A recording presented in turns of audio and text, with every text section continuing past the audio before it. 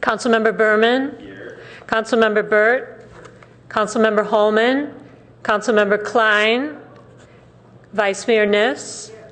Councilmember Price. Councilmember Scharf. Councilmember Schmidt. And Mayor Shepard. There's 6 present. The council will be going into a closed session, labor negotiators regarding utilities management and professional association of Palo Alto.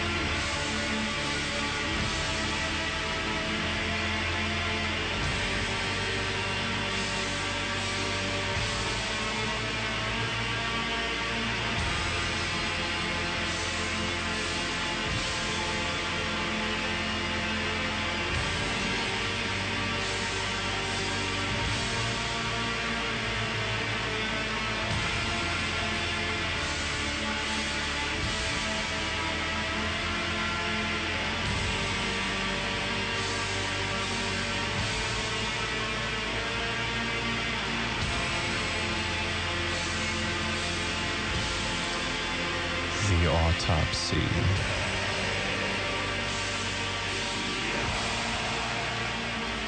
The dead man lay naked and alone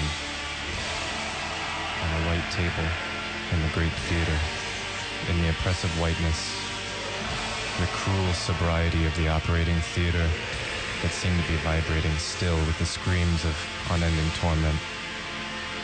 The noon sun covered him and caused the livid spots on his forehead to awaken. It conjured up a bright green out of his naked belly and made it swell like a great sack filled with water. His body was like the brilliant calyx of a giant flower, a mysterious plant from the Indian jungles, which someone had shyly laid down at the altar of death. Splendid shades of red and blue grew along his loins, and the great wound below his navel, which emitted a terrible odor, slid open slowly in the heat like a great red furrow. The doctors entered, a few kindly men in white coats, with dueling scars. They went up to the dead man and looked at him with interest and professional comments. They took their dissecting instruments out of white cupboards, white boxes full of hammers, bone saws with strong teeth, files, horrible batteries of tweezers, little castles full of enormous needles that seemed to cry out incessantly for flesh like the curved beaks of vultures. They commenced their gruesome work. But the dead man slept. Patiently, he suffered them to tug him this way and that, to pull at his hair. He slept. And while the blows of the hammer resounded on his head, a dream, the remnant of love in him, awoke like a torch shining into his night. In front of the large window, a great wide sky opened, full of small white clouds that floated in the light, in the afternoon quiet, like small white gods. And the swallows traveled high up in the blue, trembling in the warm July sun. Decay pulled the man's mouth apart. He seemed to smile. He dreamed of a blissful star, of a fragrant summer evening. His dissolving lips quivered, as though under a light kiss. How I love you. I loved you so much. Shall I tell how much I loved you? When you walked through the poppy fields, yourself a fragrant poppy flame, you had drawn the whole evening into yourself. And your dress that blew about your ankles was like a wave of fire in the glow of the setting sun. But you inclined your head in the light, and your hair still burned and flamed with all my kisses. So you walked away, looking back at me all the time, and the lamp in your hand swayed like a glowing rose in the dusk long after you had gone. I shall see you again tomorrow, here under the chapel window, here where the candlelight pours through and changes your hair into a golden forest, here where the narcissi cling to your ankles, tender as tender kisses. I shall see you again every night at the hour of dusk. We shall never leave each other. How I love you. Shall I tell you how much I love you? And the dead man trembled softly with his bliss on his white mortuary table, while the iron chisel in the doctor's hand broke open the bones of his temple.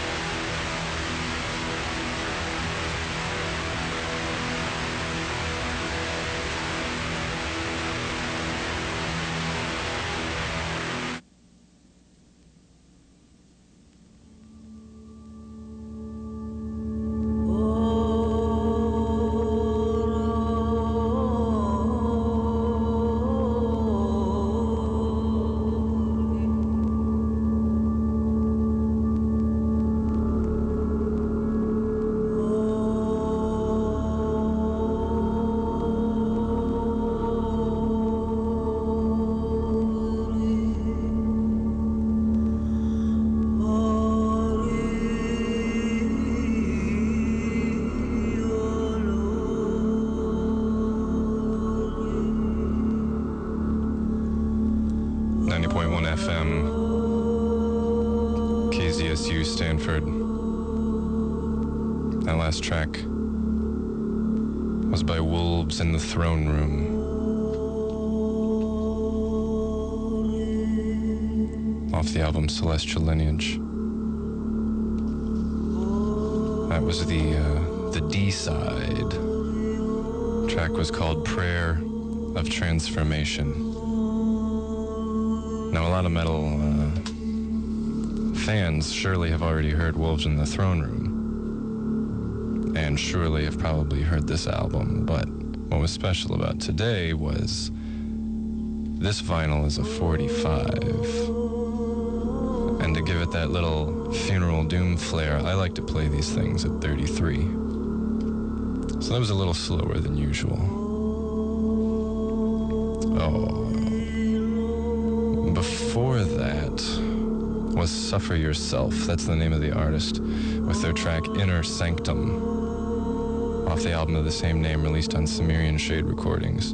That's a really great funeral doom album. One of the guys from Esoteric plays a hand in it as well. And the song I played honestly reminds me of My Dying Bride, which was one of the first of the sad, doomy types of metal that I ever heard when I was a kid. So before Suffer Yourself, we heard Hail, the first track on the B-side of their album Frozen Grave, released on Pesanta Urfolk.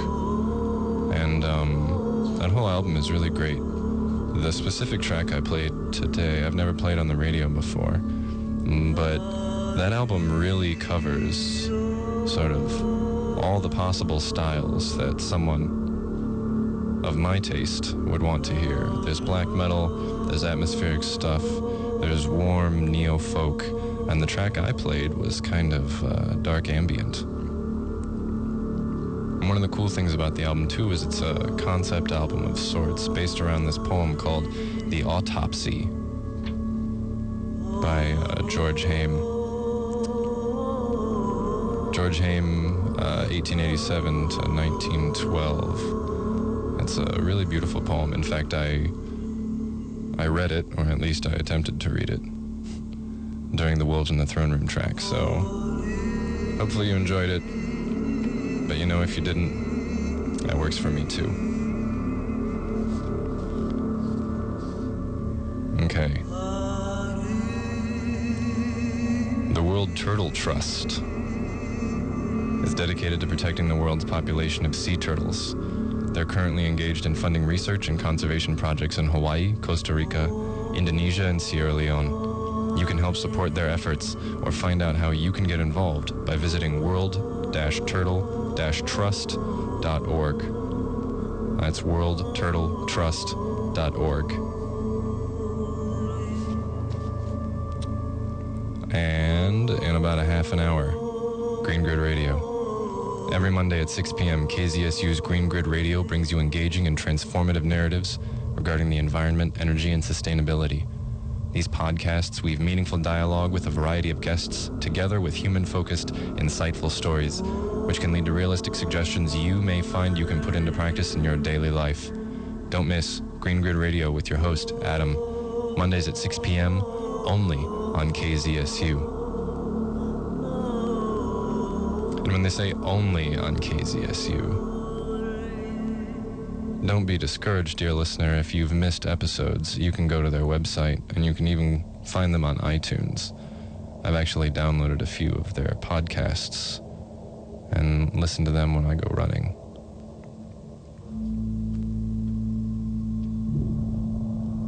All right, 529, KZSU, 90.1 FM. My name is The Grunt. The show's kind of called Death Crush. I don't know. I'm playing some metal today. Stick around, we got another half hour.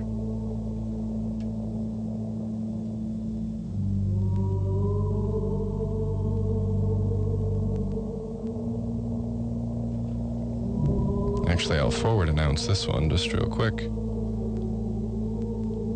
Anyone who's interested in weirdo oddball films, will know the name David Lynch.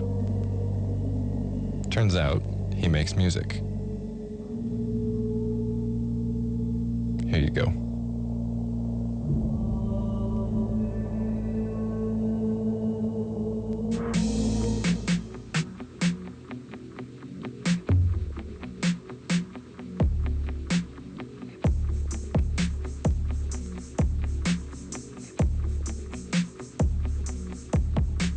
I catch a bar kitchen, I fly down garage, I swim at Georgia's Island, now Pete's in charge. Got a bulb with a ladder, hang a Pete balloon. I miss you so much, baby. I hope you come back real soon. Real soon.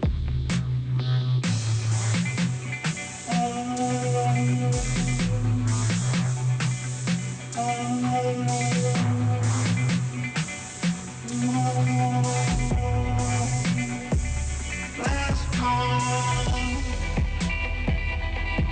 Time, gentlemen, please.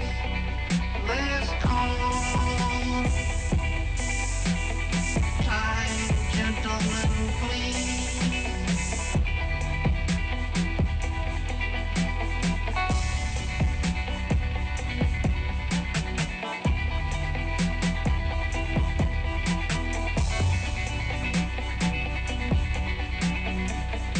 One foot had a red sock, the other had blue. It's Tuesday, baby. Where are you? That right sock was red, the left sock was blue. I'm guessing, baby, Wednesday's for you.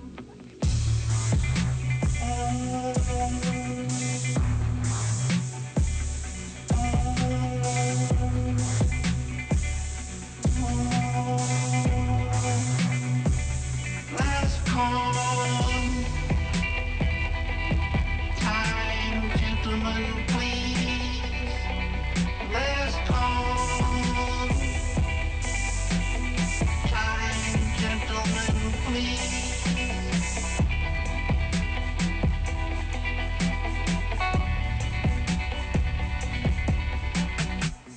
Got a Joe Buffalo with a Sam machine. Gonna pin that monkey and we'll give it to Gene.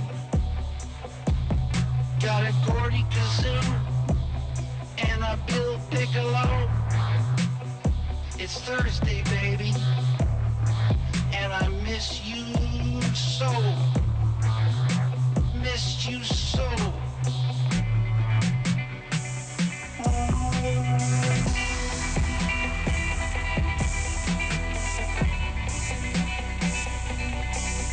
Last call. Time, gentlemen, please. Last call.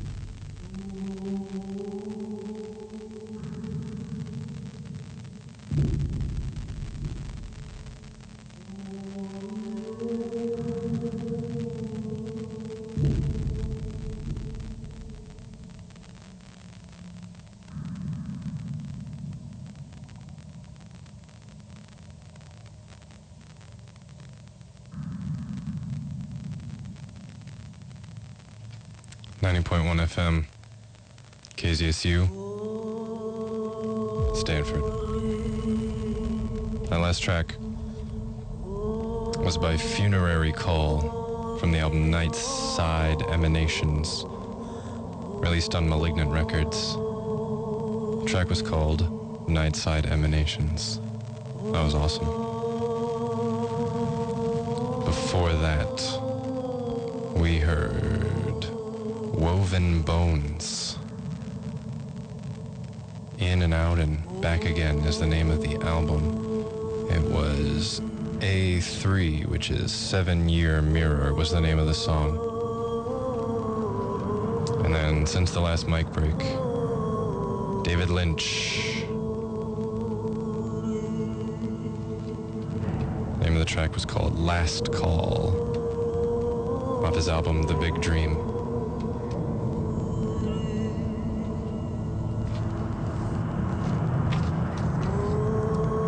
Arts Earth is a nonprofit media organization headquartered in the San Francisco Bay Area that promotes the arts worldwide by providing complete event promotion for artists, organizations, promoters, and venues. Arts Earth covers dance, film, literature, music, theater, visual arts, and multimedia, featuring original reviews of performances, exhibits, and showings, fundraisers, and live engagements worldwide by the Arts Earth staff. For more information, please visit artsearth.org. Also, the Peninsula Humane Society and SPCA invites you to check out their adoptable dogs, cats, birds, bunnies, and reptiles at their new location. All adoptions are now at the Tom and Annette Lantos Center for Compassion, located at 1450 Rollins Road in Burlingame. Visit peninsulahumanesociety.org for photos and bios of adoptable animals. Okay, 90.1 FM, KZSU Stanford. My name is The Grunt. And this show doesn't really have a name. We have about 14 minutes left. I just want to let you know, the best thing about being a DJ here is literally just wandering around and seeing what you can find. And so I went to go see, hey, do we have any Residence LPs? And on my way, not only did I find Ronaldo and the Loaf, awesome, but I found just a massive stack of these appear to be first pressing Residence LPs. You know, the vinyl's in good shape. The sleeves are all worn out, but whatever. So, the remainder of this show is going to be The Residence. I think we got time for 2 tracks, probably. My favorite album is called Not Available. We'll listen to The Making of a Soul. That's on the A side. And also, we have Third Reich and Roll. Oh my god, this album is crazy. Literally, it's crazy. Alright, anyways. Stick around. Green Good Radio's coming up in about 13 minutes. My name's The Grunt. This is KZSU, 90.1 FM.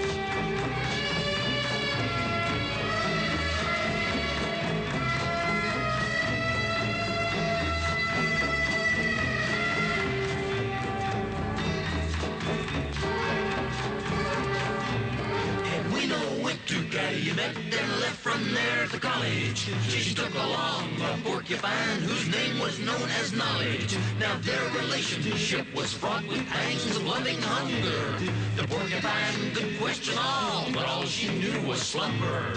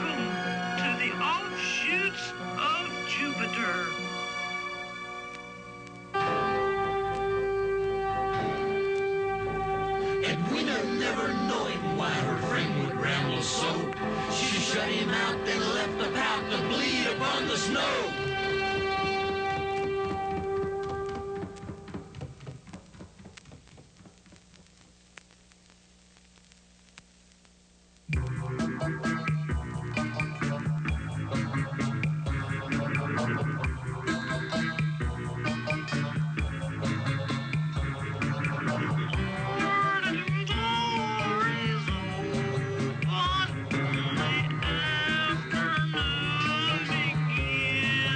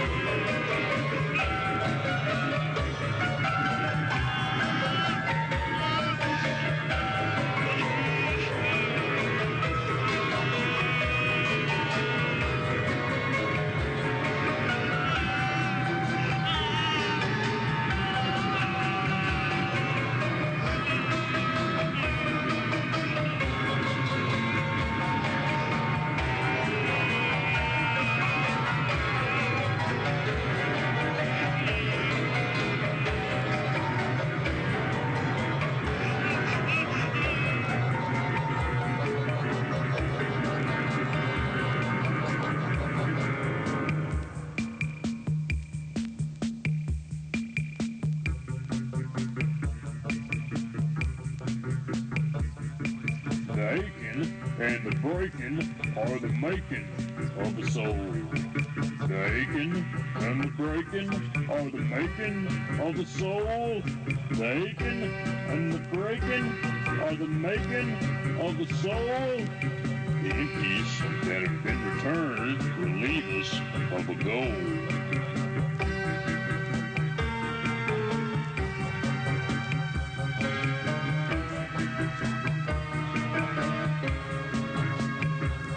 Now who is gone and who is right and who is left to see? For who is left is just a few. Can two be more than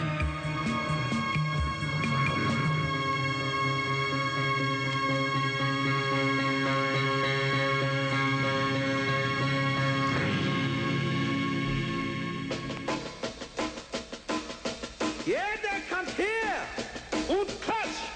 Ja, gut. Ich sing meinen Song, wenn du hörst den Gong. Wenn tanzen den Twist, bist du mit der Best. Verdammt.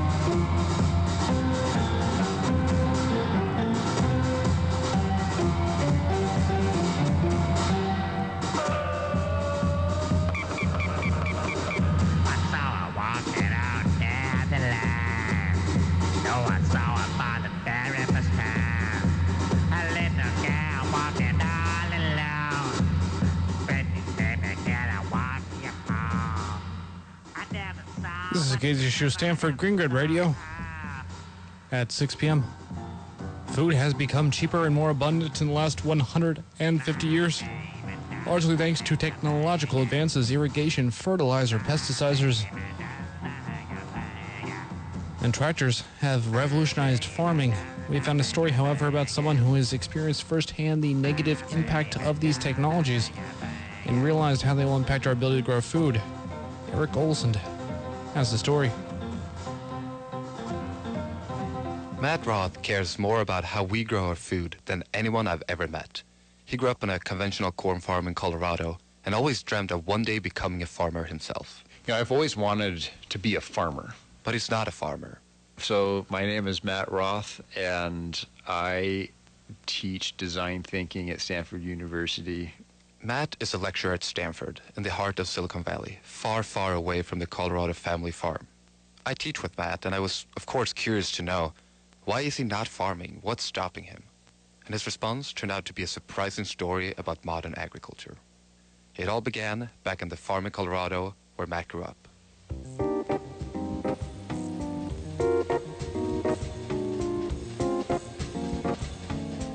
So I was raised in Fort Morgan, Colorado, on a very large family farm. Matt loved helping his dad on the farm, and when he was 12, he got his first job. I was pretty excited about it because my job was to drive this big tractor through a cornfield. And I just remember being so excited to be driving this like huge machine. I got on, my dad sort of showed me how to run the thing and what to do, and we made several passes up and down the fields. And these fields are like, each field is 160 acres, so it's pretty big. How big is that? 5,000 soccer fields of corn. It's a lot of corn. I mean, it's corn as far as you can see, in any direction. Like, how many hours did it take you to cover that? Oh, forever. You know, you're driving this big piece of machinery, and all you're doing is staring at corn at 3 miles an hour, and it all looks the same, and you're just doing this for hour upon hour upon hour. I mean, literally driving a tractor, for 12 hours a day. And so you can imagine, like, for 12 hours at 3 miles an hour, driving this tractor in 100-degree heat with the dust and the bugs and thunderstorms. So what I thought was going to be this really, like, cool thing, driving this tractor and making money, ended up being a pretty miserable experience for the most part. But you wanted to be a farmer afterwards. I did, yeah. And so the saving grace of driving a tractor for 12 hours a day at 3 miles an hour is that you always see the end of the field. You always know where you're going to. And you're always, like, despite the fact that you're going 3 miles an hour, you're always making a little progress towards it, right? And there's such a sense of satisfaction when you get to the end of that final row and you turn around and the whole thing is done, I mean, it's just like, I don't know, it's so fulfilling to do that.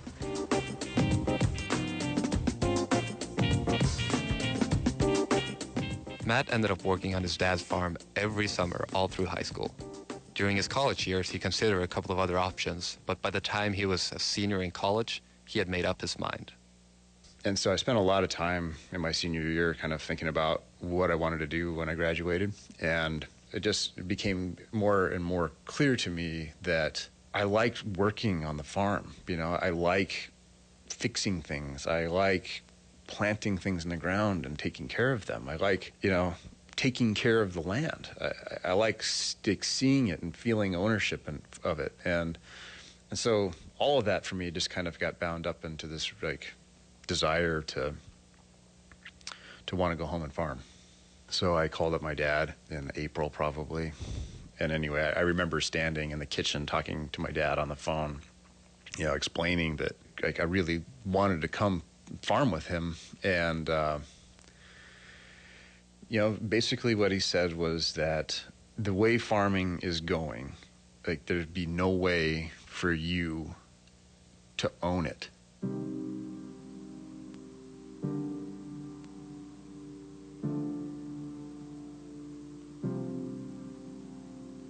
Nobody will lend you money to run this operation. One, no bank will. I don't have enough money, this is my dad speaking, I don't have enough money to lend you, really, to do this. And I'm not in a position, really, to give any of it to you because I need to retire.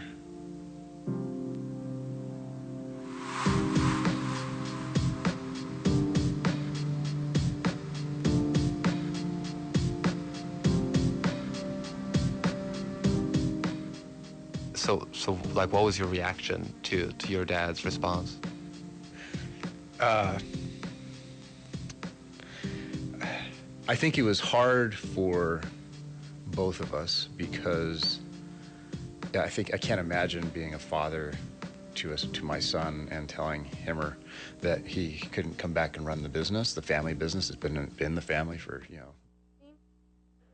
We've come out of closed session, so now we are going into our study session. And the study session is on the Santa Clara County Expressway Study Program and the update on Page Mill Road and I-280 Interchange Project. Jaime, you will be kicking this off for us for staff. And I see the county is here to do a presentation on this project. Yes, Mayor Shepherd, thank you very much. My name is Jaime Rodriguez. I'm the Chief Transportation Official for the City of Palo Alto. Let me thank everyone on the council for accommodating this study session this evening. We've been working with the County of Santa Clara for the last several months on this specific project. The county goes through an update of the Expressway Master Plan about every 5 years or so, and every other year is a comprehensive analysis, and that's the period that we're currently in. I've been representing Palo Alto on a technical working group, with other transportation officials and public works directors from the county, providing some insight regarding kind of local interests on improvements of the expressway itself. And Councilmember Scharf is our policy advisory board member to the same body. And so tonight we were going to ask the County of Santa Clara. But Jaime, that's not exactly correct. Don't forget to mention that they meet during the council meetings. So my attendance has been very, very rough, shall we say? Yes. I don't think I've missed a council meeting. Thank you, Councilmember Sharp. I apologize for that. We do have two members of the county here today. Dan Collin is the Deputy Director of the Roads and Airports Division, and Don Cameron is a planner with the County of the county as well. And they will actually be giving you the presentation for tonight. I did want to note that we're actually only the second council that's received a presentation from the county on the expressway program to date. The county hasn't been meeting with the local councils within the county yet. The only other county the city that's requested an update has been Los Altos Hills. So we're still really early on in the expressway planning process. So by no means should you or anyone in the community feel that this has already kind of left the dock. We're in the very beginning stages, and so that's why we asked the county to be here tonight to kind of update us all on kind of where they've been and kind of where they're going over the next several months. So with that, I'll hand it over to Dan and Don. Thank you, Jaime, and it's a pleasure to be here tonight. I'm Don Cameron, County Transportation Planner with the Roads and Airports Department, County of Santa Clara, and I'm the project manager for the Expressway Plan 2040 project. And as Jaime says, Dan Collin, Deputy Director, Infrastructure Development, is here as well, and he will help respond to questions as required and jump in if a little bit more information is required. Can you set that up into slide mode for me? Okay, thank you. Oh, that's all right. So up on your screen is a photo of the 8 county expressways spread throughout Santa Clara County, as well as a kind of a legacy expressway that is an expressway in South County. That's the little insert up there. Our focus tonight as we talk to you will be on the expressways that serve Palo Alto. That includes Page Mill, Oregon, and Foothill Expressway. We also are aware, of course, that although Central Expressway does not enter into Palo Alto, it does end right at the transition to Palo Alto. So we're always concerned about providing a smooth transition from an expressway to a city street as we do our planning study. The expressway system, dating back to the 1960s, was always designed to supplement the freeways and relieve local streets of commuter and regional and through traffic. There are 8 expressways for a total of 62 miles. Nearly 1.5 million vehicles a day are served. And we know from telephone polling that we do about every 5 years countywide, and it's been very consistent, that about 55% of the residents of Santa Clara County use an expressway almost daily. Another 23% use an expressway at least once a week. So you can see how core and integral the expressway system is to the transportation network in Santa Clara County. As Jaime mentioned, we did our first real comprehensive county expressway study back. We started in 2001 and concluded in 2003. And it was really a long-term plan for the improvement and maintenance of the expressway system. It was comprehensive. It looked at the needs of all the users at that time. So if you look at it, it not only has a capacity and operational element, it includes a pedestrian element, a bicycle element, a finishing program that looked at things like landscaping and sound walls, as well as what our maintenance needs needs were, and if we could maintain it to the level that our users would like, the cities would like, how much money a year that would cost, what would our annual shortfall then is, because we don't always, like everybody else, we don't have quite enough money to do everything we'd like to do. But identifying the needs, setting priorities, and then looking for funding opportunities, working with our city partners, Caltrans, VTA, wherever we can make it work. In 2008, we did our first 5-year update. It was a more of an administrative update, just to update our project list and costs, but we also did take the next step of identifying continuous pedestrian routes along each expressway. Sometimes they were routes parallel to expressways, sometimes they were on the expressway, and thereby being able to identify where we needed to fill in sidewalk gaps. For instance, along Orient Expressway, we'd identified 4 key sidewalk gaps that we have since been able to build and fill in since 2008.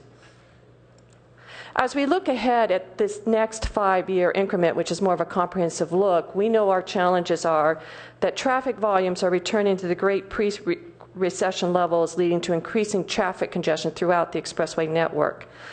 At the same time, another great challenge is balancing the needs of all users. The county, like everyone else, would like to see people not only use automobiles to travel around, but bicycle, walk, transit. So we have to look at how each expressway has those users and how we can best meet the needs of those users. At the same time, our operations maintenance shortfall continues and is growing. We have found that many of our expressways miss their last preventive maintenance on pavement, and that is an ongoing challenge for the county since there is no specialized funding source for the expressways.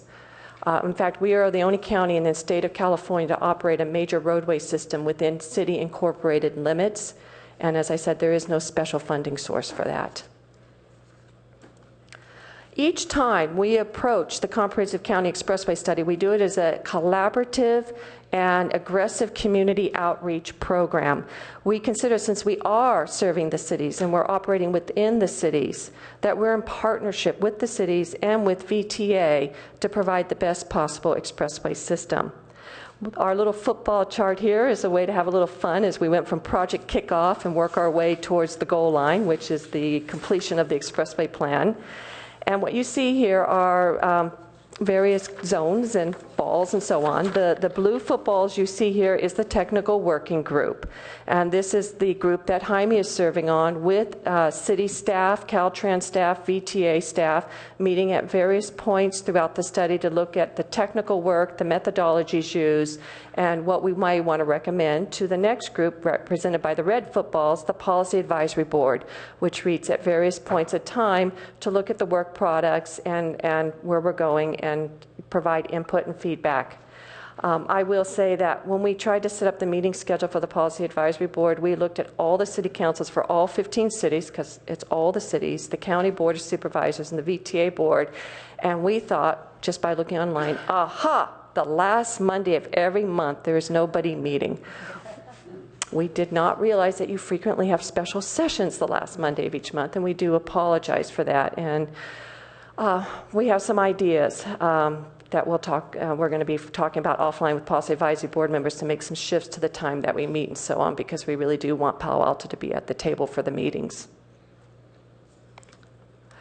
I'll just also mention the gold and yellow line at the bottom is our community outreach program. It includes a variety of open houses, community meetings. We basically go wherever we're invited. We've met with a lot of larger community associations as we go.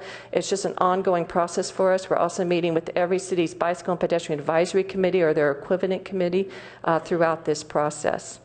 Towards the end there, the black lines is we will be visiting every city council as we have a draft plan. So as Jaime mentioned, we're not necessarily visiting the city councils at this point in the project because we depend upon working with our Policy Advisory Board members, but we recognize that Palo Alto had some special needs and questions coming up at this point in time, so we were happy to accept the invitation to come and talk to you tonight about this and start getting early involvement from the full city council. One other point of representation is that we do go forward regularly to our county bicycle and pedestrian advisory committee, which is also the VTA BPAC, and you do have a representative on there, and that's Paul Goldstein. So he's been providing and hearing input as we go along on this process. So real quick, what do we got? Where are we at? So in looking at existing conditions in 2013, based upon traffic counts and what we know about current level of congestion, this is the map we came up with. Red means what you would expect it means, stop. It's basically where you see red segments is where the demand is outstripping the capacity. That's just now in terms of, and we are right now, I will admit, focused on automobile use of the expressways during the peak periods. And where you see the bullseyes, those are the intersections currently level. We're operating what's known as level service F, which means excessive delays, stop and go, may take more than one signal light to get through. Yellow means very close to capacity. It won't take much to tip you over into the red zone. So these are the conditions from an automobile perspective that we have on the expressways. Again, I will mention that we do look at it from a bicycle and pedestrian perspective. We have our sub-consultant out right now riding every single expressway, taking detailed notes, and there will be that piece of what we look at. But this is what the data we have gathered to date. To put it a little more in perspective for you, here's a ranking of the total vehicles per day along each of the 8 expressways. You can see that Oregon Page Mill is number 6 at 134,000 vehicles per day. Foothill is tied for number 7 with Central at 94,000. Now, while these numbers appear smaller than Capitol and Lawrence and San Tomas, you have to remember that Page Mill, Oregon, and Foothill are 4-lane expressways. These ones on top are 6 to 8-lane expressways. So that's a lot of vehicles per day for a 4-lane facility. In terms of number of level service F intersections, basically there are 2 right now in the Palo Alto area. The intersection of Foothill, Oregon, Page Mill, so get double counted there. And then there is also the intersection of El Monte on Foothill that is currently operating in level service F. But also a little more perspective. Now this is the ranking of the current 16 level service F intersections along the entire expressway system.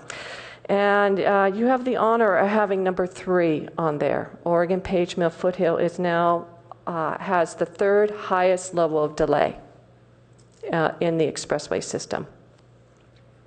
Foothill El Monte is ranking at number 10 at this point. But looking forward, we have run a model for 2025 conditions based upon what we know about the city land use plans. It assumes that all the transportation improvements off the expressways that people are planning to do, whether it's freeway improvements by Caltrans, city improvements on roads, transit improvements like BART to Berryessa and so on, they're all in, they're all functioning, but we haven't made any improvements to the expressway system. And it assumes current travel behavior in terms of mode split. And this is what we see could happen with the expressways by 2025.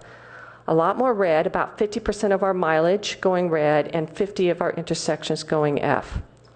We are doing a 2040 model run, which is way out there, we realize, so it's kind of one possible scenario based upon the same conditions.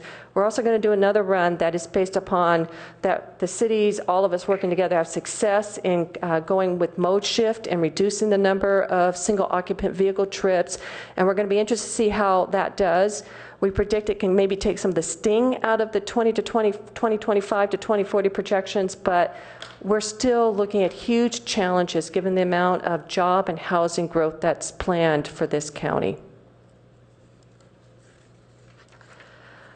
The other thing that is going on right now is, unlike our other expressway study updates, we're also updating the county general plan circulation mobility element. And because the expressways is a transportation system we operate, we are including in that element what our plans are sort of for future development build out of the expressway system. And this is happening, the development of the general plan circulation mobility element. It's not only dealing with the expressways, by the way, it's also dealing with the 570 miles of unincorporated rural and mountain roads that the county operates. But they're happening in lockstep. So as preparation for that, there is a program level environmental impact report being prepared for the circulation mobility element, but because it includes an expressway piece to it, we have defined what we think are possible improvements for the future for the expressway. And it is based, there we go. I thought I could go backwards, sorry. Oh, there we go, good. It is based upon what we're seeing in 2025. You know, what would it take to address these conditions? And We just released the notice of preparation for the environmental document on May 30th, taking comments through June 30th, and after that we formally get into preparing the document itself. In that document is a map and list of potential expressway system improvements. And what we are telling all the cities, everybody involved, these projects right now are for environmental assessment only and further study. Having them in this notice of preparation and moving them forward in the environmental document does not commit these projects for inclusion in Expressway 2040. And in fact, even as the environmental document's going, we're going to be doing more feasibility analysis and assessment of the support for these projects. This is the map that's in the notice of preparation, the full scale of improvements we put in there. We erred on the side of caution of including a project rather than not including it, because it's easier to decide not to go forward than it is to throw a project into an environmental document when you're midway through it. Zeroing in on the expressways here in Palo Alto. For Oregon Page Mill, we're looking at interchange improvements at both ends to facilitate traffic flow between the freeway and the expressway, and definitely at the Page Mill 280 side, looking at meeting the needs of pedestrians and bicyclists traveling through the area. The blue line means we're looking at capacity improvements from 280 all the way up to El Camino Real to address those red segments. It could mean expanding to 6 lanes, definitely to Foothill, and possibly we can look at expanding to 6 lanes to El Camino or making other capacity type improvements at each of the intersections to address those needs. We also are going to look at intersection improvements at Hanover, El Camino Real. We've been carrying from 2003 the need to fix and reconstruct eventually the Alma Bridge area over Oregon Expressway, those nice narrow tight ramps, short merges, no room for bicyclists. Now to actually do that, if you look in the expressway study, would require several $100 million. Now what in recent discussions we've had with Palo Alto, we're thinking maybe there's a chance to identify some simple interim improvements that can make certain movements work better. We can't solve all the problems out there, but maybe if with Palo Alto's help, we might be able to identify some interim improvements that will address some of the movements in the area. This is more of a list of what you just saw on the map. I think I kind of touched on everything there. Now looking at Foothill Expressway, one of the things our projections were showing was Arrestadero and Foothill is projected to go to level service F conditions in the future. Also, we are aware from input we received that with the high school there's a lot of demand for bicyclists and pedestrians to cross Foothill Expressway in the area. So one of the things that we want to explore is a grade separation at this location where Foothill would potentially go down, so it's not creating a visual barrier or something like that, but then could be used as a way to really make it more community friendly to cross Foothill Expressway on Arrestadero, access the high school and so on, and it would also address the traffic flow needs for that intersection in the future.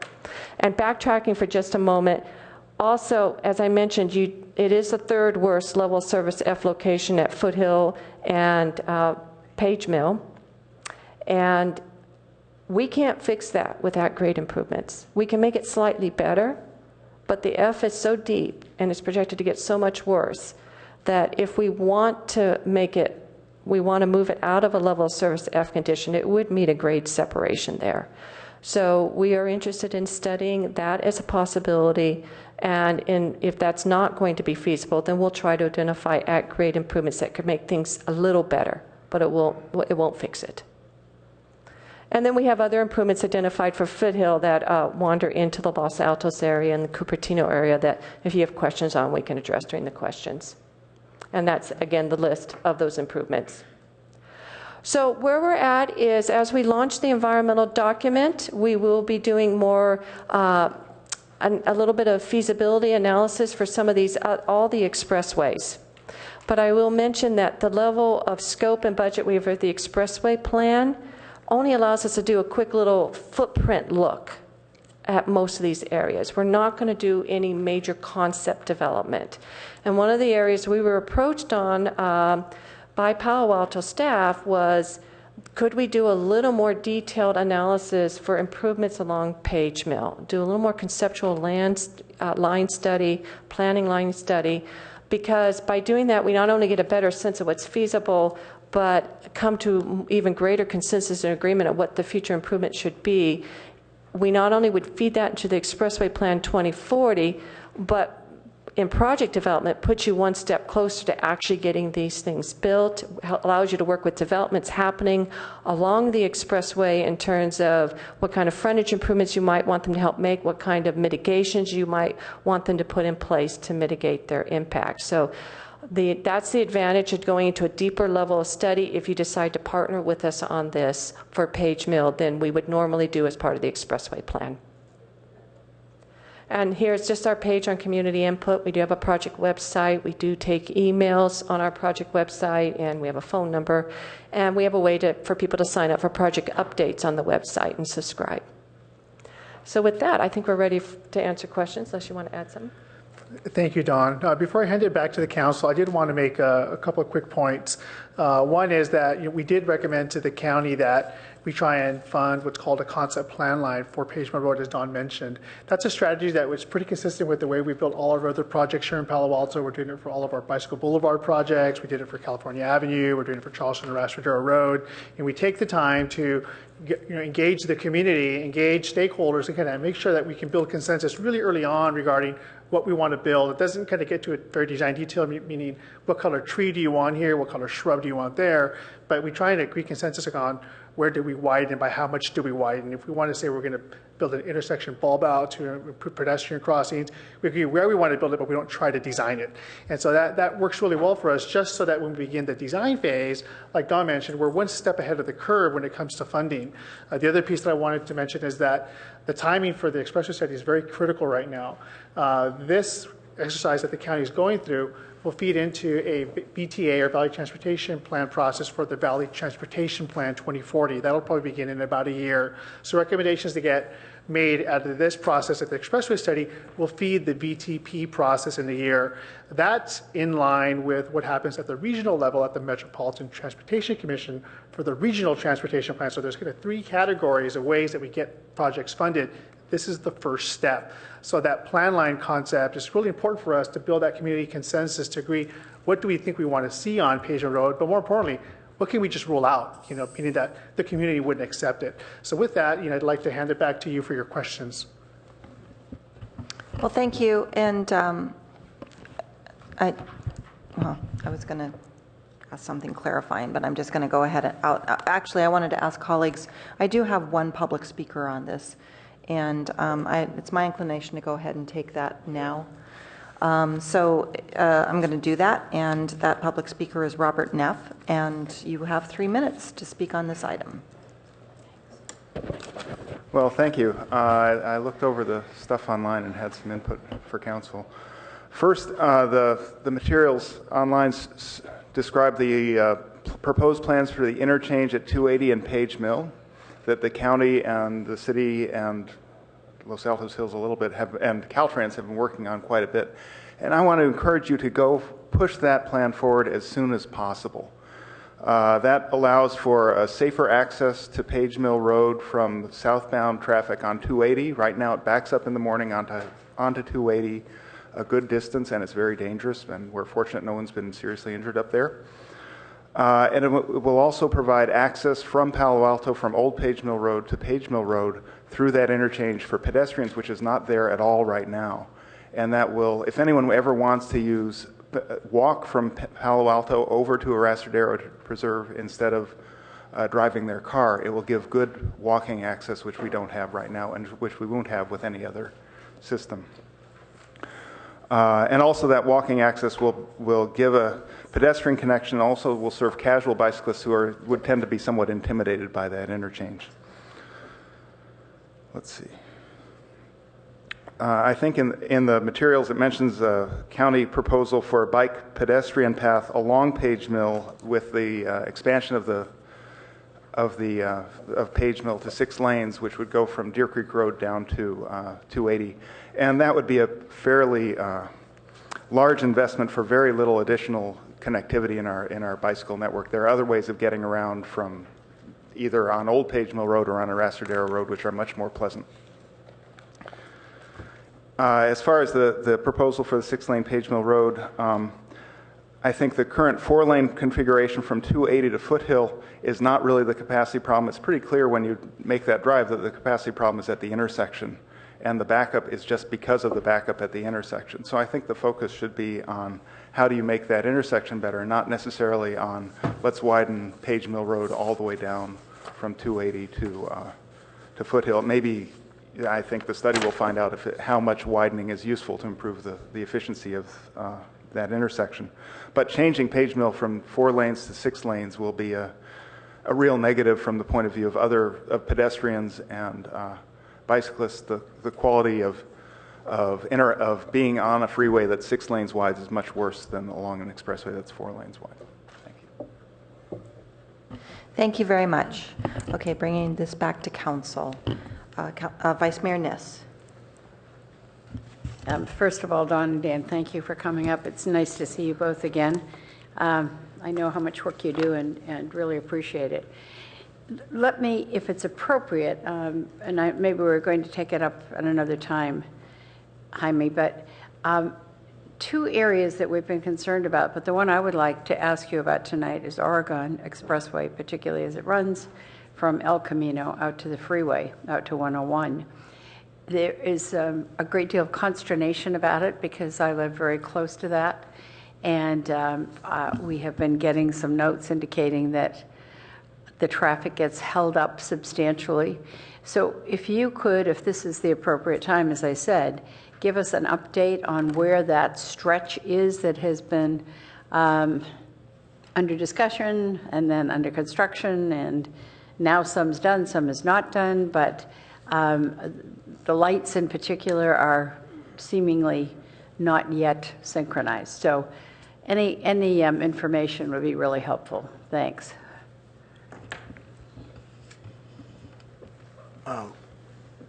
Vice Mayor Niss and members of the council, my apologies to anyone who's experienced unnecessary travel delay on Oregon as a result of the construction going on there.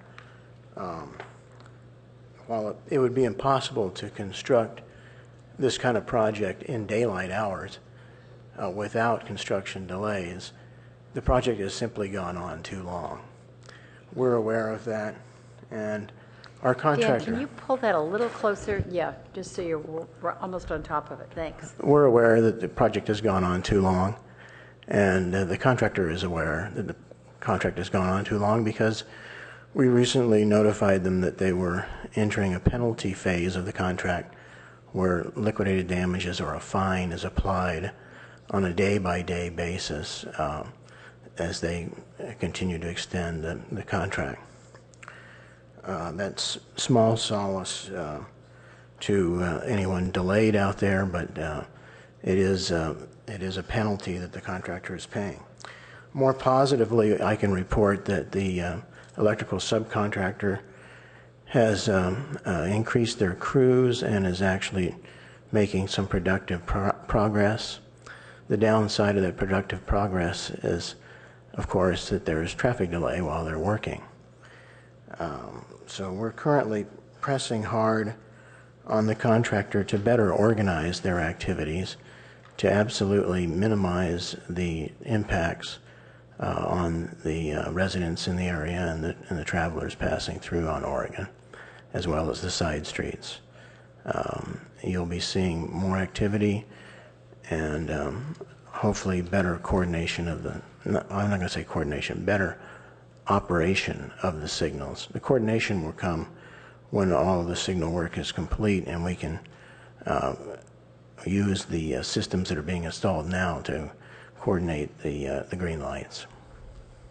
So what I guess then, because when we get complaints about the lights and so forth, and some of them started to come in, will we talk, is the best route to talk to Jaime and then to have him contact you, or how should unhappy constituents communicate? Because as I've indicated, it's a county project, not a city project. we don't want to make any extra work for Jaime that's unnecessary. They can come directly to us at the county. They can contact me. My phone number is 408-573-2492. They can call me directly or call the project engineer. His name is Craig. It's also 408-573-2490. Thank you, Dan. I also did want to mention that Dan has promised me today that they're going to do an extensive update of their project website at the county. As soon as that gets done this week, we'll also provide a direct link on our city website to that project link as well. But we're hoping that with the changes that Dan's been implementing with, lighting a fire underneath the contractors, I think they'll start to get moving a lot more quickly, and hopefully that will happen in the next week. Thank you very much. Councilmember Price. Well, hi, Dan and Don. It's nice to see you again. I've always enjoyed working with you. Thank you for your presentation. A couple of questions. Looking at the Oregon Expressway Page Mill corridor, you've identified many elements, and I do definitely appreciate the Arastradero foothill grade separation concept and foothill Page Mill, and the area of the 280 Page Mill as well. One question I have is, when you presented slides, you noted the intersection delay of various segments. And logic would suggest that where a particular segment ranks relative to intersection delay would have theoretically some relationship to priority projects within the ranking order of projects. Is that a logical assumption?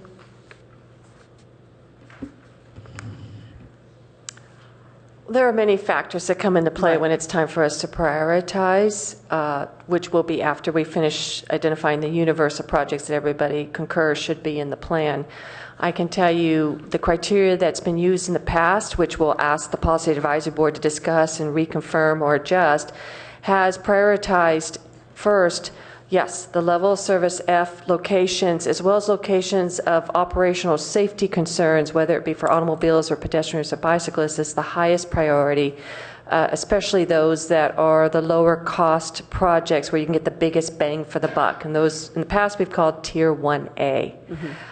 In 2003, we identified 28 Tier 1A projects for a cost of $160 million. That's how much bang for the buck we were getting. Then the next priority were the grade separations, because they are so expensive to do, and we had like 6 of them for like $500 million total, that type of thing. So yes, that's how it's been done in the past. We will have criteria that will be discussed openly by the Policy Advisory Board, and unless they adjust the criteria, I can see something similar happening here. Great, thank you. Also, just to underscore the issue of shovel-ready or project readiness, I think that can't be overstated in terms of what kind of a factor that would be in terms of if and when resources become available. I'm always the optimist that, additional conceptual work or additional project readiness would make sense. In your discussions, you're focusing on these expressways, the corridors. Do you talk about park and ride lot expansions, modifications, or not, or is that outside of your scope? Generally, the park and ride lots are outside of our scope, since we're not the operators of them, and I don't think we actually have any anymore that's in the expressway corridor, because the one at El Camino Page Mill is no longer. That the VTA is the operator, and the one at Page Mill 280 is Caltrans is the operator. Right. Although we do want to look at concepts for addressing some of those park and ride lot concerns down there as we look at the Page Mill 280 interchange area. Okay, thank you.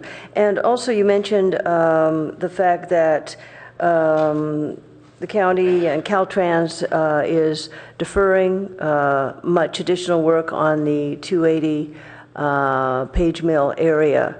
Now, there's a lot of sensitivity on the part of Los Altos Hills. I've spoken to a council member there who's my alternate on the VTA board. I'm sure you're hearing from Los Altos Hills, et cetera. So when they're deferring it, what does that mean? How open-ended is it? Because it does seem to me that improvements of some are definitely merited, and not every community is going to get exactly what they want.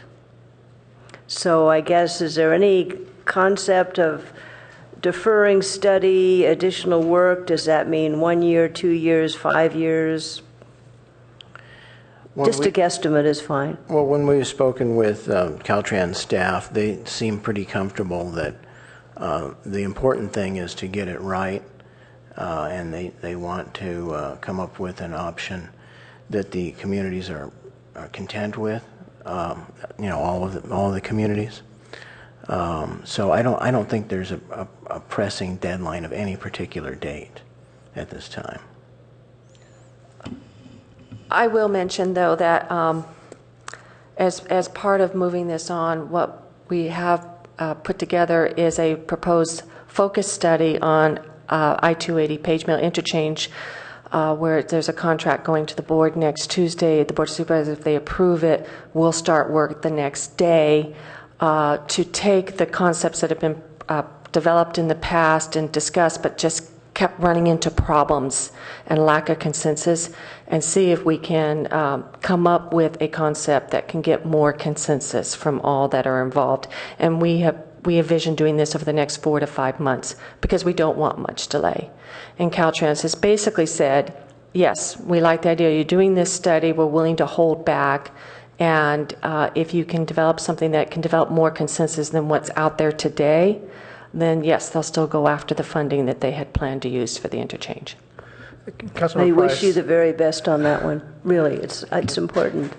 If I could just add on, because we had a lot of discussions with the county about that as well, that's one of the other key elements why that concept plan line is really important, because we can't really look at this quarter as just Page Mill 280 and not care about what's happening down at, Uniperis or Federal Expressway, not care about what's happening down at El Camino Real. So the concept plan that we propose is a really big piece in making sure that whatever the county does on a focus study at Page Mill 280 is a really successful analysis, because it looks at more of a kind of a global approach towards the whole corridor. Councilmember Berman. Well, thank you guys very much for the presentation. I just had a couple of quick questions. The first was, I was surprised not to see either on the existing conditions or on the 25 conditions, the Page Mill Oregon Expressway and El Camino Real intersection.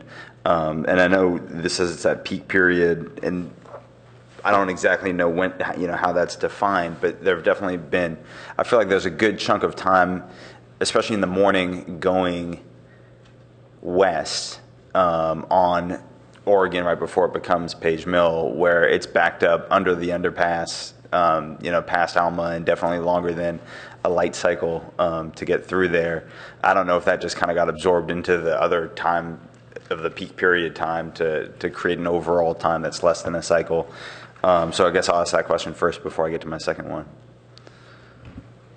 Yes, it's interesting. It is not popping, as you said, as level service F intersection, but you're right. It's because it's that one primary movement and it's getting absorbed into all the other directions of travel, which is bringing it down. However, what we do know is happening there is what we call an operational problem, which is we really need it's a double left turn from westbound Page Mill onto El Camino Real, but it's a very short double, and then there's a single.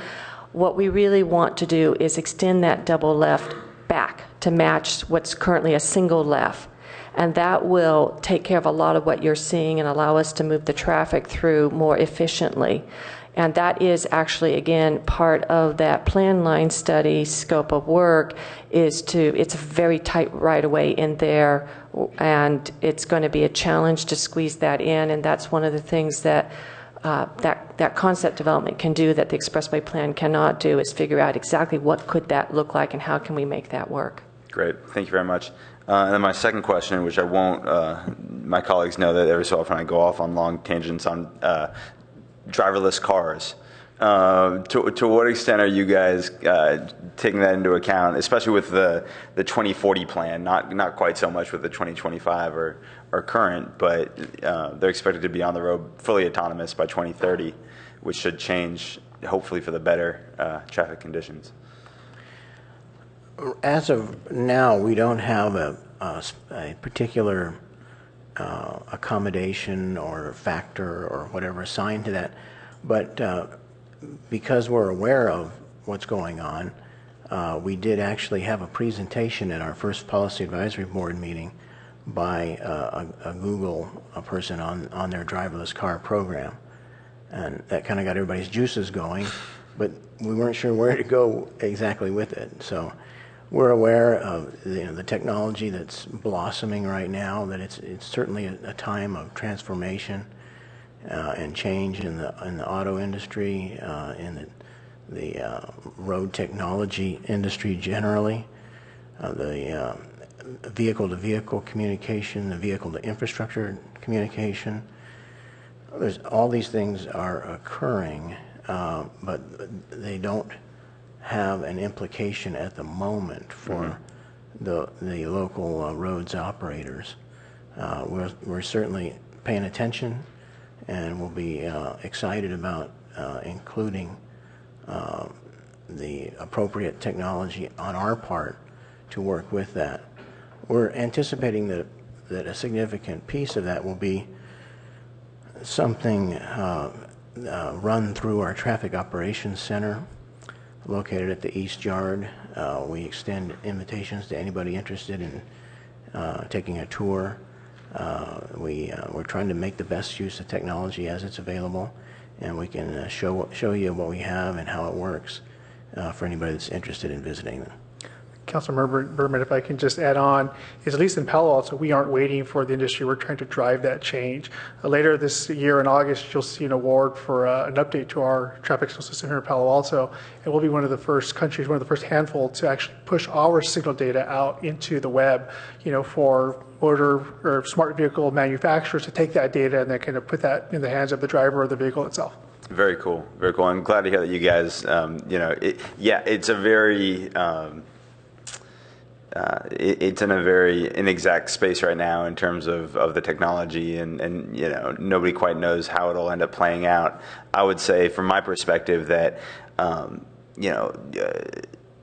permanent structural changes to streets, widening them from 4 lanes to 6, and that kind of thing, I'd be less inclined to support until I know, given that those are long-term fixes that will cost a lot of money and wouldn't be implemented until, I imagine, a decade or so down the road anyhow. I'd be curious to see how driverless technology plays out and the impact that has in terms of the ability of more cars to get through intersections, in one cycle or in shorter periods of time before I'd, probably support expensive structural changes, widening the width of our roads. Well, a question that we have as staff is, will the driverless car, through efficiencies, reduce the necessary capacity on the roadways, or will it induce even more travel, either through tapping people that don't have transportation options now, or through an expanded use in transit as more of a personal rapid transit vehicle rather than a single bus? There might be several Google cars out there moving around. True. And then you could go a step further, which I did in a speech I gave a couple months ago about, might it even create a system where there's more willingness for higher density housing in cities because of because driverless cars will better traffic impacts in cities, and the traffic impact seems to be one of the biggest arguments against more housing. And so if you have more housing in cities, you'll have less traffic. So yeah, a lot of questions, not a lot of answers, but very curious to see how it's going to play out. Thanks. Councilmember Klein.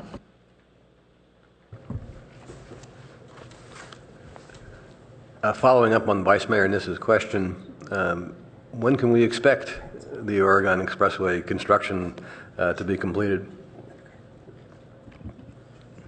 Current construction schedule estimates the first week of September. Okay. We will pass that on to our constituents who complain, so you might be hearing from them. Question on financing. I mean, I look at all of these things that you're talking about, and the calculator keeps whirling around and keeps adding zeros and zeros.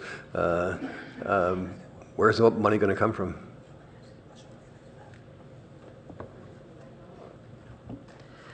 Well, what we found from the 2003 study is that first we have to identify what projects we want, what the needs are, and then we can go looking for the money. And been pretty impressed with what we've been able to deliver over the last 10 years just by tapping into mitigations for development, because all the cities have been very good at looking at, I'm impacting an expressway, what we're going to contribute towards, and we've had several expressway widenings that have been funded that way. We also do pursue state grants whenever we have an opportunity. Can you think of? One-time funding source. Oh, no, thank you. The one-time funding sources, which have been very valuable to us in the past. For instance, we all know that for a while the leadership group was floating the idea of a transportation sales tax measure this November. That's still, hoping maybe in 2 years it'd be more ready to take that forward. And they were definitely talking about a very strong expressway program in there. And they're looking to the completion of this study as a way to provide some priorities and ideas for what might be funded if there is another ballot measure in a couple of years. Refresh my recollection, I think that Mr. Gardino may have mentioned it, but how much money out of the proposed sales tax would have gone to the programs that you're in charge of? Or was there a figure? I don't know if he put out a number. He did indicate that he would like to see something for every expressway to address the most immediate needs, that type of thing, and that's what he was looking for. Councilmember Klein, if I can just add, at least in Palo Alto, we're very aware of the contributions within Palo Alto development towards traffic on the expressway, and we do collect several different traffic impact fees within the city. One of them is specifically the Stanford Research Park El Camino Real Corridor traffic impact fee, which has a balance of about $3.5 million. And so any work that we do really early on, whether it's towards concept plan lines or environmental review or design, all of those count towards our ultimate long-term local contributions towards designs of projects and construction of them. So, us working together collaboratively has been really good for us to try and get some of those VTA funds or state funds when they become available. My last question, as long as I've lived here, I've been concerned about the ramp from Alma onto Page Mill, Oregon Expressway, heading westward, which has that very short roadway on and very limited sight lines. And I think you alluded to it earlier in your remarks. And you mentioned that you may have some things in mind to alleviate that to some degree, absent a major overhaul. Could you go into some more detail? I've always been concerned that there's going to be some major accident there at some particular point. It hasn't happened as far as I can recall, but it seems to me it's an accident waiting to happen. Councilor Klein, I'm going to try and take that question first, then ask Dan and Don to chime in. It's an area that we at staff have definitely had a lot of concern about as well. And the proposal that you'll be seeing in about a week for the concept plan line of Page Mill Road between 280 to just before Alma is at a cost of about $100,000, but does not include the Alma ramps. We do have an option that we negotiated with the county that if we want to try and advance some additional funds, towards more concept plan line work, that for about another $60,000 or so, I'm using a rough number there, we could include the ramps now to identify some of those near-term improvements, because again, an overhaul will cost several hundreds of thousands to millions of dollars to truly design, but to try and identify some near-term efficiencies, that is an option that we can look at now if there's more comments or interest. I'm glad to hear that, but I'd like to hear just in concept, what ideas do you have that don't cost millions and millions of dollars that might improve that section of the road? They put me on the spot there. We were interested in looking at the alignments of the existing off-ramps and kind of where they tee into Alma Street. And so some of the discussions we talked about, we're potentially looking at whether or not we could straighten out those intersections and potentially look at whether a signalization of the off-ramps along Alma would improve efficiency. We really don't know. But those were some of the near-term things that we looked at. We also wanted to look at just cleaning up some reconstruction, because we see a lot of groundwater kind of seeping through that area, and just trying to figure out what could you do to stop that problem as well. And so those are some of the things that we talked about. Well, those are some of the things we talked about. Like, for instance, if we were to signalize a connection to AMA and create a way to make it easier for people to not use one of the ramps to make their connection between Oregon and AMA, provide them an alternative.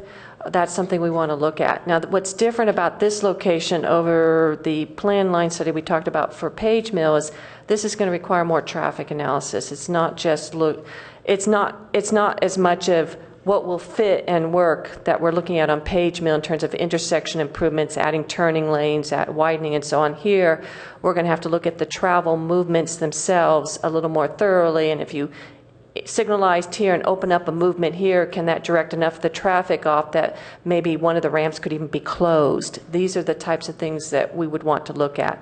And that's why I think we were at about $65,000 to do that kind of detailed level work, and it would be slightly different work than what we're talking about for Page Mill.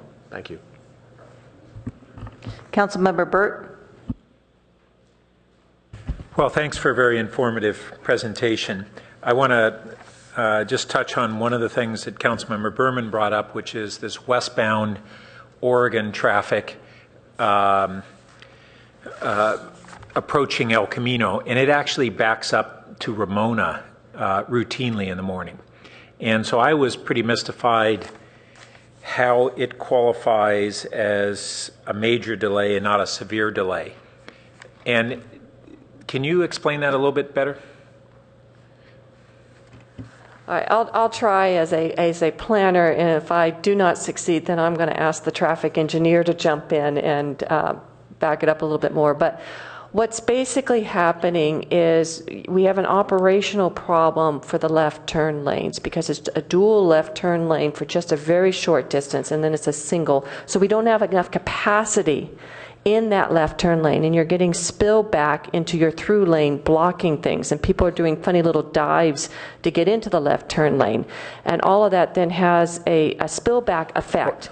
So by what we want to look at, and it's operational again, by making the dual left turn lane extend all the way back to where the single left turn lane currently starts, we can add capacity for those left turners, get them out of the through lane, change our signal timing at El Camino to get those left turns through the green. So I understand the solution you're talking about. Right. My question actually was around the definition of a delay and why it is presently defined as a major and not a severe. So if I heard you right, major is one traffic signal cycle, and this is 2 or 3 or more cycles. So why is it not severe? The technical definition is intersections level service F if the average delay for every vehicle approaching and going through the intersection is 80 seconds or more. So what's happening is you've got that... Sorry, average throughout the day? Average during your peak period. Okay. During your peak period. But what's happening there is you might have that one movement that is experiencing more than 80 seconds and more than one signal, but the rest are doing well enough. It brought the seconds of delay for every vehicle going through to less than 80. That yellow there, so the intersection is based on all movements. Right. The yellow, though... Oh, the yellow segment is based upon the volume over capacity. And what that yellow means is that we have about, I think as I remember the range, it's like 90% of the capacity is being used up. So you do get fairly significant delays. But you don't go red until you have more cars wanting to go through that segment during the peak period than you have capacity. Okay. All right, thanks. Next, on the, you mentioned that your graph on the volume per expressway didn't adjust for number of lanes, and I appreciated you saying that. I think it would be good to go ahead and add that metric, because then everybody, when they look, you qualified it, and I appreciate that, but when everybody else looks at this, they're going to rank our expressways lower because they don't have as high of volume of vehicles, which doesn't necessarily correlate to the problem. Third, Robert Neff, our public speaker, had talked about some of the bike and pedestrian safety issues at 280 and Page Mill.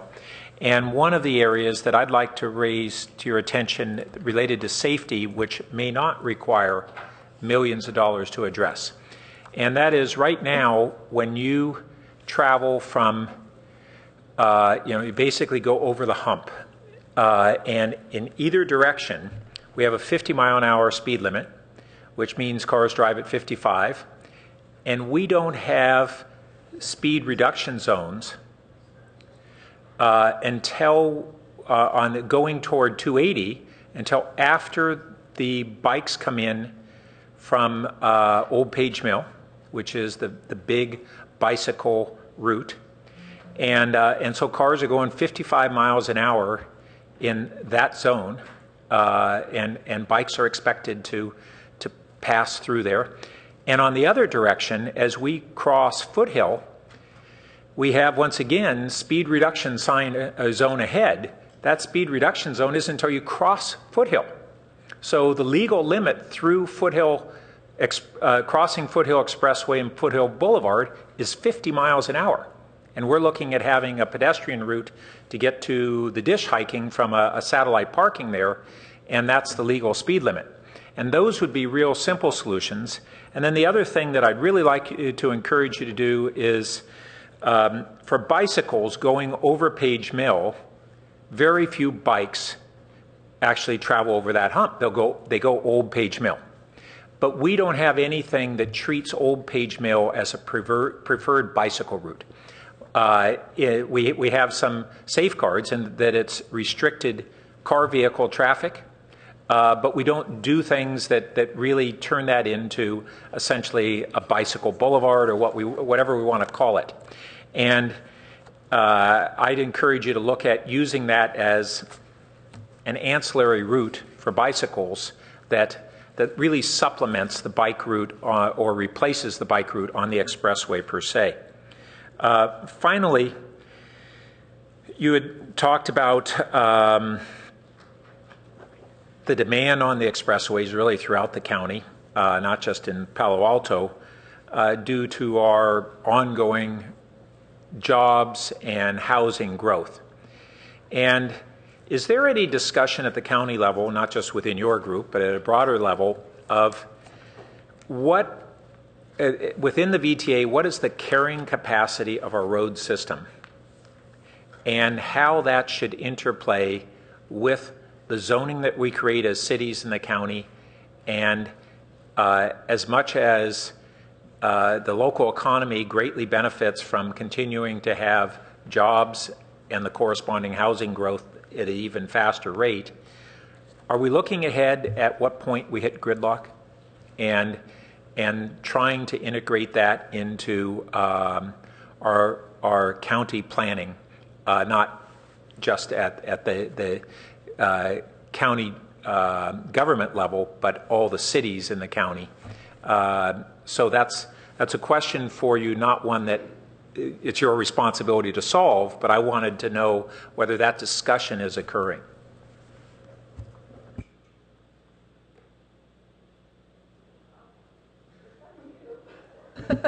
So, thank you.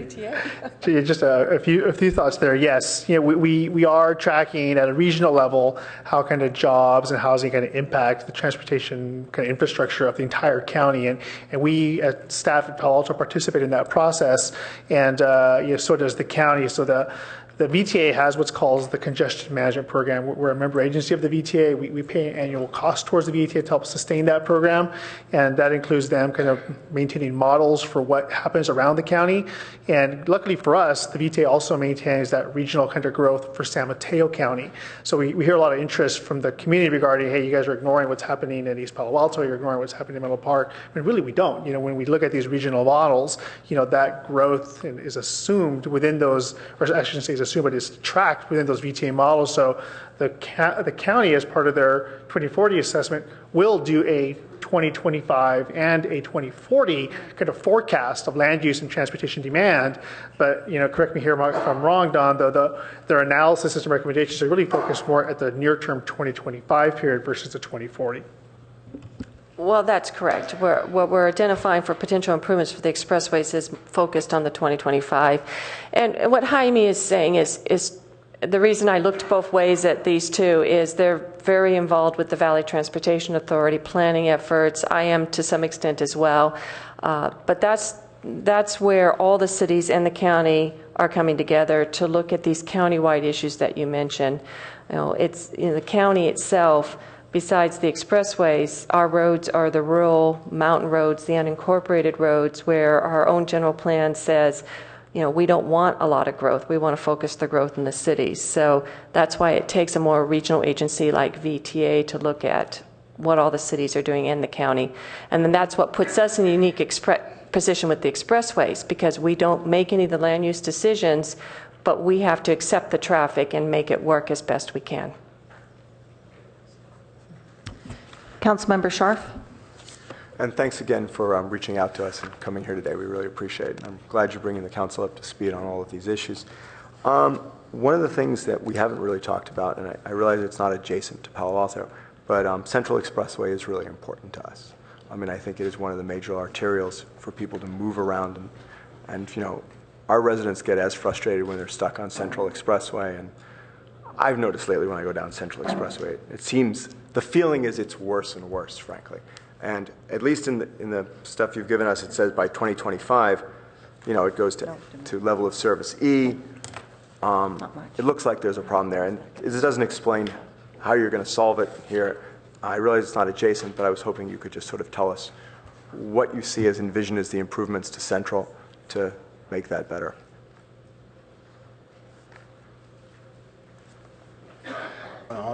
I'll start a little bit.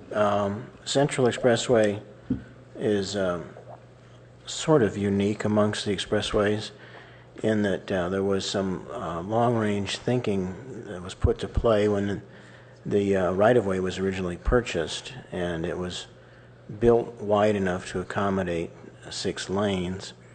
Only 4 were originally constructed.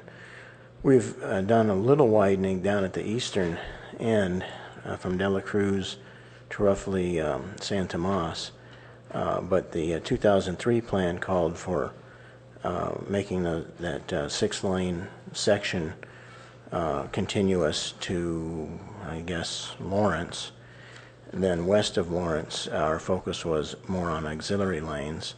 So, but I think that that's an important feature in that stretch due to the kind of abrupt ramps entering and exiting from the expressway. So we've begun some work there with the help of some earmark dollars, actually. We were able to put in the first piece of the auxiliary lane, and then the second piece was constructed with Measure B remainder money. So we kind of scratch and find these little bits of money and put these things together. But those are 2 important elements, but I think what we're looking at is a problem at Mary that we need to address, the capacity through Mary, or some of the turning movements involved at Mary.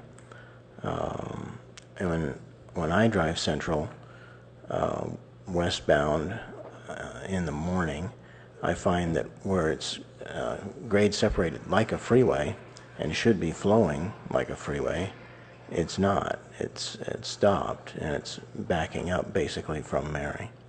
So that's a key location for us. Thank you. And then as you move into Mountain View, one of our challenges does continue to be, as you saw, Ringstorff and Castro Moffett could potentially go level service F at those intersections. That's not only due to increased traffic demand, but if having the railroad tracks not grade separated creates its own problems with operating those intersections. In fact, that's one area where we cannot coordinate the signals the way we need that can help the traffic move efficiently on that segment. And that's one of the reasons you see in our plan a list of supporting the need to grade separate those the railroad tracks from those cross streets, which will allow us to operate those intersections more efficiently and move the cars through.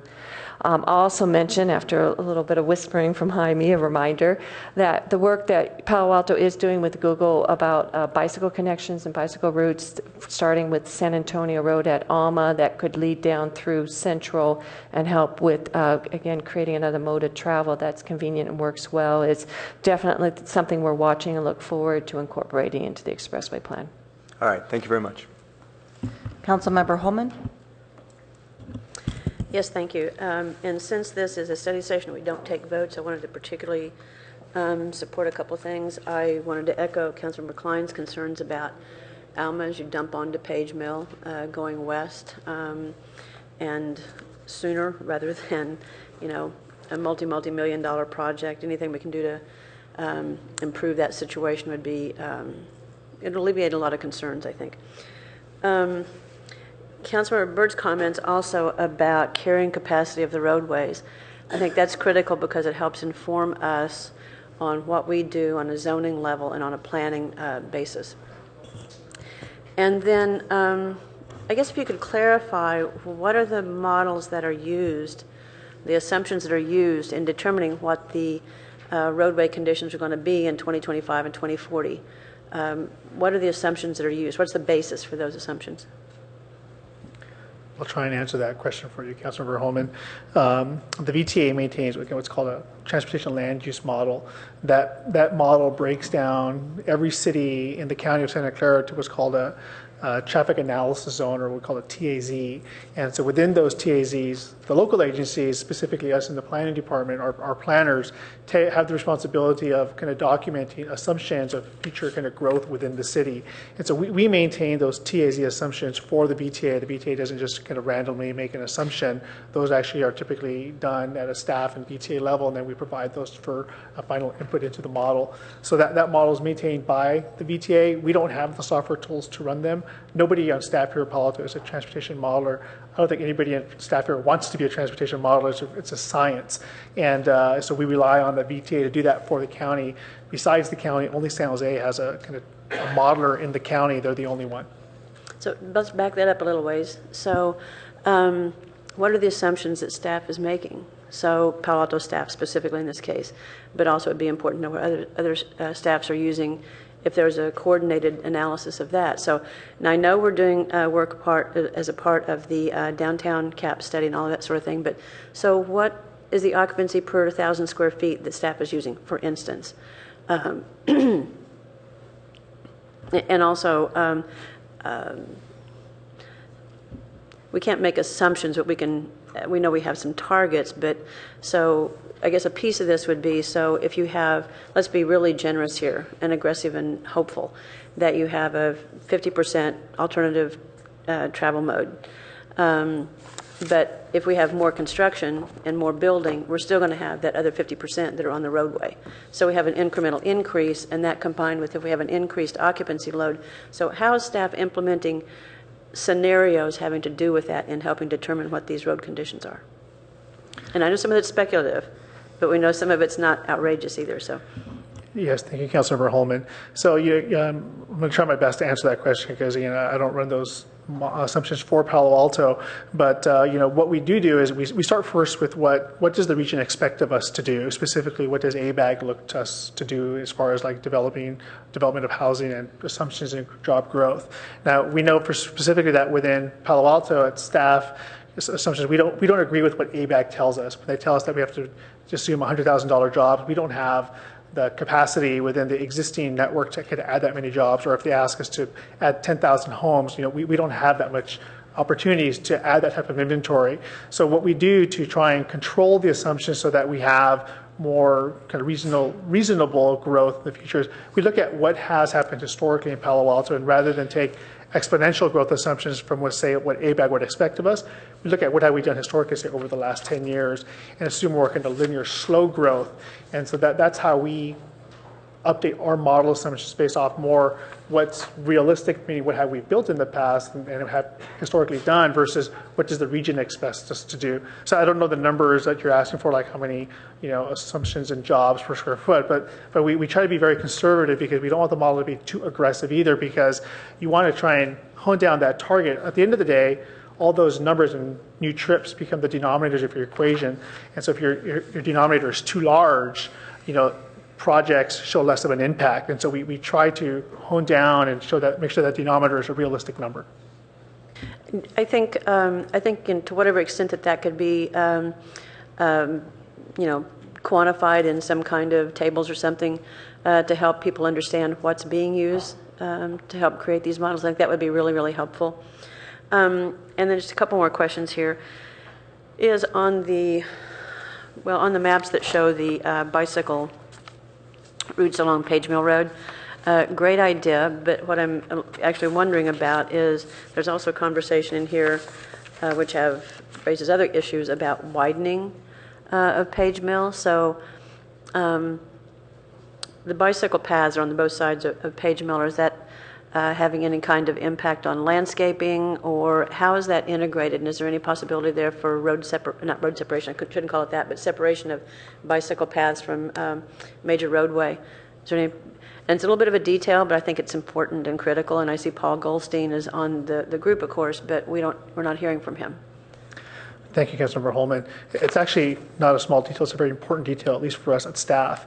And so, one is we don't know how to widen Page Mill Road. We don't know if we physically even can. That's what the concept plan line analysis will help us determine. It will determine kind of right-of-way limits if we needed to. Ideally, if you just widened in, then you don't have to worry about widening out. That has less of an impact from the standpoint of aesthetics, but there may be some areas where we can only widen out, and we just need to understand where those are so we can have an intelligent conversation with the community and with you again in the future. And what we tried to do was just in the report is try and identify section by section where we thought some widening might be possible. So I'll just use a small example. Between Deer Creek Road to 280, there's a bike lane on the road, but not too many people bike that. And so the thought we had was, it'd be nice to have a grade separated multi-use path similar to what exists with the improvements that Stanford made between Deer Creek and Coyote Hill, the trail that they built. So we looked at, it'd be nice if you got the same type of a facility and extend it all the way to 280 to give some type of a benefit for people that are going eastbound on Page Mill Road into Palo Alto. But we don't know exactly what it'll look like until we go through this process. And not to just half a second on this one, but someone did call me recently and say that it seemed like the 280 Page Mill Park and Ride is being used by the larger company. Yes, you know what I'm saying. So they're filling the parking lots with their commuters that then get into buses. So I don't know if there's anything that can be done about that, or to encourage some kind of more combined or shared use, but I'll just mention it and leave it there. And then the last thing I'm going to mention, I think, is, of course, City of Palo Alto's comp plan talks about not widening roadways, so there's that. But then the other thing is, I think it would be important to understand, helping us do our planning and also helping us address greenhouse gas reductions, is if you have an impact at an intersection that's, it's an F, but then there's an F with various degrees of, different seconds, of delays there. So if there's something that can really give us good, clear information about what that greenhouse gas implication is, I think that would be incredibly helpful and informative to people as we look to what we do in terms of zoning, planning, transit, alternative modes of transportation, all of that sort of thing. So those are my thoughts and comments, and thank you very much for coming. Appreciate it. Okay. All right. I'm just going to ask a few questions. First off, we had a lot of impactful statements about a signal that was being considered for the 280 Page Mill Road area. Can you just give me an update as to where that is? That Los Altos Hills was very troubled by that.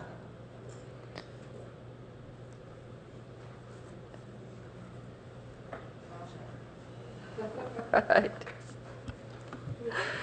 So where we're at is, yes, Caltrans had come in and proposed signalizing the southbound 280 off-ramp and leaving it right where it's at, where it lines up with the Rastadero, but just putting a signal there, which will help move the traffic off the freeway and avoid the spillbacks that they're having on the freeway, which is creating concerns there.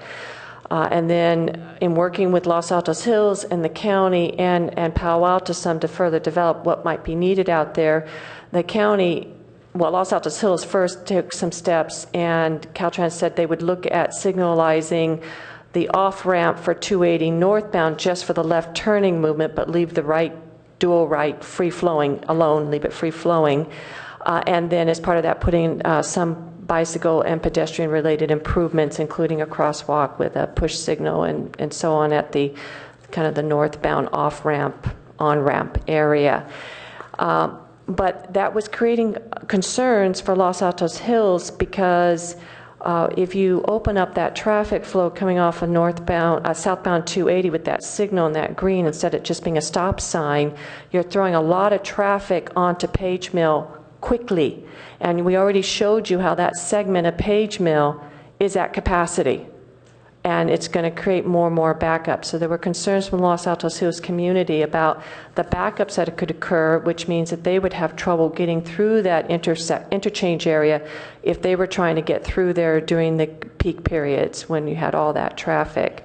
In addition to that, they're very concerned about the park and ride lot there, the private buses using it, how that might be affecting Arastadero Road as well as their own local community. When these concerns came up, Caltrans said, we don't have consensus here. We have a community that's very, very concerned about us putting in that signal and the impacts it may have, and we don't have any clean answers in terms of how to address those impacts. At the same time, we knew that there were others that really felt strongly about wanting this signal. So Caltrans was prepared at that time to say, we're just going to kind of finish the study we're doing and we're going to put it on a shelf. And there are many other places that could use these safety improvement funds. We met with them and we said, look, we think a little more study, a little more analysis. We think there are ways to address some of these concerns. Maybe it's not exactly what Caltrans had planned to do. Maybe there's another solution out there like something the 2003 study originally looked at, which may also have its own traffic impacts or concerns, but until we analyze it, we can't be sure of how we could best address those if they can be addressed. And that's why we the county said, we're prepared to do a little more in-depth study, throw a little more money into this, a little more time into it, if Caltrans, you'd be willing to hold off on just saying you're shelving the project. And they said, okay.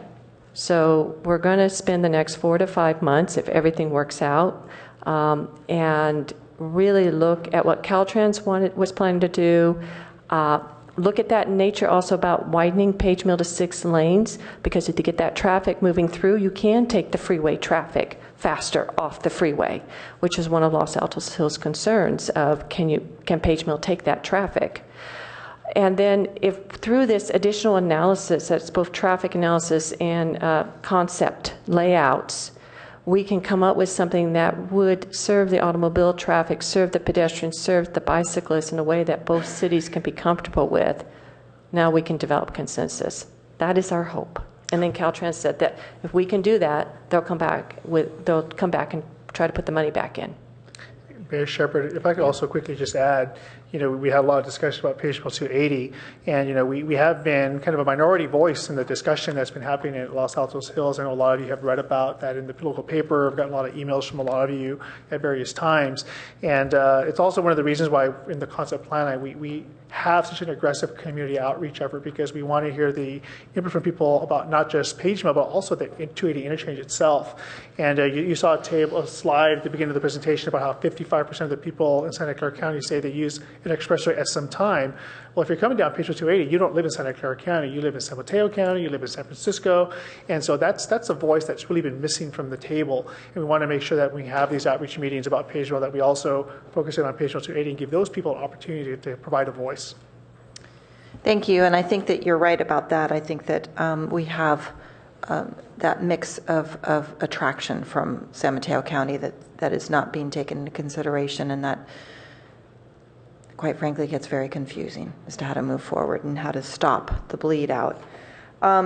Is there any interest in, or at what level do you or do you ever look at what could happen with grade separations, with the train and the fact that some of these intersections are so impacted because, the train is there. And we are expecting to have, if all goes well with modernization with the train, we're expecting to have the train go by much more frequently. And that's going to be very impactful on those grade separations that we already have. Page Mill Road, the Oregon Expressway one, floods during a heavy storm, doesn't even have to be significant anymore. Are you taking any of that into consideration? Or is this a separate study entirely and not part of your sphere of influence? Well, maybe to deal with the easiest part of that first, we did spend a considerable amount of money replacing the pumps at the pump station and at the lowest portion of the Alma undercrossing. So we expect to have a much better service out of that pump station. The Oregon Expressway underpass? Yes. Okay. Well, it was a drought year, so we didn't have any issue this year. But what about the other impacts that are going to happen? Those are just right around the corner, and I find that to be very distressful. You're correct. We are also concerned about the more frequent service, especially for the at-grade crossings, the railroad tracks, the gates coming down more frequently. As I mentioned, we cannot coordinate the signals on Central Expressway in Mountain View because of the gates constantly coming down, which is why in our plan, we would like to see some grade separations happen there. And it's been in our past expressway plan. It will continue. For us, it's working with Mountain View because that's where Central Expressway is located. And Mountain View, I know, has been doing a lot of their own concept studies for how they would like to see Ringstorf look like. And we're very involved and supportive of the work that they're doing there. And if a funding source would become available, we'd be right there supporting them and trying to go after the funding source. Mayor Shepherd, just a couple more thoughts there too. We have the same problem that the county has along Alma, where it's impossible for us to coordinate any of the signals along Alma Street because the train preemptions are coming, 12 times in an hour in the peak morning, and so, we'd be transitioning the signal for 3 minutes before the next train came, and that makes synchronization almost impossible for us. We've beat our heads to death trying to figure that out, but we are, at least on the Palo Alto side, we are looking at ways in which grade separations could be done along Alma Street. Richard Hackman in the city can lead that effort for us. He's not here tonight and can provide some additional insight on that, and if you'd like, and we can provide some of those insights to the county for discussion of the county expressway plan. Okay, well, I guess my only general overall comment here is that I don't see any out here. I mean, I see some fixes. But the F intersections are going to stay F intersections. They're not going to, some are going to enter into F, permanently. The gradations on F I find interesting, but still doesn't solve anything. And I would like to see better symmetry between what Caltrain is doing, the impacts that is going to have in Palo Alto, because that will really reduce our quality of life when those trains come through as quickly as they're going to. Right now, I think we only have 1 hour in the morning where they are at their current capacity, which is 5 trains an hour during commute. It's one of those things where there's 4, but there's not quite 5 during that period. This is going to be very significant if they're going to run 6 trains an hour in each direction. So I think that that's something that would be really short-sighted, and all of the work you're doing now is not going to go anywhere if we don't try to coordinate those 2 efforts and look at it more holistically and strategically. So thank you very much for coming to this study session and getting us updated on all of our good news. And I've been saying this a lot lately, nothing that a good hearty recession won't solve for us when it comes to traffic. But I'm hoping that we can be smarter about things. But it is hard to get smart when it's just such a tough, heavy, there's obstacles everywhere you look. So thank you. And I did check with our council member who was late, and he didn't have questions or comments for this. So we're going to go ahead and move on to the rest of our agenda. Thank you very much, Mayor Shepherd, members of the council. Thank you, Dan and Don. Okay, colleagues, we're going to go into the portion of our meeting where we have agenda changes, additions, and deletions. Since we have one more meeting planned before we have break in July, I've asked the clerk once again to give us the tentative schedule so that we can kind of keep that front and center as we move through the agenda tonight, which I think is going to be long. I don't think that there's any other way I can say that. It's going to be a long meeting. I wanted to see if there was any will to go ahead and book a meeting for Wednesday to start at 6 o'clock to get any agenda items that we don't get to tonight and move them off of the agenda this evening right now so that we can take up the work that we do have. We will be down 2 council members on Wednesday, and I would like to make sure that we at least get through the ballot initiatives with all 9 of us here on council. Councilmember Burt. So I was told, or we were told, that the last Monday of the month was not an option because council members are going to be gone. I keep looking at the calendar and there's none scheduled to be gone. And now we hear that 2 are scheduled to be gone on this coming Wednesday. So I don't know what that trade-off is. How many? This one? Yeah. The last Monday of the month is the 5th Monday of June. I think it's June 30th. Right. Yeah.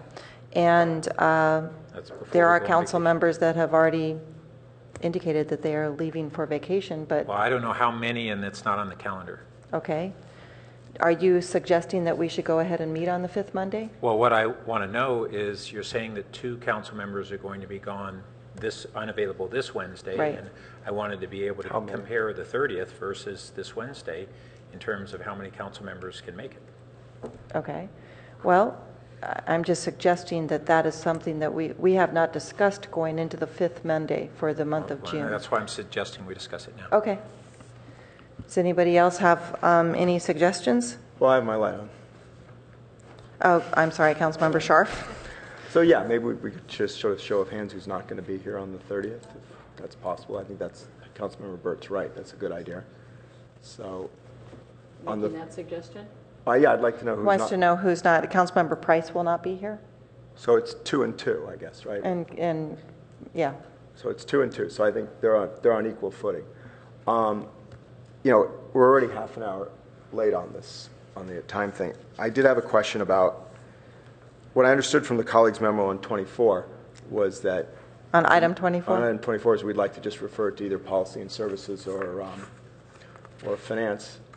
I'm fine with either. I was wondering, I'd support just putting that on consent, frankly, and that way we'd know we'd get through it and it could be referred to the committee. I don't know how other people feel about that. I don't see any reason not to do that, frankly. I sort of feel that way about the memo. So I wanted to get some feedback on that if anyone wants to do that. I'm assuming there's no way to do that on the EV thing because that's a public hearing. Some of these things I think we can get through quickly, and I think we might want to make that decision later about whether or not which of the 2 dates we choose, because I think equal number of council members are out on that if we have to have further meetings.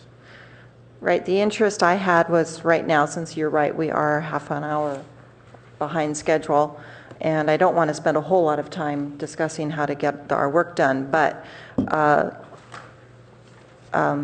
if there's a way to get through this, we can do the 10 o'clock check-in as usual, or we can go ahead and release staff now for either item number 23 or item number 24, or if it's, I would second a motion to put item number 24, the colleagues' memo, on consent, because I think that the real rigor on that will be at the finance level. And so anyway, that's where it is right now. Councilmember Holman? Just a couple of things. On Wednesday, this upcoming, I wouldn't be able to be here till 7, just so that's known. And I don't think it works for 2 things. I don't think it works to put the colleagues' memo on consent because we do have to decide whether it's going to go to finance or policy and services. So we have to discuss it to determine that. And the other thing is I would like not to spend a lot of time right now deciding what we're going to do at the end, because we've had a tendency to do this of late, spend a lot of time talking about the meeting agenda, so it just puts us that much further behind.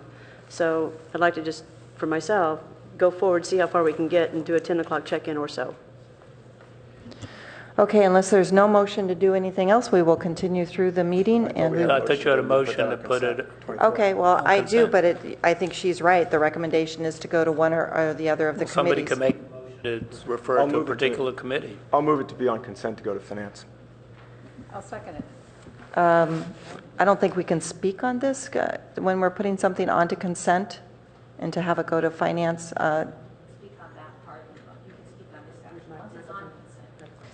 You can speak on this motion. Once it's on consent, then it's there's not, no not subject to council. Okay, would you like to speak to your motion then, Councilmember Scharf? No, I mean, I'm doing this for brevity, so no, I'm not going to speak to it. We need to have 5 votes to put it on consent, is that correct? Okay, Vice Mayor Niss, would you like to speak to your second? No, I'm fine. Then I'm going to go ahead. I see 2 lights on Councilmember Klein. Maybe I missed something Councilmember Scharf said, but I don't see how this can be on consent, since there's what are we being asked to consent to when the colleague's memo asks a question for the council to decide, as Councilmember Holman has correctly pointed out. And I don't think that there's a... What's the question decided? There was a referral to... You mentioned finance. Oh, I said to finance. I don't see where you have that authority to do that and put it on consent. He doesn't. I think that's why there's a motion to either you accept it going to finance or we take it up with action. I want to hear the city attorney tell me that that's an appropriate procedure. Well, Councilmember. Too many lights on up here. Great.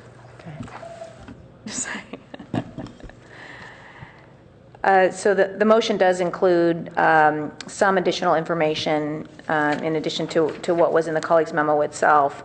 I don't think it's a notice problem, however, because the potential action was noticed. And so I think you could move it to consent with that specific direction and take a vote on that to refer it to committee. Okay, thank you. Councilmember Holman? Well, I agree with Councilmember Klein that it's kind of odd not to have the discussion when that's part of the colleague's memo. But the other thing I just want to make sure for members of the public who are here to speak to this, I want it to be made absolutely clear to them that they have the opportunity to speak, even if this does pass to go to consent. So they have the opportunity to speak. So if that can be made really clear to them. I think that would be in perfect order, and this is the last item on the agenda, so if people do come in late, I'm certain we can take that up with Well, there are people here now, and people might come later as well. Right. If it is placed on consent, they would automatically have the ability to speak to it Right. when you call the consent agenda. Right. When we call the consent agenda, obviously that would be a time to speak right now. And then if there's anything that comes in later, we can also take that up. But it does beg the question, though, if we've already voted on it and members of the public come to speak on it, expecting it to be at 10:30, we've kind of deprived them the input. I don't know who else is going to be coming, but it kind of upsets the apple cart. Right. Just so we're clear, we called a public comment on the consent calendar before the council vote, so the public would have the opportunity to speak on this item if it is referred to consent before you vote on it. Madam Mayor, I'd also like to take this opportunity to clarify to the public as well that the council puts proposed times on the agenda really as a guideline, and it's important that people understand that those are not limitations on the council making adjustments as needed to its agenda, and people are advised that the agenda items may be moved around. I think the mayor has indicated she would take additional public comment on this item since it has been agendized for later in the meeting if council does dispose of it now in the first part of the meeting. Councilmember Burt. No, I was saying I didn't need to speak. Okay, let's go ahead and vote to either put this on the consent calendar with it going to Finance Committee. And that passes with Councilmember Holman. Garen. Push the yellow one. It's a yes I'm seeing. Is that what that is? Okay, so that passes unanimously. All right. Also, item number 19 will need to be moved to August 4. So that will not be taken up. I need a motion to go ahead and do that. All right, let's go ahead and vote. And item 19 will not be heard tonight. It will be heard on August 4th. Okay, and then we will continue until councilmember check-in at 10 o'clock. So with that, city manager comments. Thank you, Madam Mayor, members of council. I think most of you are aware that on Friday, the June 13th, we did have a small wildland fire in the foothills. In the afternoon, in the 4,000 block of Page Mill Avenue, and the fire was caused by a vehicle that had spread to dry grass and brush. Did want to make it clear that due to the prolonged drought and recent hot weather, the fire department had opened the Foothills Fire Station 1 month early on June 1st. In addition to fire station staffing, a proactive community risk reduction program supporting the Foothills communities has been given added resources and emphasis this year by a cross-section of city departments. Fire crews have been inspecting homes and open spaces in an effort to create defensible space between homes and vegetation. Fire, Public Works, and Community Services departments are leading a citywide effort with the local Fire Safe Council to fund and implement vegetation management programs that create safer evacuation routes, strategic fuel breaks, and reduce hazardous vegetation. One other fire department announcement is this Friday, June 20th at 6 p.m. a Fire Academy graduation ceremony will be held at the Jewish Community Center on Fabian Way at 6 p.m. and certainly the council and community are invited to attend, where 6 recruits have completed their basic academy and be recognized for their commitment to joining the city.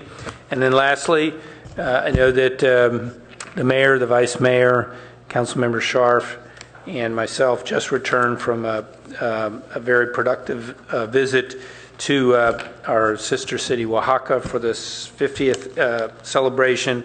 I did want to just point out that this morning on my way out of town, I did pick up 2 of the newspapers that did include the front page story of the mayor and vice mayor and the mayor, Councilmember Scharf, meeting with the governor of the state of Oaxaca. Great picture there, and another story in the second newspaper. So I'll pass those on to you. I don't know that you actually got to see those since you left yesterday. Thanks.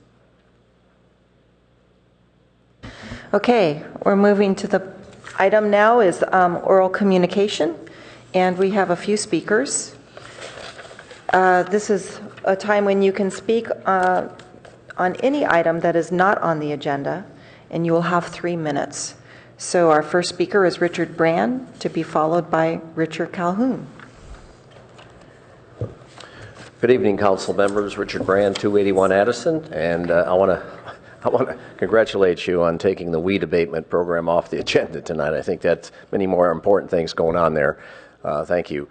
What I wanted to say, and it's really a policy issue, is that as many of you know, I've been involved in the council meetings and such, and helping Jim Keene and some of the things. But I'm really concerned about what's been going on in terms of politics here, and I want to just say that as a constituent, I'd like to encourage people not to take things to the press and work them out. It bothers me a lot. You sit in the shadow of some pretty powerful people, my brother-in-law being one of them on the back wall there.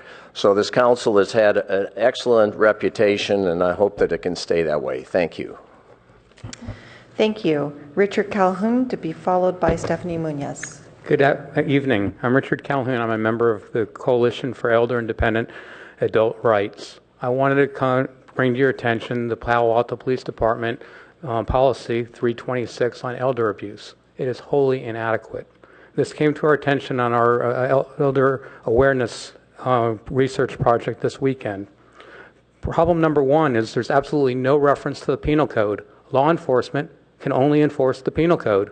If there's no penal code, there's no crime. And that's what law enforcement does. It goes out to the community and says, there is no crime, this is a civil matter. The second issue is the manual, the policy, only references the county's Section 4. If you go to the county's policy on elder abuse, Section 4 is on welfare checks. A welfare check is not elder abuse. Meanwhile, Sections 2, Sections 5 through 14 all address potential crimes. But then even if your police department policy is perfect in referring to the county manual correctly, there's a major problem with the county policy. The county policy eliminates 8 types of elder abuse. 4 are omitted. The 4 that are omitted are abandonment, isolation, abduction, and mental suffering. Isolation is the first form of elder abuse. It needs to be addressed. We're willing to help your police department, this county, or the city, or anybody get it up to speed. Thank you. Thank you. And Stephanie Munoz?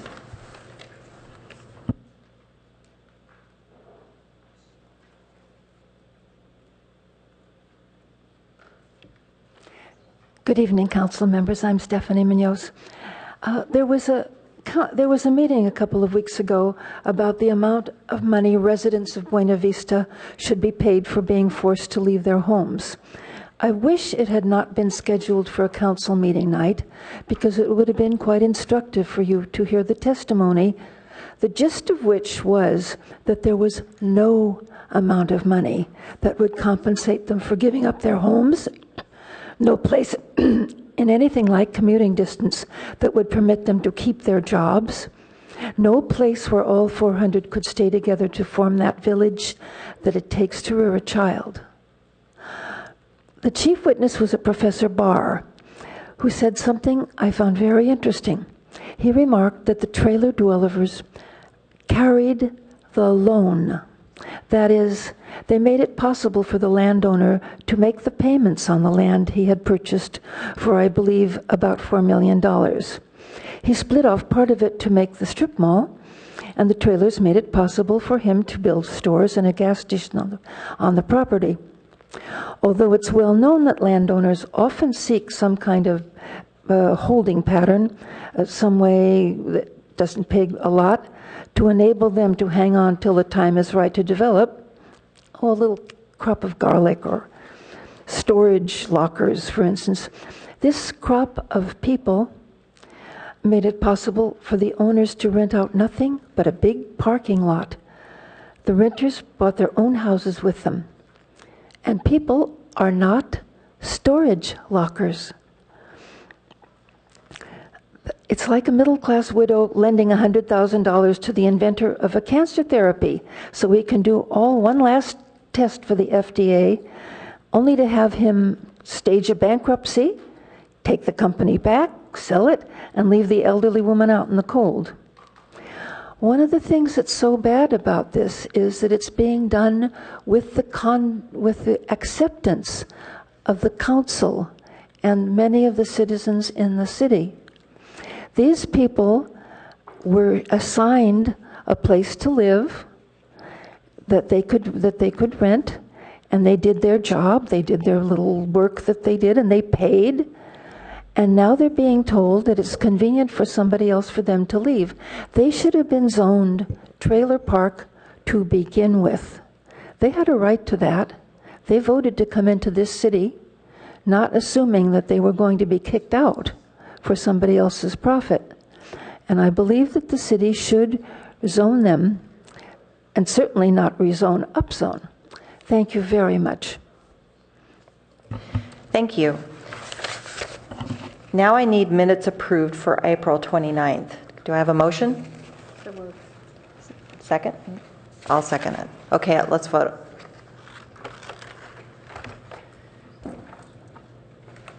And the minutes are approved unanimously. Now we are at the consent calendar, and I do have speakers on the consent calendar. This is when we will be hearing from the item that we just placed there, which is item number 24. So you will have your chance to speak now. But before that, we have item number 12, and Robert Moss would like to speak to that, and you will have 3 minutes. Thank you, Mayor Shepard and council members. When I first read the report, I thought, well, that's interesting. We're spending almost $200,000 just to study parking lots. And then I started thinking about the value of putting parking in the Baylands. When we have hundreds of parking spaces vacant in the multi-million-dollar parking lots we have downtown. And the more I thought about it, the more ridiculous this proposal appears to be. If we put all of these parking spaces in the Baylands, we'll have more vacant parking spaces in these garages. Why should anybody pay over $450 a year to park downtown when they can park free in the Baylands and get a free shuttle bus downtown? So I think the first thing we should be doing is solving the problem of vacant parking spaces and overflow parking downtown, downtown North, and Professorville. And only when we have gotten the people who work downtown to use the garages and demonstrated that we don't have enough garage space and parking space should we consider narrowing Embarcadero, which will cause traffic problems, especially at 101, and spending hundreds of thousands of dollars to restripe and run additional shuttle buses. So I would like you to see this pulled and set aside until we've solved the problem of inadequate usage of the downtown parking lots, and until we really know where people who work downtown are willing to park. As an aside, although I'm sure nobody wants to actually pursue it, if you want overflow parking from downtown, you ought to be talking to Stanford about using the parking near Stanford Stadium during weekdays when there's no other normal use of that site, except for the rare occasions when they have some kind of event. But that happens so rarely that I don't think it would have much of an impact on the overall parking supply. So if you're looking for more parking spaces, they've got a big lot by the Stanford Stadium. That should be our first priority rather than going up to Embarcadero. But I really think that the real thing we should be doing is filling our parking lots downtown on those garages. That's where we're short, and that's where we need help. Thank you. And then speaking to item 24 will be Scotty Zimmerman, to be followed by Carol Hyde.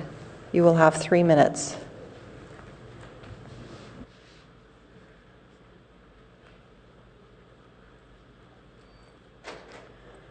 Good evening. Is this going? It's already yellow.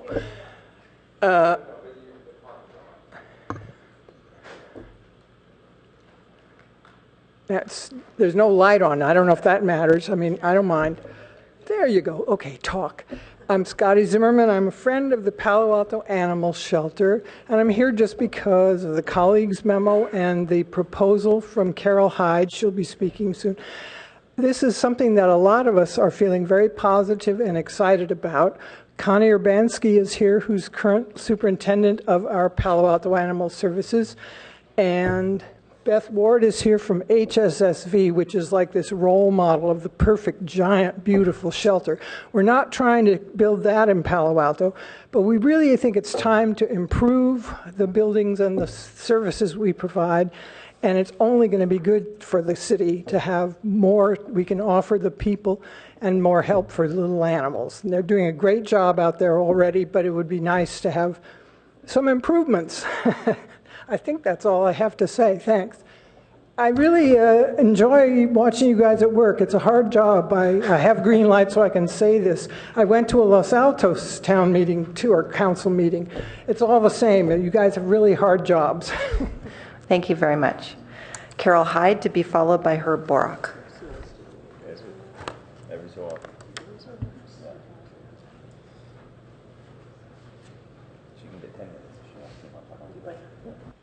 Mayor and council members, I'm Carol Hyde, Director of the Palo Alto Humane Could you step over and Director of the Palo Alto Humane Society.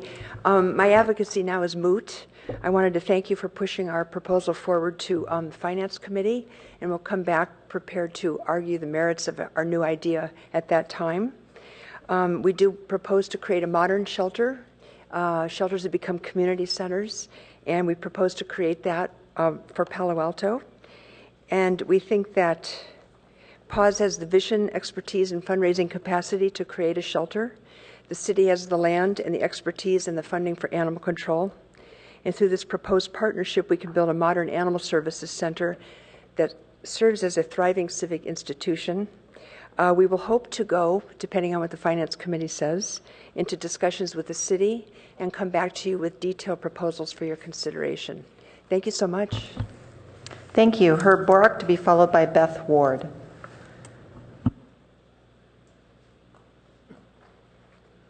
Thank you, Mayor Shepherd. Now that this item is on the consent calendar, I was trying to remember how many council members' votes are needed to remove it from the consent calendar and to place it back on the regular agenda. I mean, if this was an appeal, say, of an architectural review board director's decision, I guess you would need 3. And if this was some time ago, under the former council procedures, you only need 1 council member. My best recollection is you only need 2 council members to remove an item like this from the consent calendar and return it to your regular agenda. Thank you. And Beth Ward. Good evening, Mayor Shepherd and the City Council members. I'm Beth Ward, and I'm with the Humane Society of Silicon Valley. And I'm here to represent the Santa Clara County as a whole in caring that we do maintain a Palo Alto Animal Services facility in Palo Alto. We feel it's utmost important to do that, but we also feel that it needs to be ensured that we have a sustainable organization that can be there for years and years and years to come, that serve the not only animals in our community, but people in our community. Back in January of 2013, the staff came to us at Humane Society of Silicon Valley and asked us to put together a proposal to help with the management of the center. We put together a proposal that we presented to staff. We also presented it to the chief financial officer and to the city attorney's office. And at that time, they made a decision that an RFP was of a need. We strongly agree that an RFP is probably the best way to go for this particular type thing that will help to ensure that the city gets the best services, the best care for the animals in the city of Palo Alto and their contracting cities.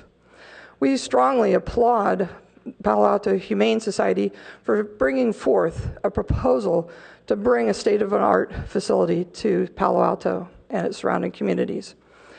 We want to partner and collaborate with the City of Palo Alto Humane Society, Friends of Palo Alto Animal Services, to make Palo Alto the best place to be an animal and the best place to be an animal lover who cares about animals just like they're members of the family in the City of Palo Alto. So thank you to the council members for taking this opportunity to move this to consent, to examine this in the Finance Committee, and we'll look forward to having an opportunity to present a proposal on your behalf. Thank you. It's time to take up the consent calendar plus item number 24. Do I have a motion? So moved. Hang on, I've got lights. Councilmember Schmidt. I propose removing item 12 from consent. Okay, item number 12 will be removed from consent, which is the engineer study of the Embarcadero Road satellite parking project. Mr. City Manager, that's been removed. Thank you. If that's removed, I would say, given the agenda we have, that it would not be on tonight's agenda. I mean, obviously we're having difficulties right now, and so we would come back pending what your schedule looks like following discussions. Okay. So you'll get back to us as to when we can put this on for an action item. Yeah, I think that will be dependent on whether or not there's a Wednesday meeting or a fifth Monday meeting or whatever. Sure. Thank you. So item number 12 has been removed, and I can't tell if there are lights on. Are there any more lights here? And I do not see lights. So can we go ahead and vote? Hang on. Who did I get the motions from? Me. And? Either. For the consent calendar? Either Gail or Sharf, depending on. Okay, let's pick Sharf. Okay, I'm sorry. Go ahead, clerk, choose it.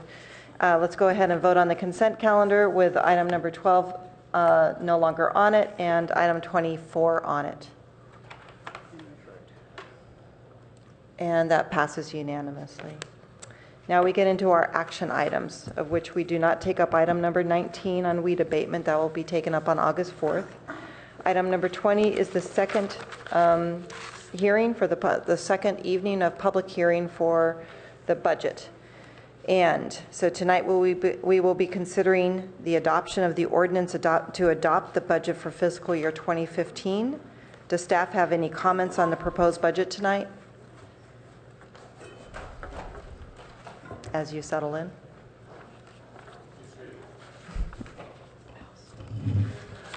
Good evening, Madam Mayor and council members. Walter Rossman, Budget Director. Just would like to recap quickly the budget hearing we had last week. At that time, the council approved the funding for HISRAP of an additional $100,000, which brought the expenditure budget to $171.1 million, and leaving the budget stabilization reserve target balance at 18.6, or actually at 18.6% as projected for fiscal year 2015. We also provide in the supplementary report information on development impact fees, which council requested, and then we're asking you to take any more questions and adopt the budget. And I see that the clerk has up on the screen behind us the proposed motion for this evening on the budget.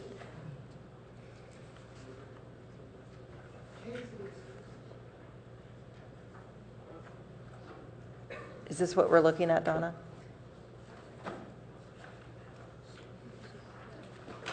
I see we have a PowerPoint ready to go on the other screen on our monitors, so I just wanted to get clear as to what we're looking at. There is no PowerPoint for this item. Right.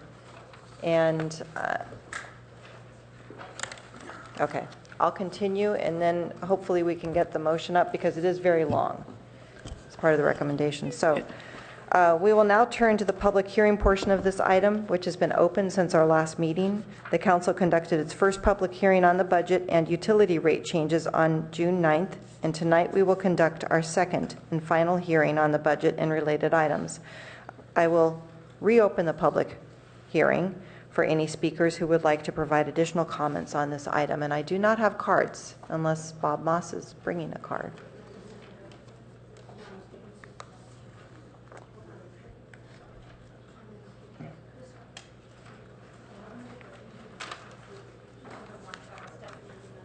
Okay, we have one card from Stephanie Munoz.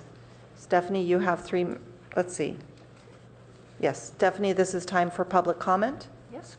I noticed last week with great approval the idea of a reserve. And it seemed to me that the whole idea of a reserve is to keep something aside for when you need it, which is the opposite of where the arguments seem to be going. Somebody seemed to be saying, oh, well, we can't afford a reserve because we might have bad times, but that's what you need the reserve for. I would like to suggest that you have a special part of the reserve for very good money-saving ideas that you didn't think of before you put the budget in. And as I was listening to the talk about the animal shelter and other things of that nature, it occurred to me, hey, you know, the second floor of every public building in town is just going to waste. They have nothing there. They could put a homeless shelter there if they thought about it and if they had some money for it. And so I am recommending that in the reserve that you include a little portion for some money-saving effort that you just didn't think of before you finish that budget. Something really useful, not something frivolous, but something that you really need. Thank you. Thank you. Okay. I will now close the public hearing. Before we begin the discussion and of the proposed budget adoption and the ordinance adopting the budget for fiscal year 2015, I understand that the city attorney has a few comments about potential conflicts. Thank you, Madam Mayor. At budget time, we are called upon to separate out the Stanford items of the budget because we do have one council member who recuses himself from Stanford-related matters. And state law does allow cities in circumstances like this to separate out those items and consider the items that do pose a conflict of interest for one or more council members, take them first, and then proceed with the rest of the items. And so I believe we have Councilmember Klein who will recuse himself from the Stanford items. We will hear those portions of the budget and then return for the remainder of the budget. Well, I see his light on. Let's see if that's... See what he says. Yep. Well, I wouldn't want to disappoint anybody. I will not be participating in the Stanford portion since my wife is a member of the Stanford faculty.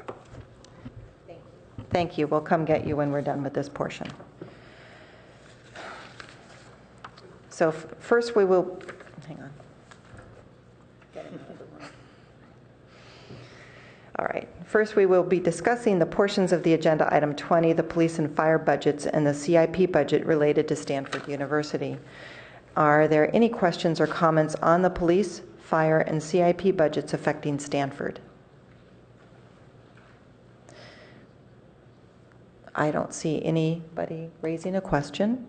So I would like to ask for a motion to approve the Finance Committee and staff recommendation that the City Council adopt the portions of the fire and police budgets and CIP related to Stanford for fiscal year 2015 and the related ordinance portions. So moved. And that was moved by Councilmember Berman and seconded by Councilmember Price. Would you like to speak to your motion? No. Would you like to speak to your second? All right, let's go ahead and vote. And that passes unanimously with Councilmember Klein not participating. So I see Councilmember Berman has gone to get Councilmember Klein. Now we will be discussing the remaining portions of the 2015 budget, including the remaining portions of police and fire budgets and the CIP budget. Are there any questions and comments or further discussion on the remaining portions of the 2015 budget? Councilmember Holman. That was an accident? Ah, okay. Okay. Since there don't seem to be any questions, I would like to ask for a motion to approve the Finance Committee and staff recommendation as set forth in the staff report number 4853 to adopt all of the remaining items in the 2015 budget and the related ordinance portions and resolutions. So moved.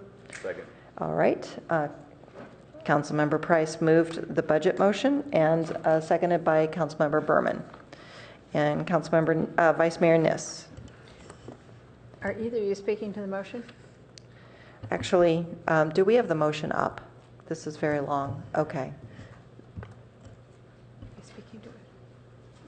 You go first. Thank you for reminding me that. I have my script and I saw your light and I shouldn't have done that. So, whoa. Okay, so this is a 2-page motion here to approve the following.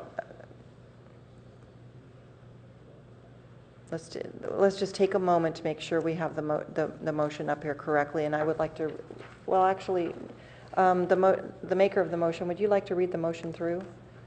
Or would you like me to do that? I can, you mean just what I see in front of me? I think so. Okay, motion, moved by Price, seconded by Berman. The motion is to approve the following except for the Human Services Resource Allocation Process, HISRAP, funding in the amount of $1,247,798, and to recommend and also that the council approve the HISRAP funding in the amount of $1,247,798 based on previous city council action. I actually don't think this is right. Yeah, there are too many extra phrases in this. I think this was from last week. Yeah. This was what we started out with last week, so we need to update it with what we concluded last week. Right, because there's some redundancy here.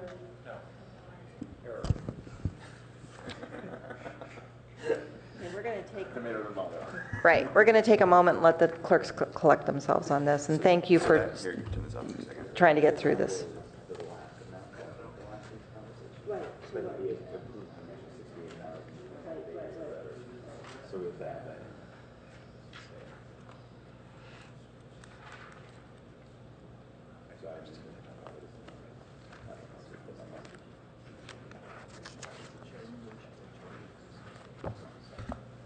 Do you want to read it? I just made it to me.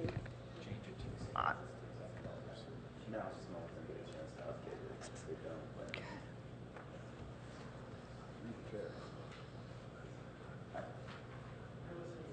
Yeah. You want to go down? Okay.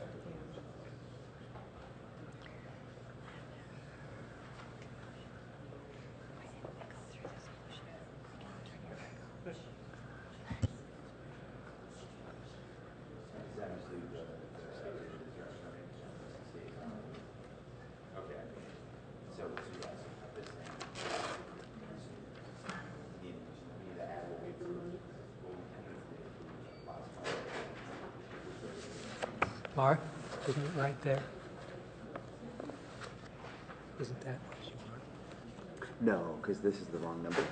Okay. Yeah, thank you.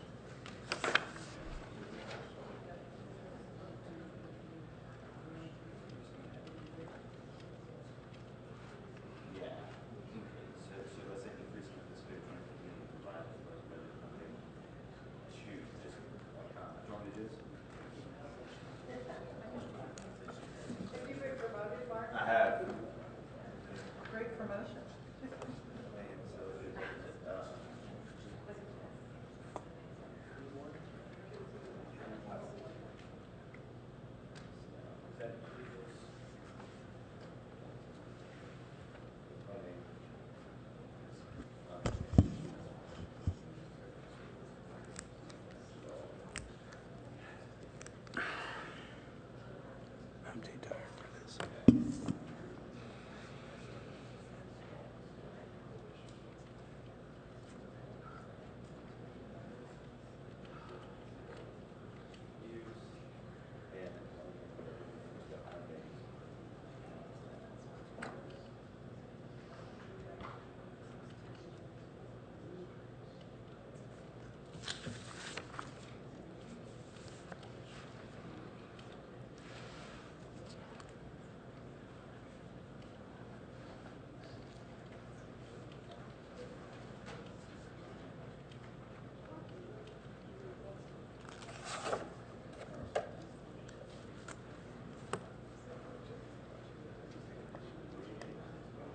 Let's see. So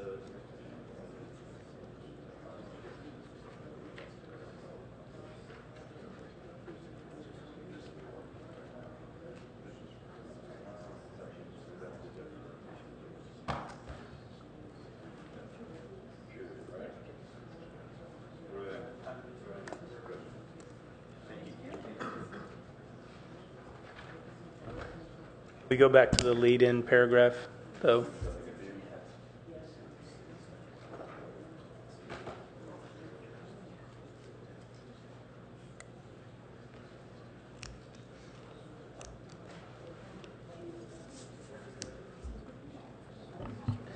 Okay, so this is a motion to adopt the budget ordinance for fiscal year 2015. Go ahead, Gail. Do you want to read that?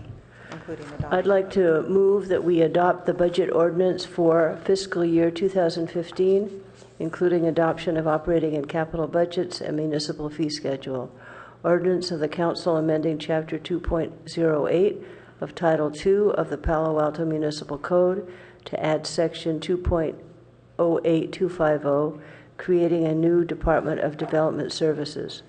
Adoption of 5 resolutions, including adopting a dark fiber rate increase of 2.6% and amending utility rate schedules EDF-1 and EDF-2, amending utility rate schedule D1, storm and surface water drainage, to increase storm drain rates by 2.6% per month per equivalent residential unit for fiscal year 2015.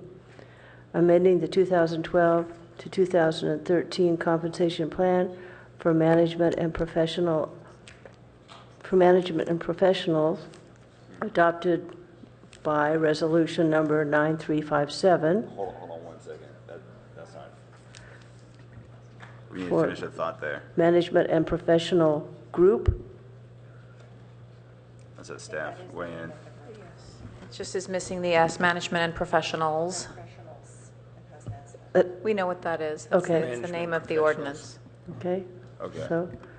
So continuing from number 9357, to add 1 new position and change the title of 2 positions, amending the 2013 to 2015 Memorandum of Agreement Service Employees International Union, SEIU, adopted by resolution number 9398, to add one new position, and correct the salary of one position, and amending the terms for the Utility Management Professional Association adopted by resolution number 9359 to correct the salary for one position and add 2 new positions, and to add an additional $68,380 in HISRAP funding, increasing the fiscal year 2015 revised proposed budget funding for HISRAP to $1,316,178 and establish an additional $50,000 HISRAP reserve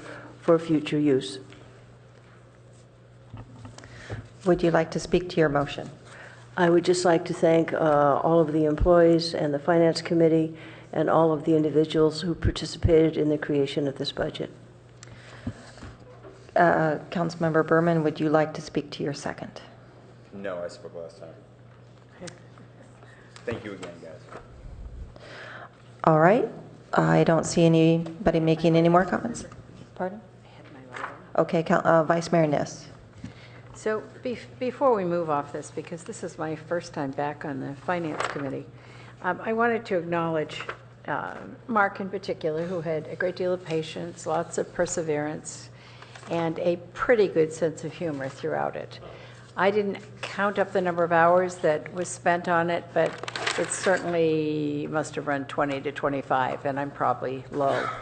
But beyond that, staff was here night after night after night. Usually the chambers were filled with staff just waiting to answer questions. Thanks, Karen, for the night that you excused 3 of them. I'm sure they were delighted. I remember Molly was in the group along with the clerk and one other lucky person, auditor. And that makes a big difference. But I know you all are looking forward to July as much as we are.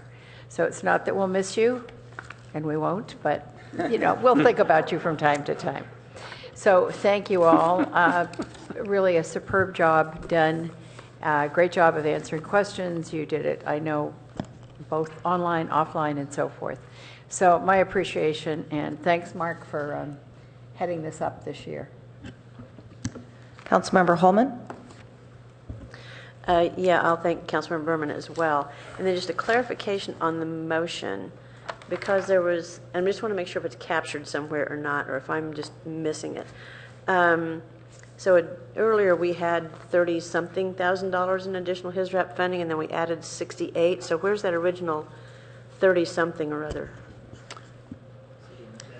Was it within the original budget itself? And so these are just the changes that you're making to the, in a sense, the base city manager recommended budget. So that $31,000 is already embedded in the original staff motion, which is included here. I just double checked the math. And you double checked that the 34 was. I'm just trying to make really sure that we don't go back and go, oh my. Yeah. The $68,380 plus the other funding totals the $100,000 that you all were talking about. Because we'd already just give me a second. We'd already approved the 31 whatever. And so when staff made their suggested motion to us last week, it included that 31,000 in there. Got it. Yeah. Just want to. Okay, thank you for the clarification on that. Definitely. Okay, I see no more lights, so let's go ahead and vote. And the budget is passed unanimously. Great. And congratulations. Thank you, Mark. All right, as we Madam Mayor? reorganize to get Madam to, Mayor, yes. can I make one more just quick comment? And that is, and I'm sorry I'm not recognizing the name. Wait. I wanted to thank, no, to your right, Walter. Christine, thank you so much. I wanted to thank Christine publicly. I did it at the Finance Committee, but I wanted to thank you and call you out specifically because what you did for finance was with all of our actions that we took, you listed those individually. Item, motion, item, motion, item, motion, and it was so helpful for us to help get through that. And I really want to thank you for that organizational effort that you made. It was really wonderful and appreciated, and thank you so much. Thank you, Councilmember Holman. I also want to thank our staff who actually captured the motions, which I included in the report. That's Michael Bruckner, Paul Harper in the back. Eric Villamoria, he's on vacation. He also led up the CIP effort. So I just want to thank, we couldn't have done it without those guys. Well, thank you. And as we move into our next item, item number 21, this is potential charter amendment changes for which would be for our ballot initiatives for this November. I've asked the city attorney to put the items that we are to consider on the monitor so that we can keep track of them. There are 4 topics of which staff is looking for final authorization to prepare ballot language on. And they are captured under 1, for term limits, 2, for number of council seats, 3, beginning of the council terms, and 4, the elimination of the requirement for a local lottery to determine order of names on the ballot. And then after that, we would need to then, if we do decide to put things on the agenda, we would then need to decide whether or not we consider them with one possible amendment, one big item on the ballot, or if we are going to split things up and divide them up.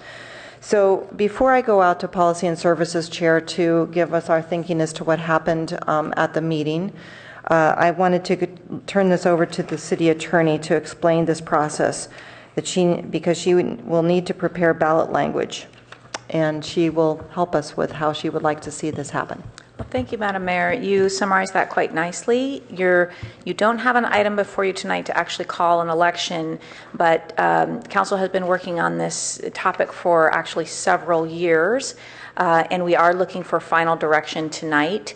If Council settles on the nature of a ballot measure or measures that you wish to put on for November, we will come back next week on the consent calendar with the language, the specific language, and the resolution calling the election. So just to remind council members, the council started considering changes to governance in 2013. There were 2 colleagues' memos, and council took that item up that year, and then again this year twice. It's been considered, and the Policy and Services Committee has worked on it twice as well. So I know Policy and Services Chair is going to describe the most recent work done by the committee. We do have the specific topics that the committee did narrow, and the council has narrowed to these items to be considered for the fall, and there are the 2 overlay aspects that you will need to consider, which is for any change that you do recommend be placed before the voters, you will need to say when you want that change to be implemented. So in other words, you can put something on the ballot for this fall for the voters to vote on. Do you intend for it to be effective immediately or at some future date, and what is that date? And then the second procedural issue is whether you want to combine or group suggestions. So just to clarify on that, all of these potential topics are really part of one larger topic, which is governance issues related to council seats. It's permissible to include them all in one ballot measure. And in fact, that would typically be the way that this type of thing would be done. We did include some sample language so that you could see the types of language that would actually be put before the voters. And most of these changes touch a single paragraph in the Palo Alto Charter. So that would changes to one paragraph would typically be in one measure. It's completely a policy decision if the council wishes to separate out aspects of change and allow the voters to consider them separately. There is a cost to that, which the clerk can advise you on. But that's a direction that you would need to give this evening in order for the final ballot language to come back next week. Thank you, Madam Mayor. Okay, thank you. And I'm going to turn the meeting over now to Councilmember Price to give us a summary of what happened in committee. Okay, thank you very much. The origin of this discussion goes back to 2 separate colleagues' memos. I want to thank all the colleagues who participated in that. I thought the way I would do this was I would talk about each item individually, and then we could have our discussion rather than jumping among the 4, if that's okay with the mayor. Actually, we have public speakers on this, so we typically go out to the public before we get into the meat of our own discussion. So if you could just give some highlights as to how things proceeded, because we obviously do not have a clear recommendation from committee. Okay. First of all, I'd like to start with the issue of term limits and number of seats. That was one of the colleagues' memos that was created in June 2013. It's attachment D to the staff report.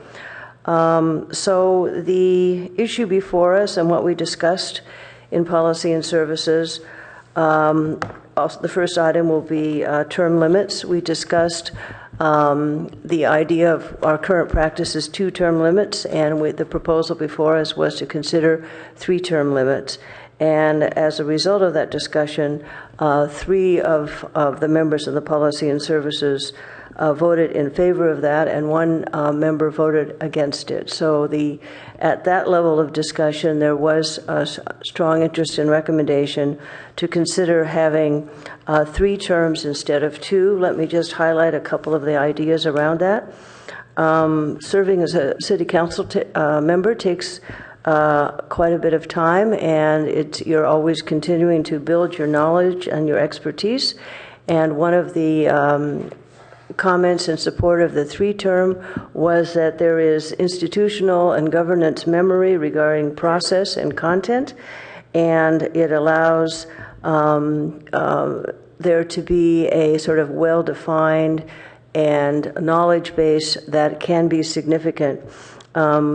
Becoming a council member and serving, there's a very steep learning curve, as you can imagine, and many of us felt that the 3-term approach is a good one. Also, it makes it possible for individuals who serve in a city council position to have a better and more likely possibility of having regional appointments. Those are very competitive, and it's important to provide opportunities. And this way, again, by building that expertise and making those connections, individuals gain exposure and knowledge and can serve the city of Palo Alto very well. Some of the comments that were not supportive of the 3-term were the idea that this does make the frequency of opportunities perhaps somewhat more limited in terms of getting more people and new people involved in government. And as you know, our historical practice in the last few decades has certainly been a 2-term. So those are the main points around that first item. And I don't know if any of my colleagues have additional comments they would like to make who were either on policy and services or we're waiting to make comments until after we hear from the public. Okay? Yeah, if we could just, did you want to make any more points from the meeting? Do you want me to keep going down the 4? Yes. Okay. Because, just give us a summary as to how it went in committee. Okay. And then we will go out to public comment, and then we'll bring it back for more substance conversation. The second, well, there are a couple of other items around the term discussion. Should I get into that detail or not? No, we'll do that later. Just do the highlights. We've got it, I think, on page 2. People voted certain. Page 2, there are a couple of other items there related to the term discussion. The second item is reducing the number of council seats from 9 to 7. Again, the vote was 3 in favor and 1 opposed. And there were differences of opinion regarding when this would become effective. And a couple of points. There was comments around the possibility of having kind of more efficient, timely meetings, be more effective with a slightly smaller council. And in fact, many cities of our size and many cities within the region have 5 or 7 council members. And the other side of that discussion was, is a 7-member council, in fact, as representative of the broader community in Palo Alto? And those were some of the points around that. The issue of, we had an initial conversation about considering council compensation, and we had no resolution on that issue, and that item is coming before Policy and Services tomorrow evening. We have looked at some data and looked at what other communities have done and how they've managed that, so we will have that discussion tomorrow. The discussion of charter language requiring a local lottery, for order of candidate names was brought into the discussion, and our general comments were that perhaps one way to save money and not have additional ballot measures would to be to incorporate language around that item within some of the other ballot measures. The committee generally concurred that that charter changes could be proposed as separate ballot measures, and we will be discussing that further this evening. The issue of the reorganization meeting and when that should take place and how that should happen, I've asked Councilmember Klein to discuss a couple of those highlights, because that originally came from another colleague's memo in 2013.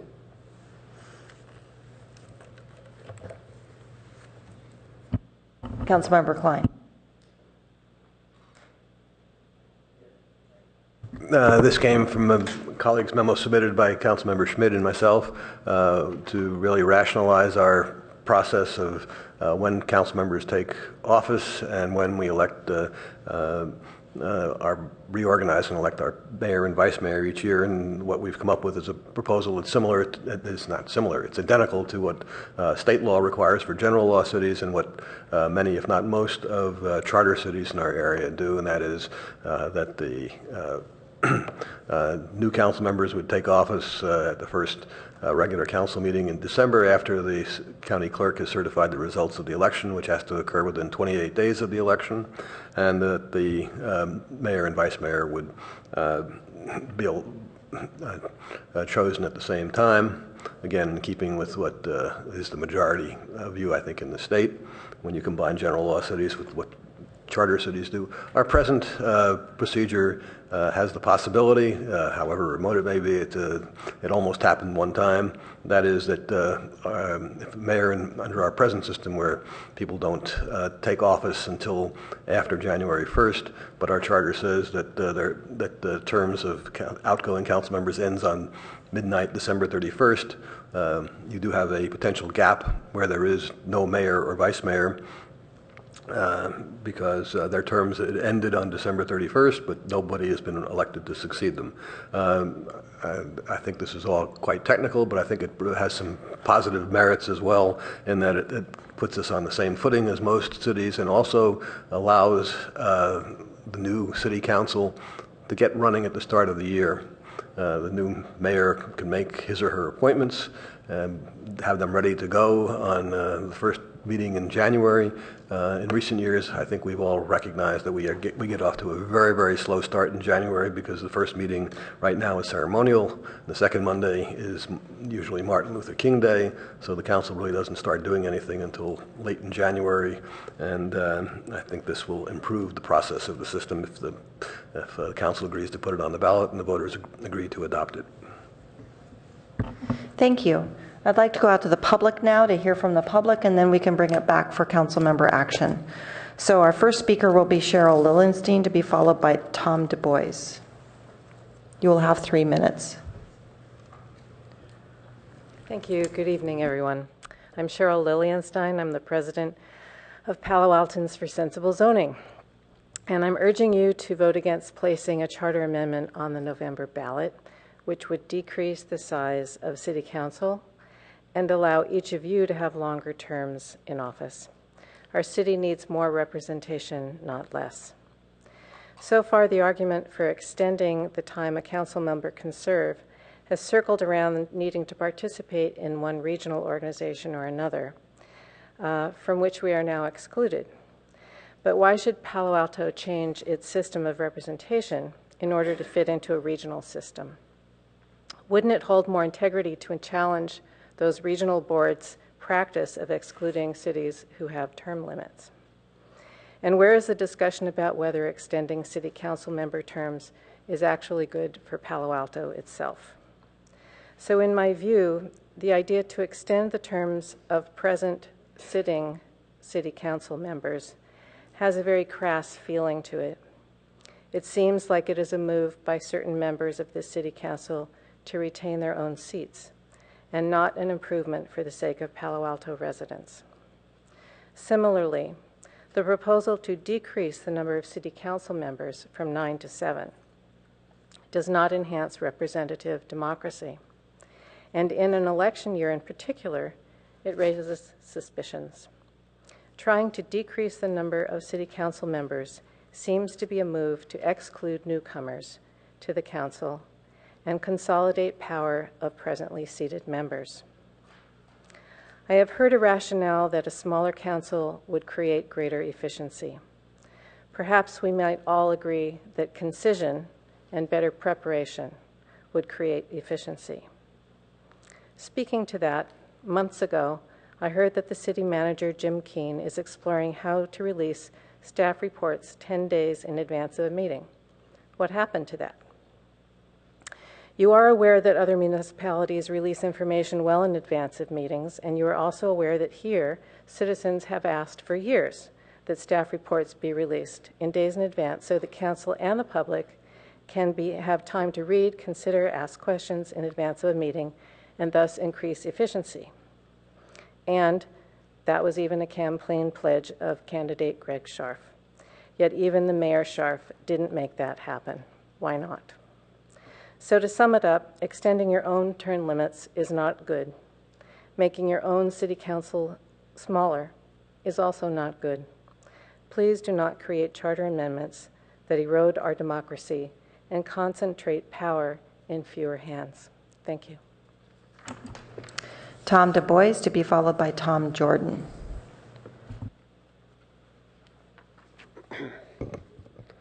Tom Du Bois from Midtown. I'm against both extending term limits and against shrinking the size of the council. As a candidate for city council, although these changes could benefit me if I were to be elected, I don't believe they're a good policy. I have 3 general points, and then I'd like to talk about some comments on each proposal. The first general point is eliminating term limits and reducing the number of seats greatly increases the power of incumbency. It's a rare thing that incumbents are voted out of office. These proposed amendments favor the current power structure and full-time council members. And these changes would move Palo Alto from a city council with resident representatives towards professional politicians. And we don't need big city politics in Palo Alto.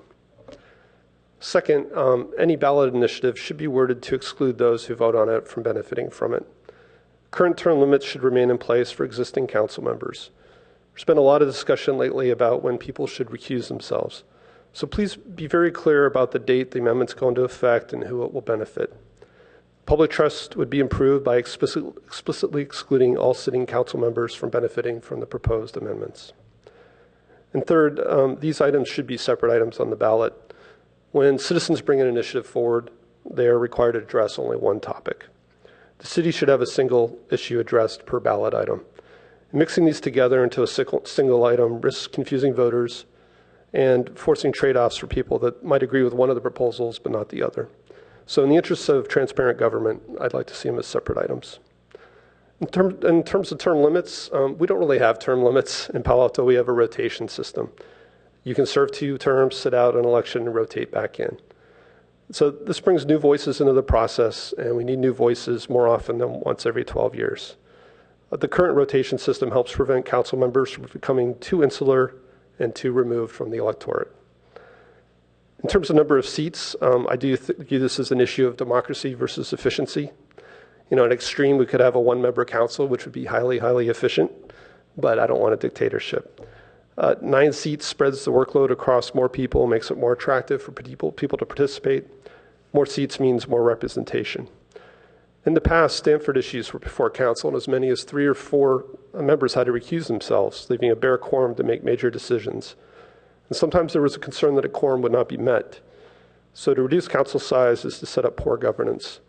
Palo Alto is not like other cities. We have a huge entity, Stanford, with complex land use issues, which justifies our larger council size. And finally, we don't elect members to run regional boards. We elect them to manage the city.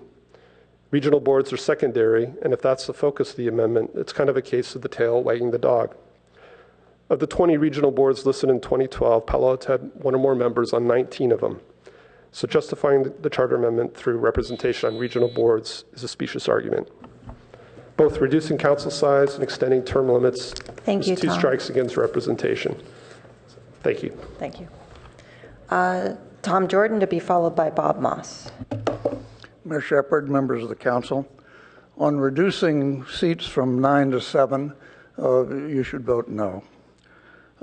It's really inconsistent to, on one hand, say you want to have more people on regional boards, and then reduce the number of people who have time to be on regional boards. Completely inconsistent, one or the other. And secondly, Palo Alto has its own utilities, which immediately makes you involved in more regional boards. And if you're going to cover those, you need a bigger council.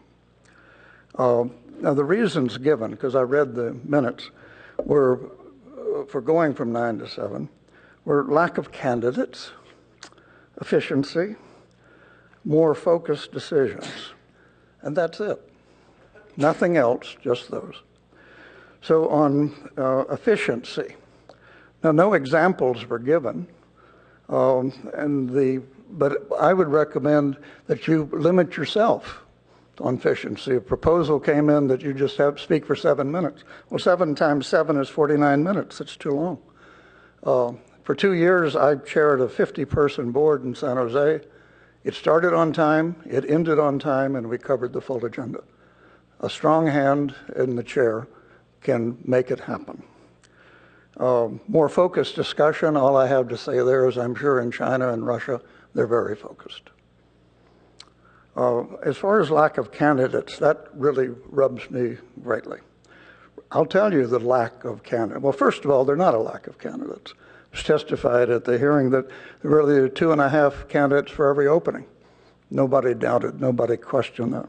The lack of candidates is the hostility that comes from certain factors on the council and has over the years, and people don't want to put up with that hostility. In the 60s, they recalled Law Professor Byron Schur as unfit to serve on the council. In the 70s, 60s, and 70s, there was a council member who served for 10 years, and there's a park in the foothills named after her, but she was never voted mayor. In the 80s and 90s, there was another council member who served for 12 years. There's a marsh in the Baylands named for her. She was never voted mayor. And today, we have things going on. And so what happens when you don't vote to please the majority on this council? Not all of you, but enough that create hostility. Why would anyone want to put up with that? That's your reason for lack of candidates. And so vote no. As far as the effective date, please do, if you're going to pass that 9 to 7, please do make it effective in 2014. Because that would mean that the top 3 vote getters would be elected and you're going to have 3 incumbents. And so immediately you're going to be excluding all the people who are going to be filing who aren't incumbents. That will be beautiful. Please do that. And then that will completely eliminate the measure. And finally, going from 2 to 3 term limits. It's a tough job. And people I've known on the council who really do it, it is a tough job. 8 years is enough. And the people who would go more than 8 years didn't do the job.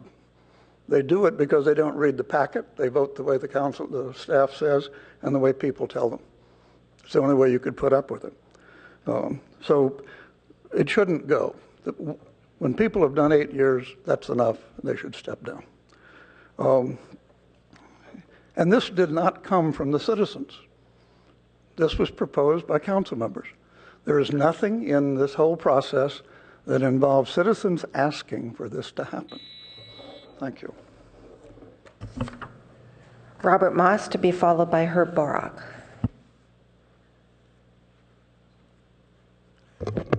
Thank you, Mayor Shepherd and council members.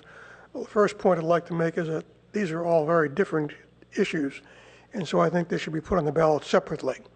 And when the council is sworn in is a lot less interesting to the public than how many council members you have or how long you serve.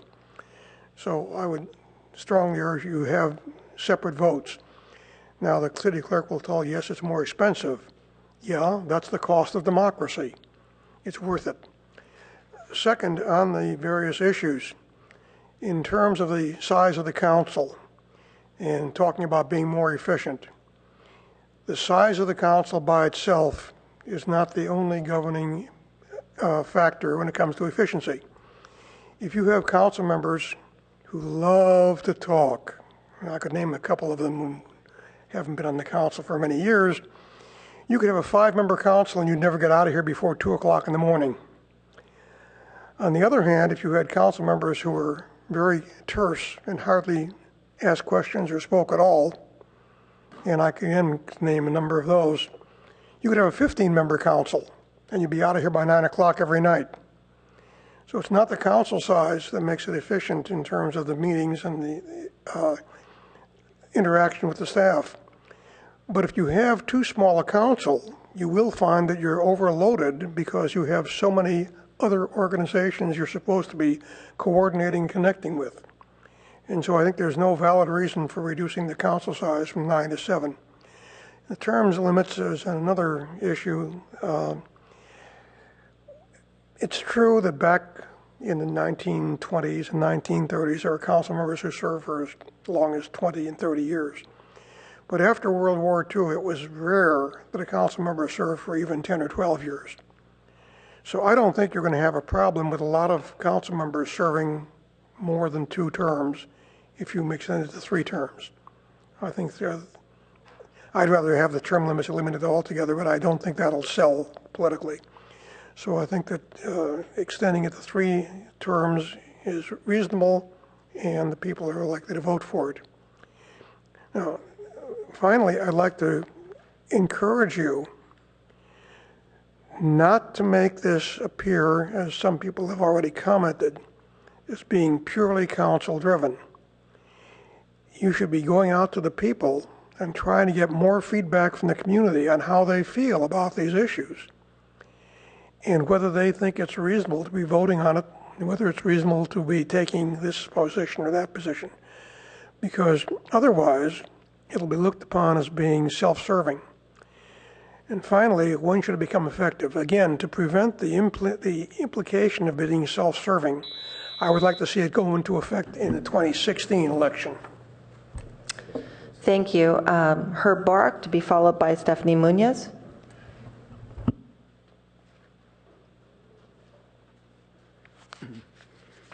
Mayor Shepherd and council members, I'll discuss these in the reverse order of the 4 items on the first page of the report from the city attorney. We have a charter provision that requires that the list of candidates' names on the ballot order be chosen by lot. But that's all it says. It doesn't say that the lottery has to take place in Palo Alto by having some high school student appear here and choose names written on pieces of paper from some container. In fact, it doesn't have to take place in Palo Alto at all, or doesn't have to be held. You know, it doesn't the lottery itself doesn't have to be done by Palo Alto. And in fact, for the past 3 elections, we've used the Secretary of State's randomized ballot. But it could be something else. But we need to retain the charter provision that says the name should be chosen by lot. That's something, and so to twist that and say that since we don't want to be bound by having it be done in the council chambers by a high school student in August when we're trying to get a quorum of the council, that's not what the charter says. And use that as an excuse to eliminate the provision for choosing the order by lot, I think is crazy, and the fact that nobody on the committee or the council-appointed offices has pointed out that difference concerns me greatly. In regard to number 3, as to when council members get sworn in, you can be sworn in on the first day of your term, or at least the first business day, by going to the clerk's office and being sworn in. You don't have to wait for a council meeting.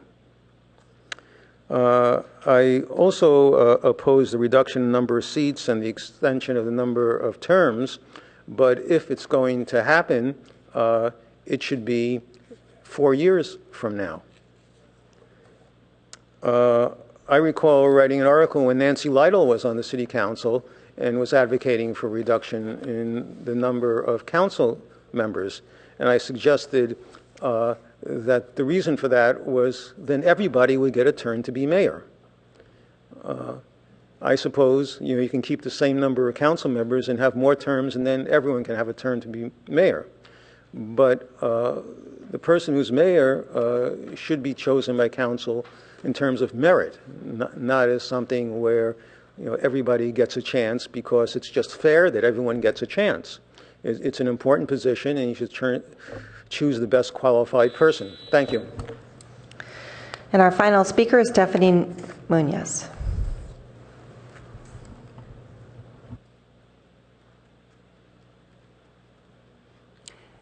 Good evening, council members.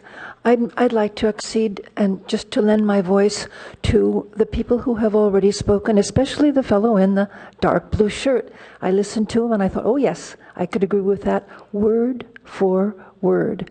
I would like only to add a couple of things. My particular interest is in the 9 members of the council. Look around you. Who would you get rid of?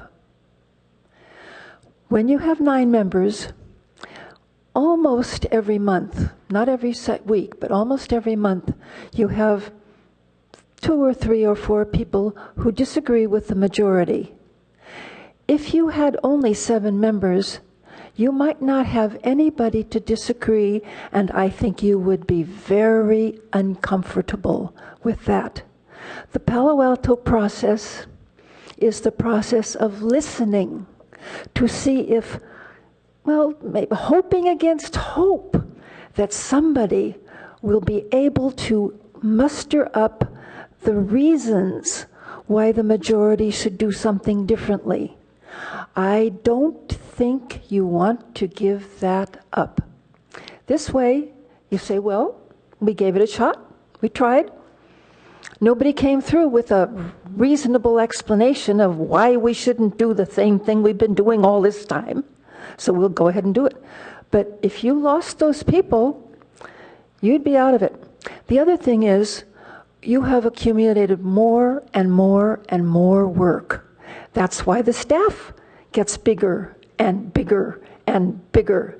Nobody's mentioning the possibility of cutting the staff down by a third, or whatever 2/9 is. No. So I would say, think of that. I would like to add my voice. I think 2 terms is good, and you can come back for a 3rd term if you're that wonderful after somebody else has served.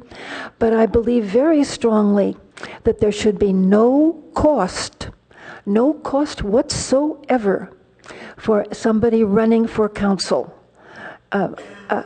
It isn't fair to make a wealthy person or a person with a lot of wealthy friends able to put his name on the ballot with a big ballot. I was noticing the judges, for instance, on this previous ballot.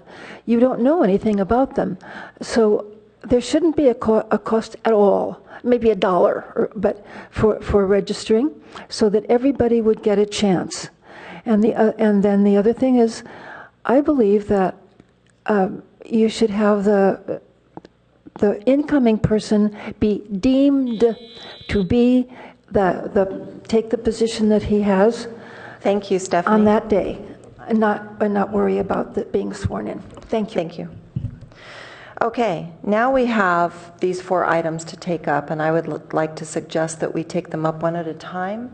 And let's take up item number 1, which would be term limits. Should we or should we not put an initiative on the ballot to put an extra term on for term limits? And I think that this one had a 3-1 vote coming out of committee. Do we have anybody who would like to speak to this? Sure. Is it your intention to, well, we really haven't discussed whether these would be lumped into a single measure or not. Right, this is up here. That would be the final item that we would take up after we decide whether or not we want to vote on them. This is the order up here on the screen. Yeah, so that creates a dilemma because it may be that a number of us would choose to support or not support certain of these depending on whether they would be on a single measure or not.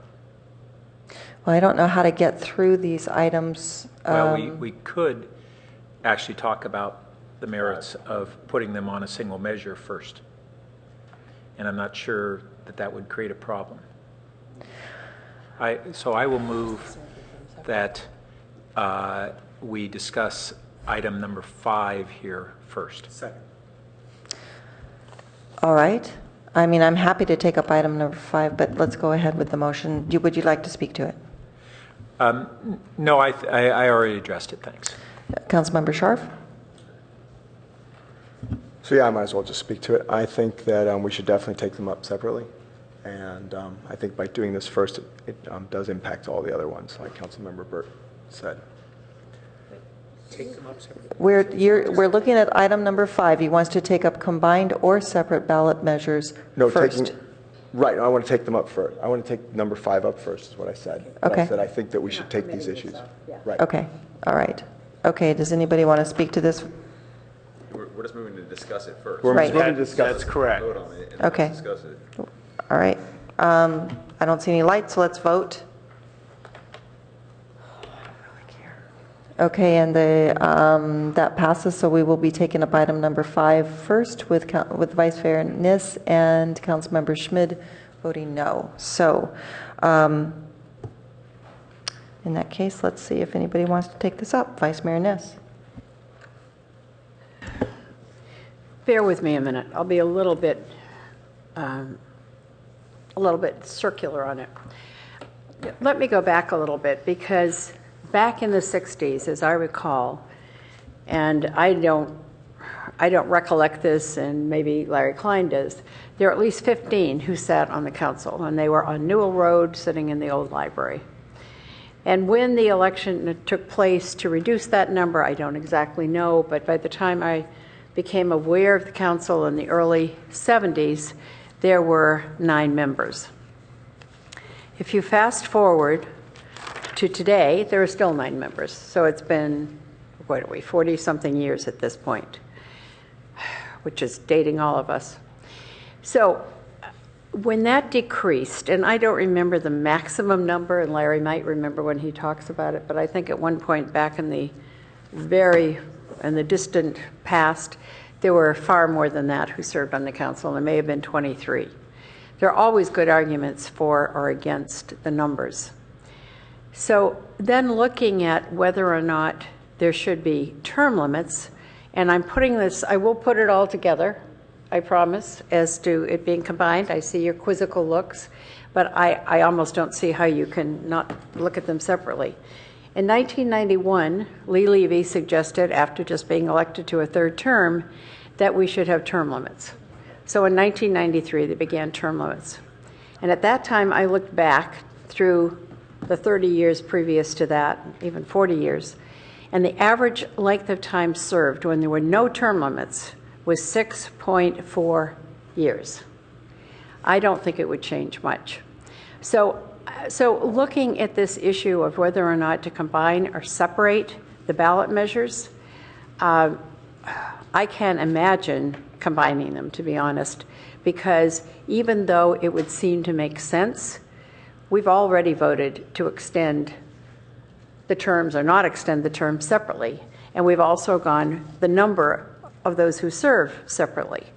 And we've all survived it. So I don't see the combination, because I think people would like to vote on one or the other. And Pat, I certainly understand, if you're going to be able to serve more time, probably few of us are even willing to do that. But if I'm looking at whether or not it should be combined or separate, I'm looking at separate.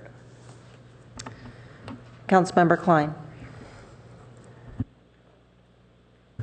Well, I agree that the item should be considered separately. I think that there are people who've told me that they are in favor of reducing the council from 9 to 7, but against extending term limits, and there are people who told me just the opposite. And I think that whatever number of combinations there are, there'll be voters who will take the vote one way, vote another, mix and match, and I think that they ought to have the right to do so. Councilmember Scharf. Yeah, I strongly agree that we should take this issue up. I mean, put them on the ballot. Your second already. No, I didn't. Oh, I'm sorry. To get it, I'm sorry. I It's all right. apologize. No worries. I apologize. That we should definitely do this on separate ballot measures.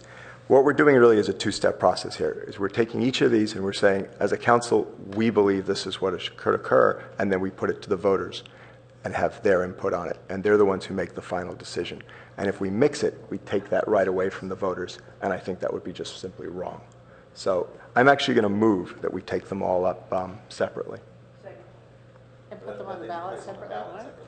Well, right, that we put them on the ballot separately. No, I didn't think anyone made that motion. We're taking up the item 5 first. But no, we've already voted. So now this is a motion to go ahead and make them separate. And I think that you got trumped by Gail. So, Councilmember Scharf, would you like to speak any further to your motion? Just briefly, I think it's really important, and I think that it builds public trust to put it on separately, and I think we have to do that. Councilmember Price. Yes, I think this would be less confusing to the voters and gives them a very clear opportunity to distinguish among them the various proposals, ballot measures. So I think having it separate makes sense. So I've cleared the lights since we've had a motion, and Councilmember Holman. I guess I need a clarification if we don't have the motion up here. But I guess I need a clarification what the motion means, because the way it's stated, as I understand it, it sounds like that it's determining that we will be putting things on the ballot and those things will be listed separately. But we haven't determined yet if we're going to put anything on the ballot. Yes, if we put them on the ballot. So would you like to amend the language on your motion then? Yes. That if we place an item on the ballot, that we place the measure separately, the charter amendment separately. Councilmember Price, you have a comment here? Just a question. With the exception of eliminate local lottery, that was another point we were going to resolve. If that was potentially considered as a separate item or embedded in any other charter amendments we're proposing. So aren't we really saying, put that on each one and determine if or where the eliminate local lottery item will occur?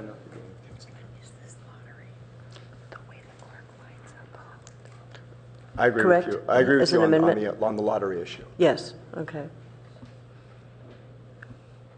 Can I get some clarification? So you want to see that embedded if we do put something on? I'm happy to see that embedded. I mean, if people come up with any reasons why that should be separate, if people feel that, I'm not necessarily opposed to that either.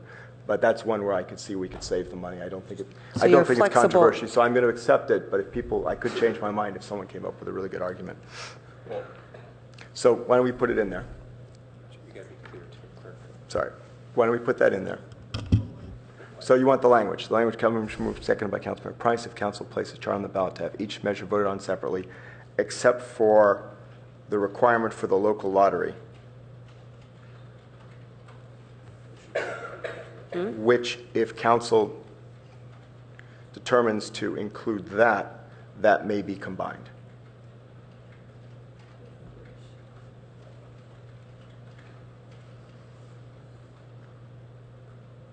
So instead of include, why don't you say if council wishes to place that on the ballot, it may be included.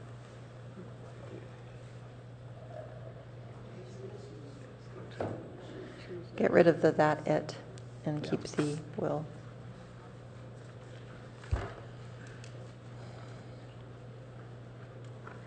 To place that item on the ballot. Okay, while you work on that, let me go out to Why don't you Councilmember. go I'll go work with the clerk on it. Yeah, I'll go out to Councilmember Schmidt. No Okay. I don't see any more lights on this motion. I'm going to make one comment on this, and I'm thinking that I would like to see that one separated when the time comes, just so don't be surprised on that. So let's get the language straight, Greg, and then we can vote.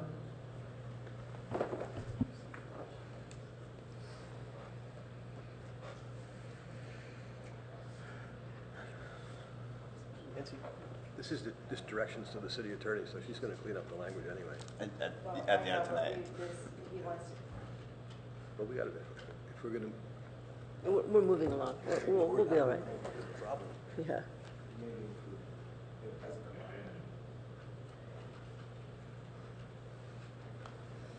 Very good, thank you. Okay, we have the language, so let's go ahead and vote. So we will be keeping them separate on the ballot. That passes unanimously. And let's go back to the order.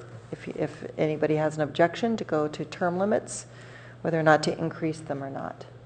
Does anybody want to kick this off? Vice Mayor Niss. Glad to do that. And in this one, we're moving into, shall we extend the term limits or not? I don't think there's any question that we're not talking about no term limits, even though that's what existed before 1993, which is just 20 years ago. So I am going to suggest that we go to a permissible term limit of 3 terms consecutively, and we'll speak to that if I get a second. You got a second. Okay, so let me say something to this to begin with. I mentioned previously, the chances are, regardless of the number of term limits, that people are not even going to serve 2 terms. So let me remind you that in the last, I think it's 12 years, maybe 14, somebody can correct me, here are the people who have not served any more than 1 term. See if you can come up with them. Right away, I think we can name 8. But just think about it for a minute. Sid Espinoza, Peter Druckmeyer, our very own Gail Price, Sandy Akins. Many of you remember Sandy was defeated. She just didn't not choose to run. Yahweh, who decided to get married and move away. Not surprising at all. Mark? Just checking, Mark, just checking. This is new. I'm married to the council, Liz. Married to the council. Married to the city. Okay, Nancy Lytle, defeated, right? Is Nancy defeated? But yeah, voted out of office.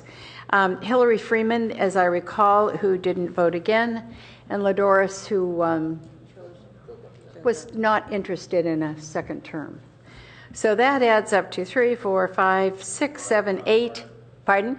John Barton. John Barton. So I'm forgetting some, and there may be more than that. So we're getting up almost to double digits. There are 9 of us sitting here. It is, believe it or not, it is difficult to find people to run for office. And I'm sure many will argue with me on that. But for the most part, there usually isn't a huge number. When I ran in 1989, I'm just glad to date myself tonight, there were 17 candidates. And there were essentially 4 open seats because 1 incumbent was running. That's the last time. Maybe some of you ran with a huge number, but I think over the years we've seen fewer people run rather than more people run. So I think this is the time to extend it to 3 terms if somebody wants to do that kind of thing. I think that should be their decision. I think we'd be lucky as a community if you get someone who is willing to serve well and to serve that long. And there have been people, and Tom Jordan mentioned a couple of people who served more than 8 years and had something named after them. Maybe that's what we need to do. You've got to serve 3 terms to get something named after you. So I feel that this is a good time to do this. I know that there are certainly many different feelings about this out in the public, but I think this would serve us well. This is a good compromise between limiting it to 2 and not having any term limits as we did, as I said, just 20 years ago.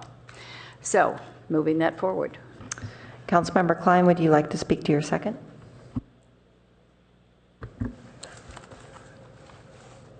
Yes.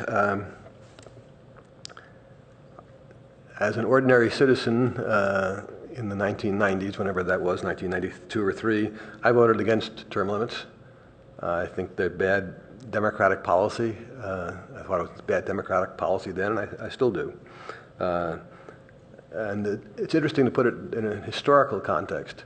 There was a rise of public sentiment for term limits around the country at the time that the vice mayor spoke about this in the 90s. And it's been interesting to see what has happened since.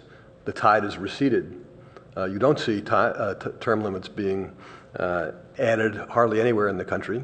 Many of the politicians who ran for Congress saying that they were going to be they were in favor of term limits decided after they'd been in office for a while that term limits weren't such a good idea anyway, particularly for themselves. But that's a little bit. The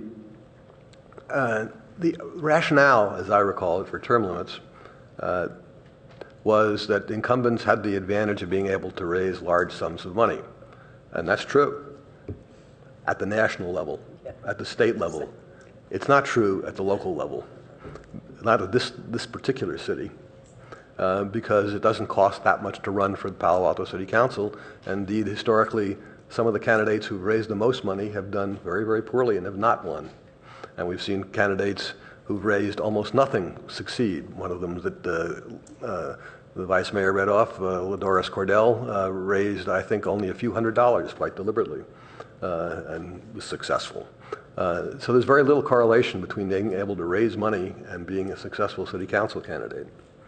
A couple of the speakers mentioned that council members were if they voted for this, and this being to put it on the ballot, were voting to extend their own term limits, their own terms. No, they're not, and it's an important linguistic difference. All they're doing is voting to put it on the ballot to allow voters to decide. And if the term limits are extended, that does not guarantee anybody's reelection. The list of now 10 people that the vice mayor read off included 2 candidates or council members who were defeated for reelection. It doesn't happen all that often, but it does happen. And I think it shows that we do have a very vibrant democracy in this town. Indeed, I think that's one of the lessons of Measure D. So it's sort of surprising to hear its proponents, in effect, talking against what I think is an extension of the democratic system. That is, voters should be able to decide. You shouldn't have to exclude anybody. And I'm speaking here as somebody who doesn't have anything at stake here. I accept the idea that I'm term limited out. I've known that ever since I was reelected in, when was I reelected? 2008, 2009. 2009. But I think it's just a bad policy for our city. A few other things on that. I'm sorry, this is an issue that I care a lot about because I just think it's bad policy. Council members in Palo Alto get to serve on lots of regional agencies. That's not the point. The point is they don't get to serve in positions of power on those regional agencies because they're not in office long enough. There's a real distinction between just being one of the 15 or 20 or 30 people on a regional board and being the chair, vice chair, as you move up through the ranks. And so we're at a disadvantage as compared to our other local jurisdictions, the other 99 cities in the Bay Area, and I don't know how many of them have the term limits, but it's definitely a minority. So I don't see why we're handicapping ourselves. I think for good democratic principles, for that reason, one last thing was reference to council members being able to rotate in and out. Since we adopted term limits in the 90s, nobody has rotated in and out. That is, of the half dozen or so, 7, 8, whatever the number is, it's not very high, who've served 2 terms and been termed out, none of them have ever returned to the council. Council member, Vice Mayor Niss and I served back in a time in the 80s and 90s when there were no term limits. So we're the exceptions. I don't know what we prove, but I don't think we want to handicap ourselves by continuing to insist that people only serve 2 terms, and I hope that we will vote to put this on the ballot and let the voters decide. Vice Mayor Niss, would you like to add when you would like to see this go into effect with your motion? Yes, and I appreciate that. And also, I think we probably should include on this to be on the ballot, because I think that needs to be a part of it. So I would suggest that this go on our fall ballot, this fall 2014, not to take effect until 2018. And if I may, with the mayor's permission, say that I believe that if we wait till 2018, that will have the effect of giving those who wish to serve that long to serve, and those who don't, a chance to gracefully exit. Councilmember Klein, would you accept the revised motion? All right. Councilmember Schmidt.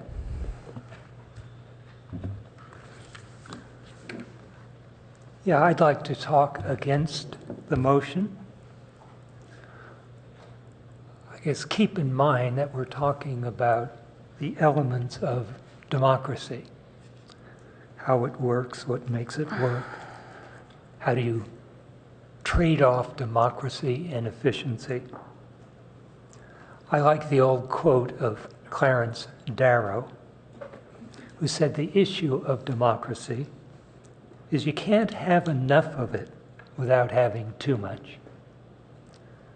And I think the wisdom of that is when these issues of democracy come up, it's worthwhile to bend the middle arrow a little bit in favor of democracy. What does it give you? The term limits. I guess I'd say the exact same thing about the number of council members. It gives you more representation, more access to people, more diversity on the council, more turnover on the council, more fresh perspectives on the council, and a wider range of ideas. Now, are those things more important than efficiency? And I think Darrow and de Tocqueville and a lot of other theorists would say, yes, that is. So when we look around us and say, gee, other cities have fewer council members, or other cities don't have Could we maybe speak about term limits right now, or? Okay, other cities have term limits.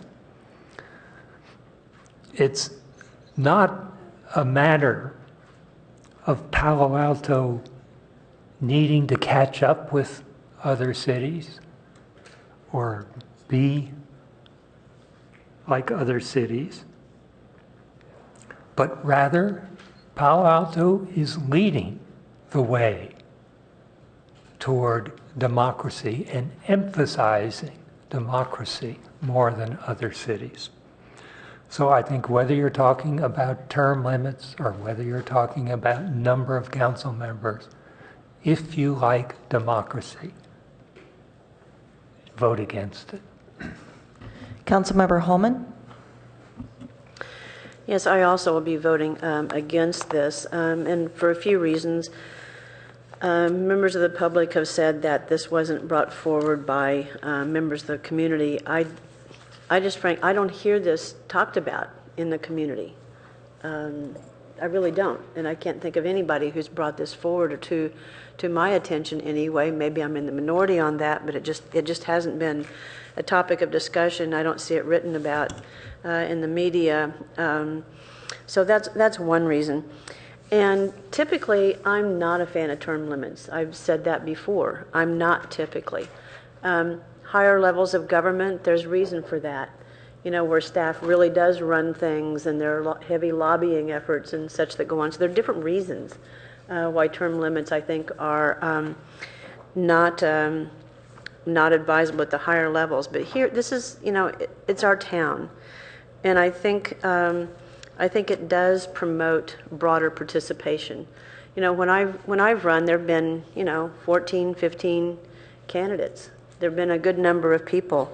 And I think that inviting those numbers of people is a part of not having term limits, because I think having longer terms that people can serve discourages people from running, because there's great power in incumbency, because name recognition is a large part of incumbency and the power of getting elected.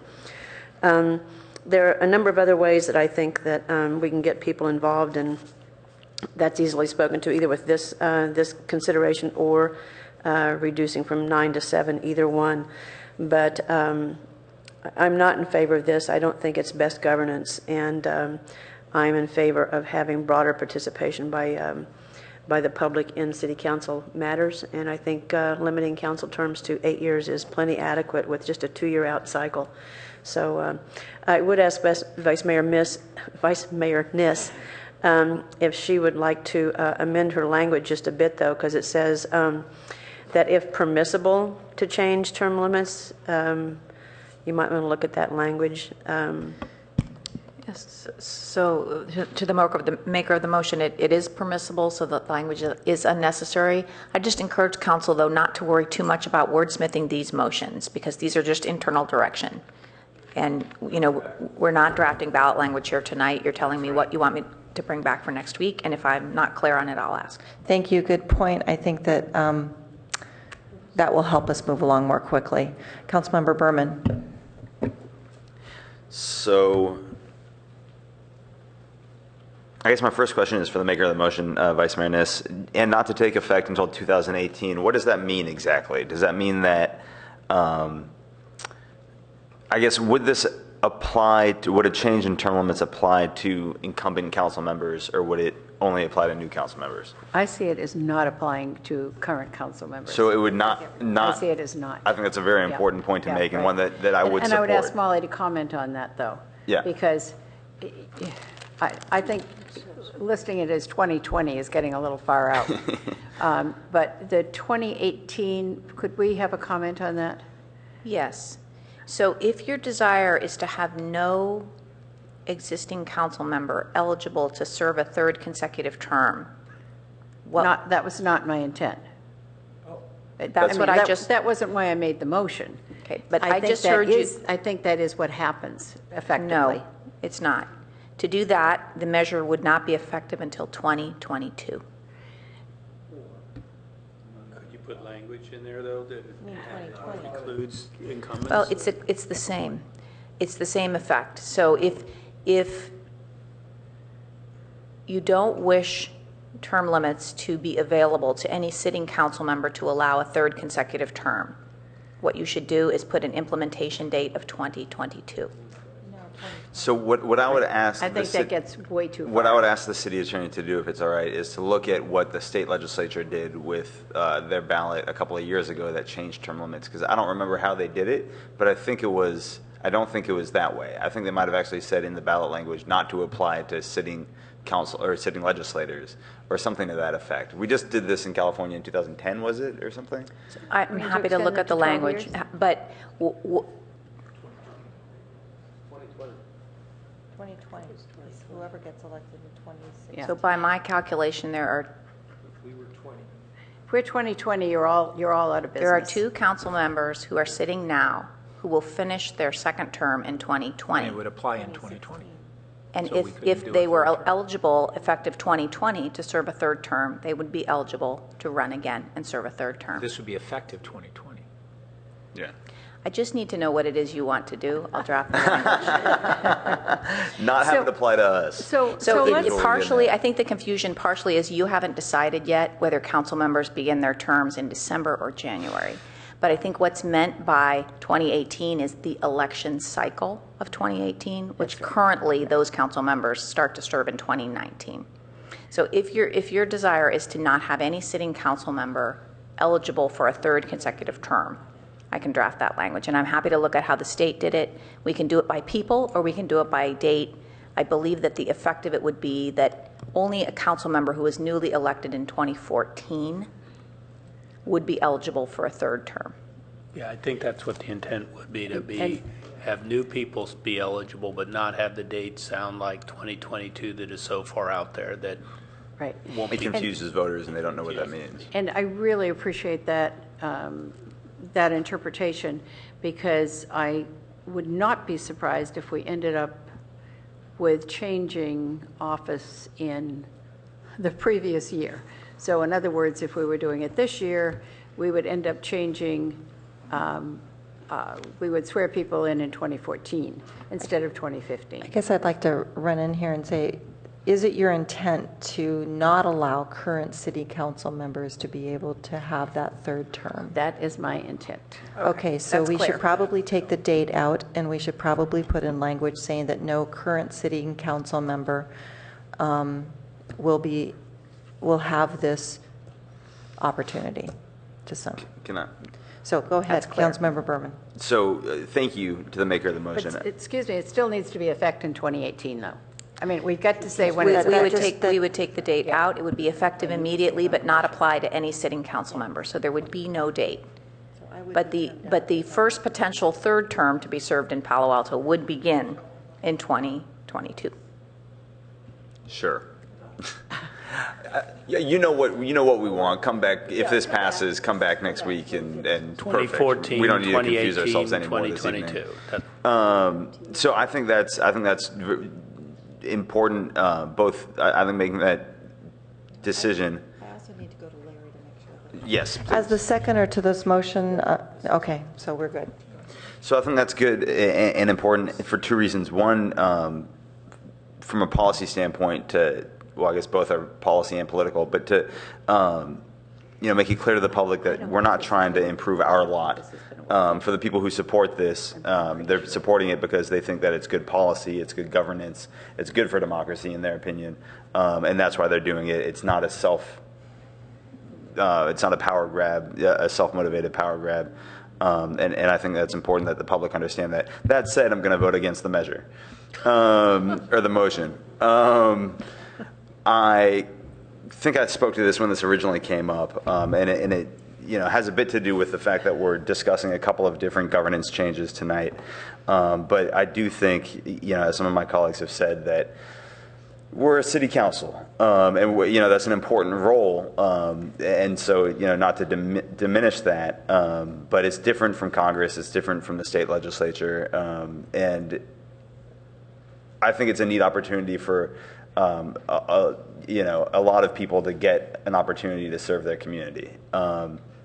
That's going to go a little contradictory to the things that I say on the next item, but that also has something to do with it. I don't support lowering the number of council members from 9 to 7 and increasing term limits. I think that prohibits new people from getting involved too much, or it raises the bar too high for new people to get involved at this time. And I'm a supporter of new people getting a chance to serve the community that they live in. I'm not going to speak to every reason why people said that they think it's important and a good decision and shoot those issues down. But the importance of new people being able to serve and more people being able to serve is more important to me than the concern about power on regional bodies. So in this analysis, that outweighs the other. That made no sense. Councilmember Scharf. Thank you. I've actually done a lot of soul searching on these charter changes, and they're actually very difficult. There are some pros and some cons of each of them, and I'll speak to this one first. The regional body issue is an important one, but also is the democracy issue.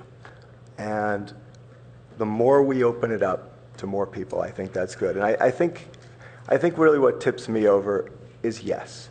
You lose the regional body issue if you go off 2 years and come back.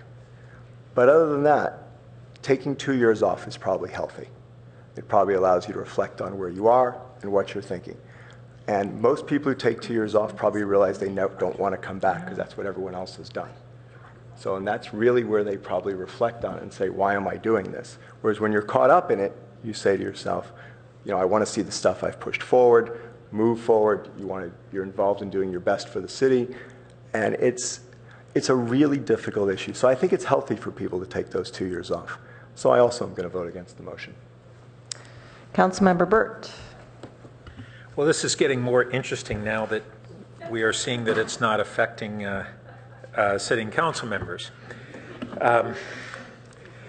So first, I'd like to say that I think the issue of how many former council members chose not to run for a second term is a red herring. The real issue is how many who chose to run for a second term were not reelected. Because it's just not relevant, those who didn't choose. This is about those who would choose to run for a second or a third term, and what is the power of incumbency that squeezes out other members of the community who would be attempting to serve.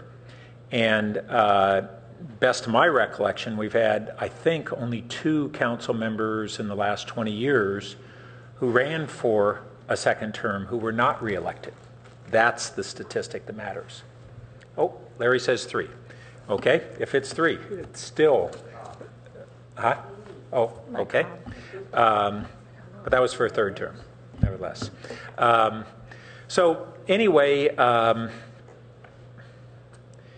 I think that's really the portion that matters. We also heard about the issues of regional bodies, and I think there are some merits to that, but I think about Mountain View, which has term limits similar to ours, and they have a council member who is chair of the VTA, correct? Margaret? Past chair already. Yeah. Had time to have chair. She's on the Regional Water Quality Control Board. They had a council member who was president of the California League of Cities, who had... He came back the second round. Okay. He had to sit out. Do I have the floor? Yes, you do. Thanks. Okay. And that council member actually went off the council and returned, and then was promptly promoted within a regional body, which goes to the point that those council members with experience who take that time out do stand in line to move up the ladder in those bodies more quickly. Second, we don't really have term limits. We have a requirement that we have a pause. And then a council member can 2 years later, if they so chose, and it's not very often, we haven't even had it once, could promptly run again. So I think that's something to really put in context. This is not like the term limits that we have on the state legislature. What this really is about is whether we think that we should retain a process that was put in place to keep opportunities fresh for new people in the community to be able to serve, and to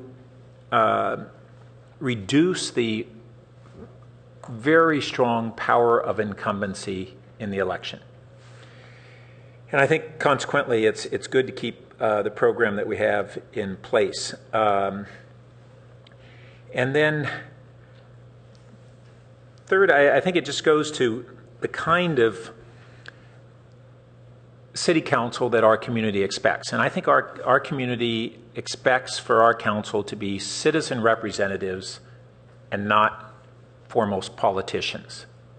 And I think the process that we have tries to tilt it a bit in favor of citizen representatives. And then finally, I think that keeping it this way is an approach that is a greater grassroots democracy. We're not a big city, and we don't want big city kind of politics and all the negatives that go with that. And I think that what we've had has been a good balance, and so I'll be voting against the motion. Well, with that, I guess it looks like we're not going to be putting this on the ballot, but before we go to the vote, I would like to say my thinking on this, because I was part of the colleagues' memo to bring this forward. I've seen some of the plans that people have for Palo Alto. They're pretty tough. It's going to be very, very difficult if we don't get representation on regional boards in order to have our interests expressed and operational at a level that's of much higher significance than where we are today. I don't think that this tips us into big city politics, and I have, as a scholar of international relations, it certainly doesn't interfere with democracy at all either. Voting is very important, and I would really like to see the citizens seriously consider whether or not we want to just, in this position that I'm in right now, say that we tried hard enough to not have state mandates come into our city and put requirements to us when we don't get to be there at the table fighting for our interests. I think that that is really serious. And even though Councilmember Holman says that she doesn't hear people talking about this, I hear people talking about those state mandates all the time. I hear them talking about that impact that we have, and the impact is becoming much more real and much more substantial each year. Last year, I believe there's about 7 new mandates that we got that the League of Cities watches over. There's a rigor to have things go straight to Sacramento and then trickle out to the cities in which we have to then accommodate. So I don't see this as being something that will jeopardize the opportunity for people to serve their city. I do see this as an opportunity for us. I would have liked to have seen that opportunity. I don't know if I have the rigor to try to get on the ABAG board, but those that are on the ABAG board are people that come from very little towns that don't have the types of impacts that the peninsula cities have. And it's hard to get a leg up on that. So I'm sorry to see this not get on the ballot so that we could try to help, so that the community can tell us whether or not they think that this is a good idea or not. Because I certainly do hear all the time the impact that we are having and the fact that our city is doing nothing about this impact. And I do believe that this is one way to have some type of a difference. So I'm sorry to see that we don't have colleagues there. So with that, let's go ahead and vote.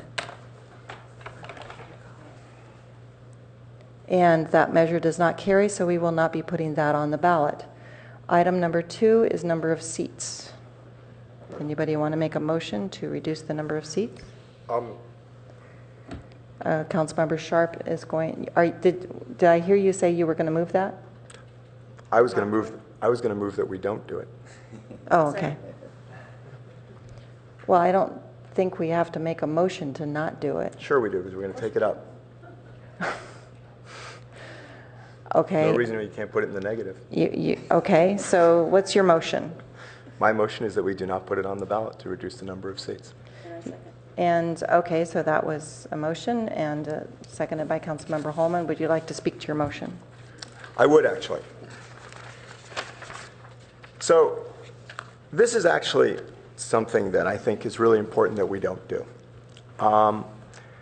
Sitting on policy and services, I was tipping towards doing it, and I spoke about how I was really struggling with it. Councilmember Schmidt, even though it was a little hard to follow, made a really good argument about democracy and de Tocqueville in his usual style. And, made me think deeply about that and really flipped me the other way on this. There's so many issues when it comes to a bigger council.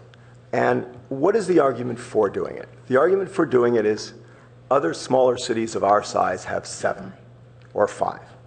That's really not a good argument. Palo Alto is different. We have our own utilities. We really do have an involved citizenry that comes out. And there is so much work on council. And I look at my colleagues and I say to myself, if 2 of us were not here, we would be a poorer council. And I know Stephanie Munoz said that, and I was going to say that. I don't think there's anyone here who hasn't contributed. And I can't vote for that, thinking that we would not have had the input of 2 of our colleagues here. I also think by having 9, it drives you towards the center. That it's much, much harder to get a motion through, frankly, and you have to convince your colleagues. So if it's a little off base or a little wacky, someone calls you on it. There's always someone paying attention. There's always someone who's read the fine print. And yes, people make fun of us. There's always someone on council that says, Yes, on page 432, there's this issue. And yes, it's annoying sometimes, and yes, the meetings do take longer. But process, that's one of the things I think I've learned more than anything else of being on the Palo Alto City Council, is that the importance of the process and how the process makes for a better outcome. And yes, I tried my best to get our meetings when I was mayor to end at 11, but it's not the end of the world, frankly, if they go past 11. What's really important is that we have a good process and a good outcome. And that's what we want. And going from 9 to 7 reduces that. Not to mention all the issues that people brought up about the fact that more people can participate. We get a wider group. I mean, all of those are true. I thought all of the public speakers tonight on those issues were roughly correct in what they said about that. We do have a lot of regional boards and things to participate on, and it takes 9 people to do these kind of things. Some people don't participate at all on them. And, some people work for a living and can't participate on some of these things. And you want to be able to accommodate all of that. So I think Palo Alto will be a much poorer place if we have 7 versus 9. And I think one of the things about being on the city council, which is funny, is that when you run into your colleagues in other cities, they always roll their eyes at us having 9. Always. And it's always a little embarrassing. And so there's this peer pressure to go to 7. And we should resist that peer pressure and realize that Palo Alto is a special place. And frankly, I would say that our citizens are more involved than almost citizens in any other city I can imagine are as involved. And therefore, given the involvement in our city, and frankly, given our staff and all of that, that having 9 makes it much more of a much better process and gets all the issues vetted in a very clear way. And so the more I thought about this, and I've been thinking about it for a week or so, that I think it's really important that we do not reduce the size of the council, and therefore I'm going to vote against it. Councilmember Holman, would you like to speak to your second? Indeed, thank you. I agree with much of what Councilmember Scharf said. And, this is one where we have heard over the years people talk about reducing the council from 9 to 7. And, sometimes I look at their comments and listen to their comments, and I think they make sense. But I've always come down to the same place I am now, that it doesn't really make sense for this town, Palo Alto, where the community is so involved, where we have our own utilities, and especially now we have an airport that we're going to be taking on, and who knows how much more work that's going to be. Who only knows? We don't know. But it's going to be added workload. I think there are other things that we can do to be more efficient. It's not, and yes, sometimes we could speak less, and I'll try to be brief here.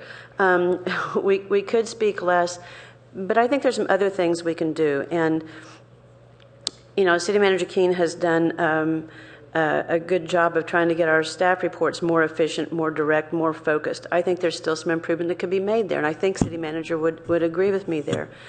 There's still some other things we could do. Earlier packet release. I'd say especially since Ms. Gittleman's been here, we've gotten some earlier release on some major items. I think we can still do better. And on major items, not just development projects, but on major items, we talked about this before in Policy and Services when I first joined the council, to have those matters released 2 weeks ahead of time. It gives the public a better time, an opportunity to digest those. It gives the media better time to discuss them, which generates, public discussion, and it gets council members longer time to do the homework and do the study. It's why I think it's good and healthy for us not to meet every single Monday as a general rule, because there's a lot of catch-up work to be done, including community dialogue. I don't think that if the community felt more heartened by their public participation, that we would have a hard time getting people to run for council. When I ran for council, I think there were, 13, 14 candidates, something like that? 14, yeah.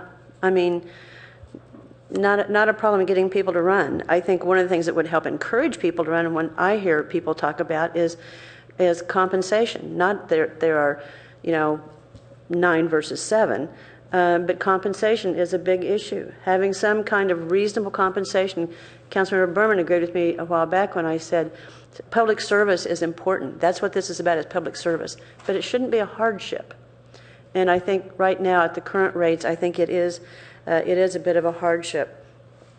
I think also having 9 council members is more representative of the community, more likely to be more representative of the community, and we have greater discourse because of that.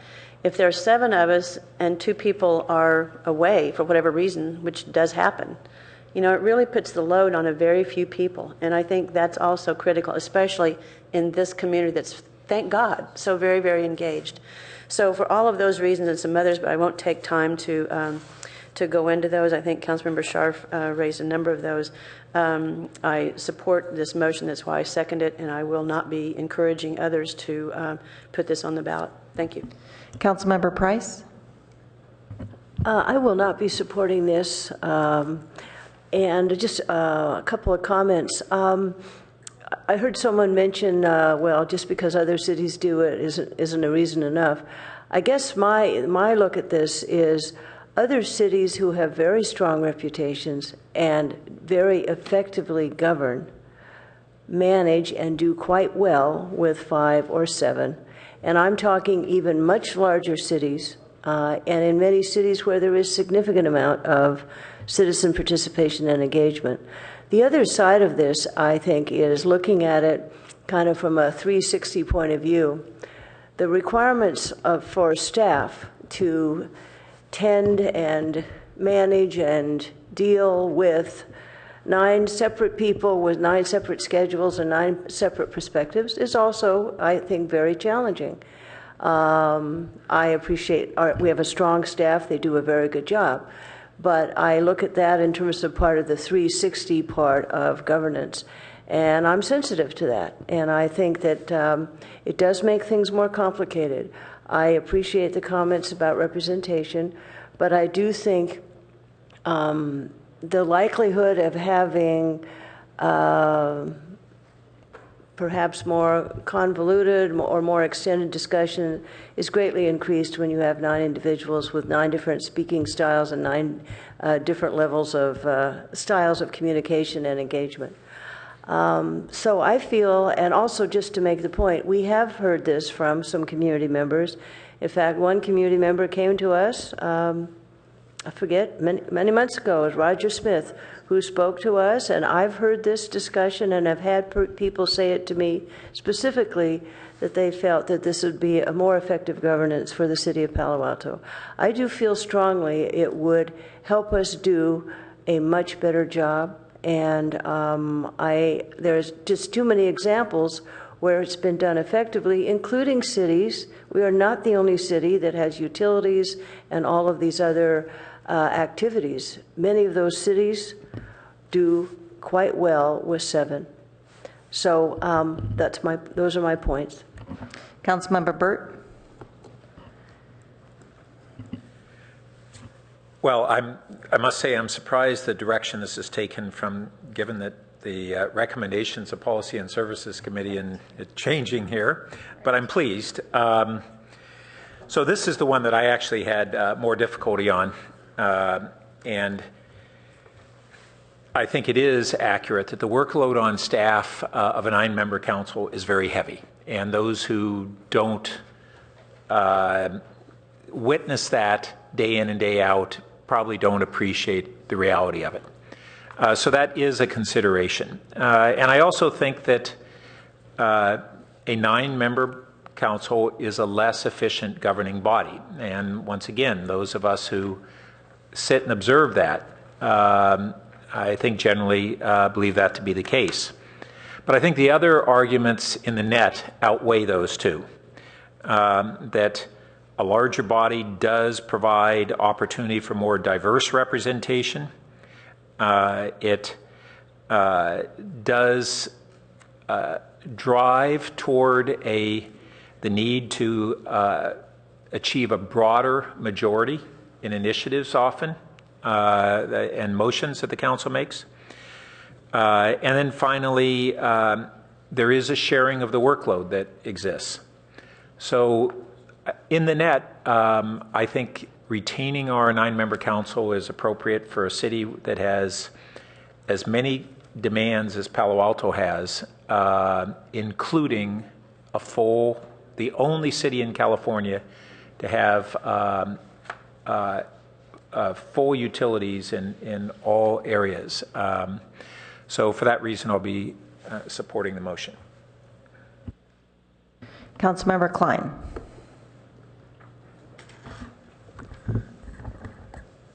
Well, this was a 51-49 decision for me.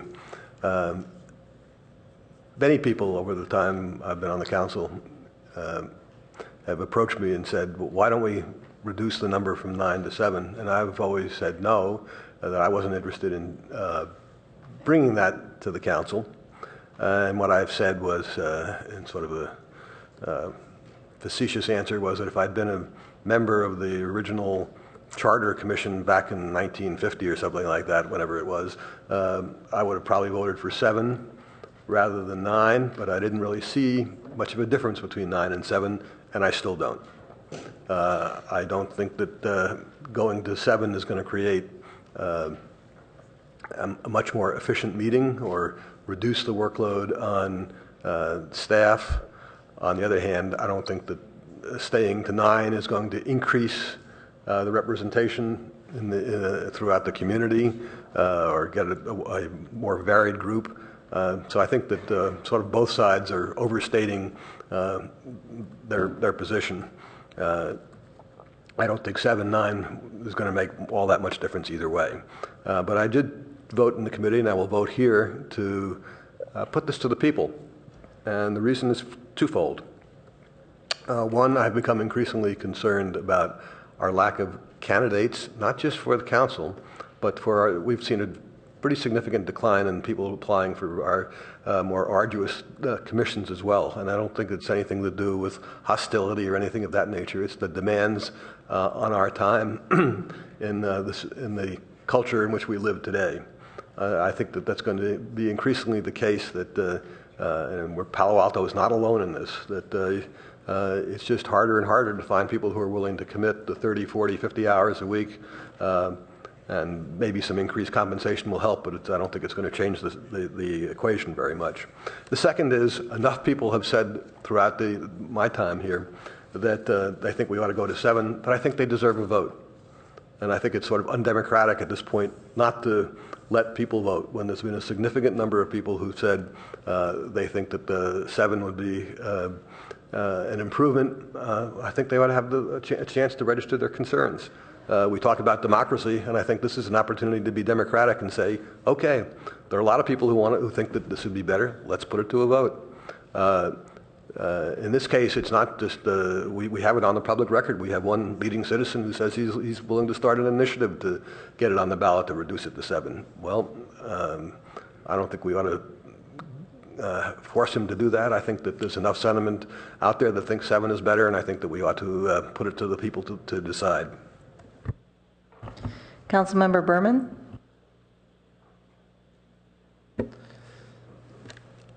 So Councilmember Scharf's Churchillian speech almost got me.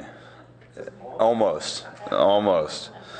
But I'm going to oppose the motion.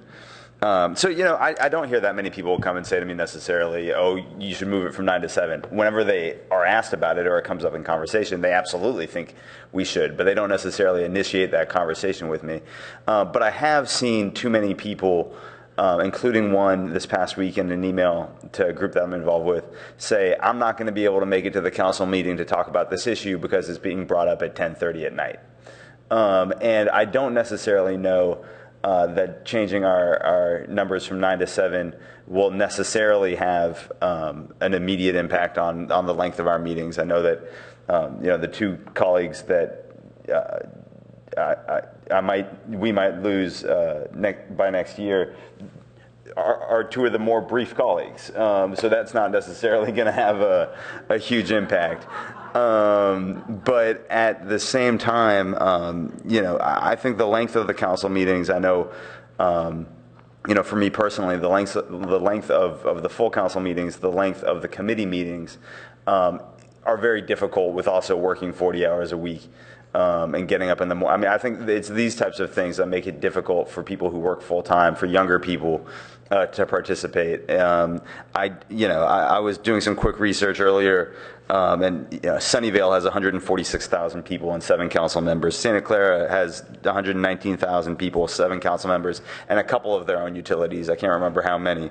Redwood City, 79,000 people, 7 council members. San Mateo, 99,000 people, 5 council members. We're special here in Palo Alto. I absolutely think that in the best way, but we're not that special. I think that we can have a very representative government with 7 city council members representing them. I think the importance in terms of representation is that people from all across the city decide to run. And that's something that will help with that, but that's a decision that people have to make. But I think that it makes sense to have this go to voters.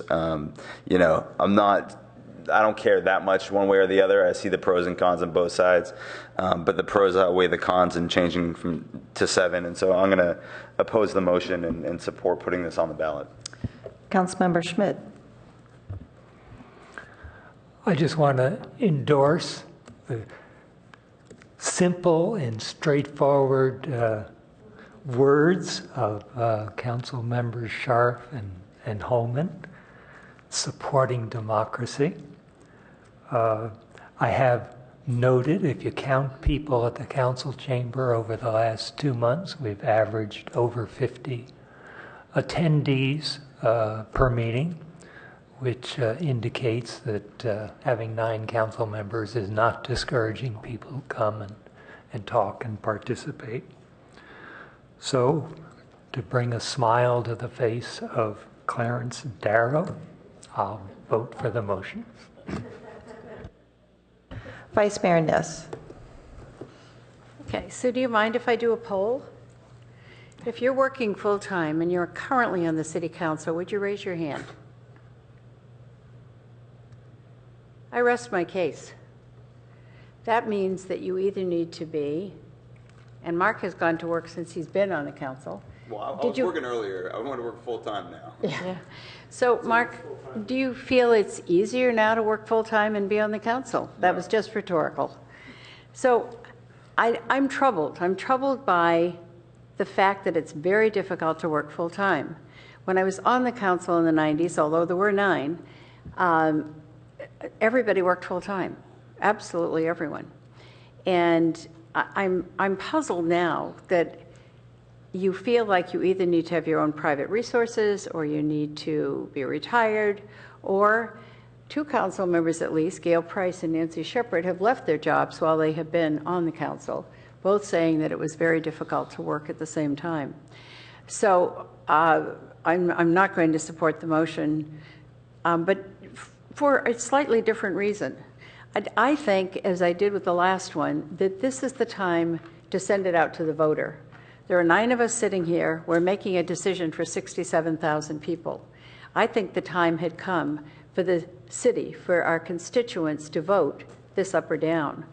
And I hope this one will go on the ballot. But I'm still troubled that if our constituents vote to go to 7, we'll then have less and less of a bureaucratic memory on the council. However, I am not going to support this motion, and when the possibility comes of putting it on the ballot, I will support that. I guess that leaves me. It does. This is one that I do hear from people forever. I've heard this forever. Why do we have 9-member council?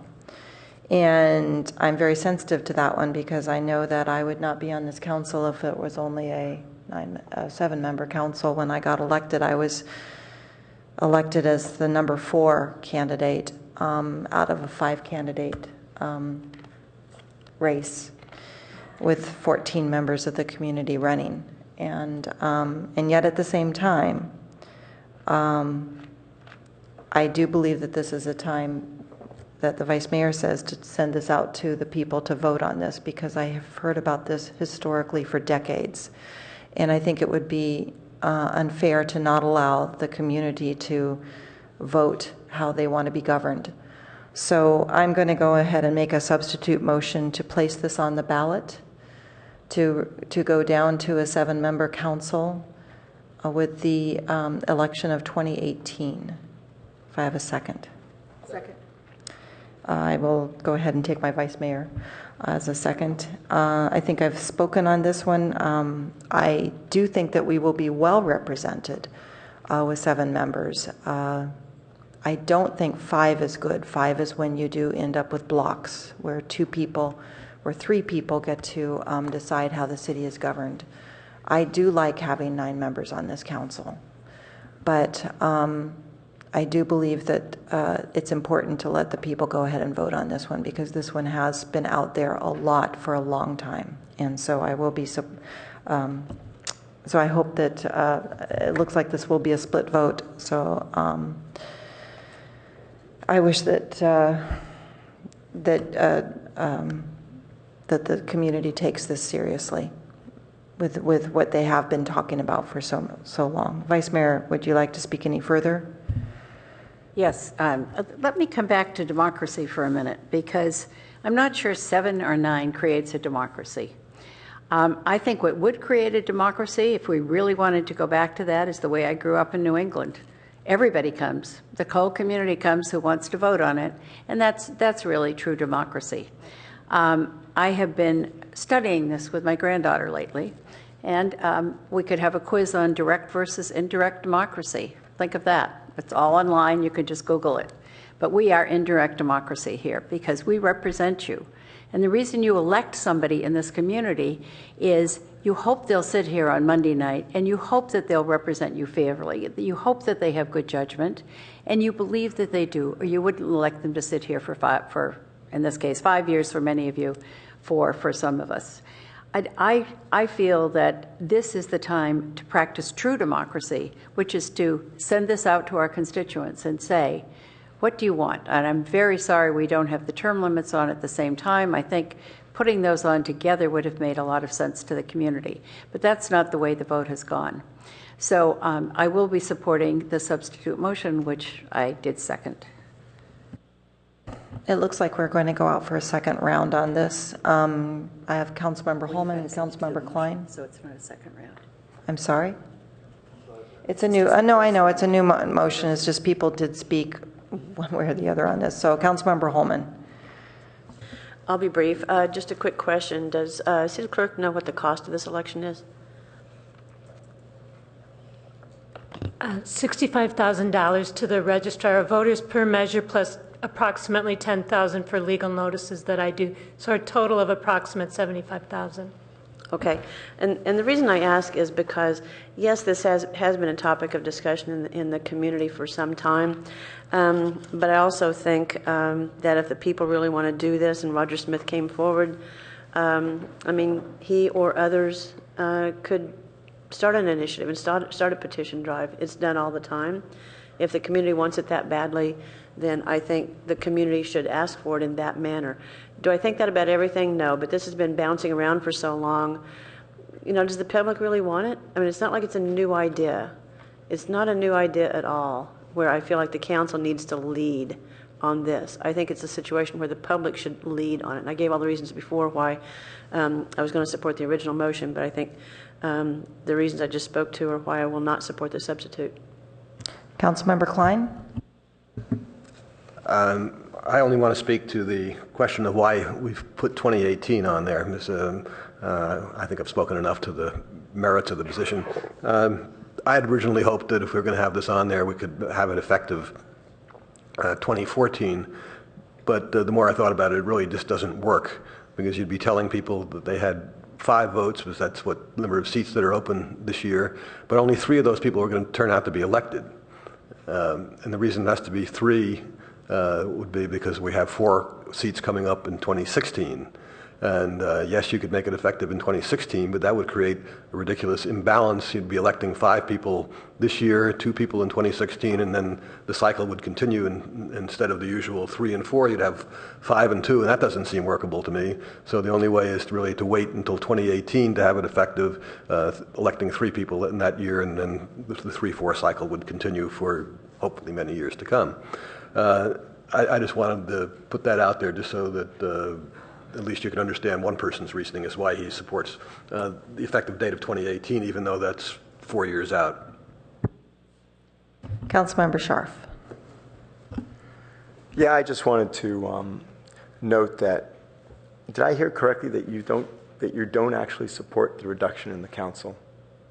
Mayor Shepherd. Are you asking me a question? I see the value of having a 9-member council. I do. And I think I heard somebody else on council say that. So it strikes me that what we're really saying is that a majority of us here strongly believe that we should have a 9-member council. Councilmember Klein's I don't think I said that. right on the fence. Yeah, I didn't say that. I didn't say that. Good try, Warrior. And that, well, I mean, Councilmember Klein said he's at 49-51. That's a close call. And so you're about 49-51 then, too. Let them speak for themselves. So, because I think this whole notion that we want to reduce the council size,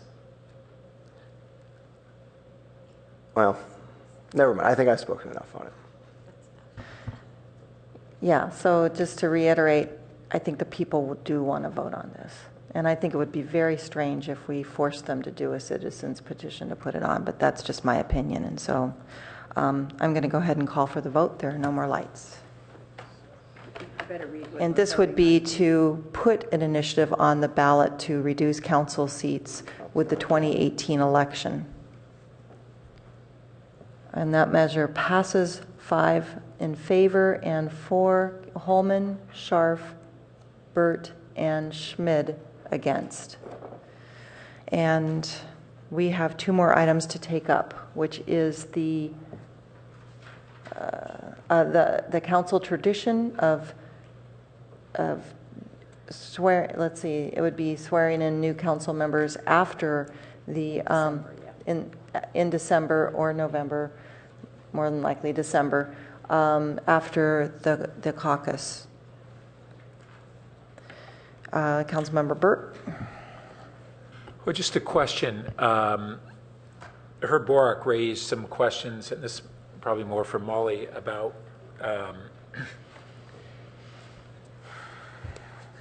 absent any change, we could have council members sworn in on the first business day currently, correct? Yes, or even on the first day of January. Or on. Yes. Okay. That's just a logistical issue. The term begins January 1st. Swearing is required before service begins, so it can't occur before okay, January 1st. Yeah. Taking the oath is required. Not giving oaths, taking the oath. Thanks. Councilmember Klein. Yes, I will move that we adopt the proposal made by the city attorney that we have our council members take office at the first regular meeting of the council after we receive the certification from the registrar of voters as to the election returns, and that date also be the date when the council reorganizes itself. Second. Would you like to speak further to your motion? Yes, I'm sort of repeating what I said hours ago, but this would put us in line with most of the rest of the cities around.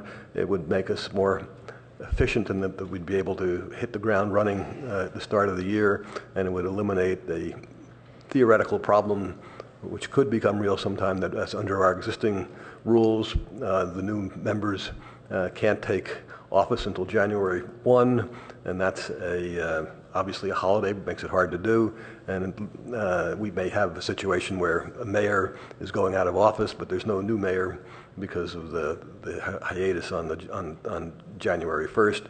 And I would add that we haven't had this before, and what the city attorney has proposed, and I think would be included in this, is that the members of the council continue in office until their successors are elected.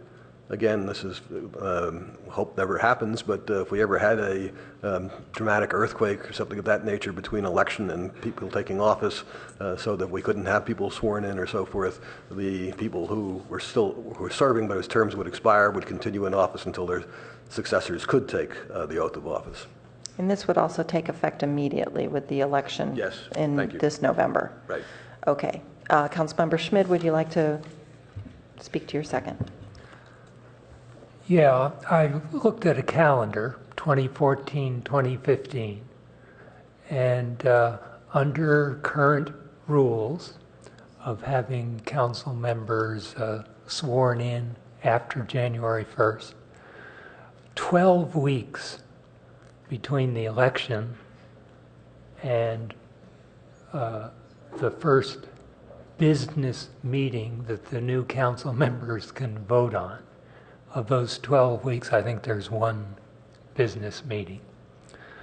Now, that does not very well reflect the election outcome. And I think if we have a democracy and there is an election, it makes sense that the people elected have an opportunity to participate in city business before almost 3 months have gone by. So I think, like other cities, this makes sense to have new members sworn in as soon as the election is certified.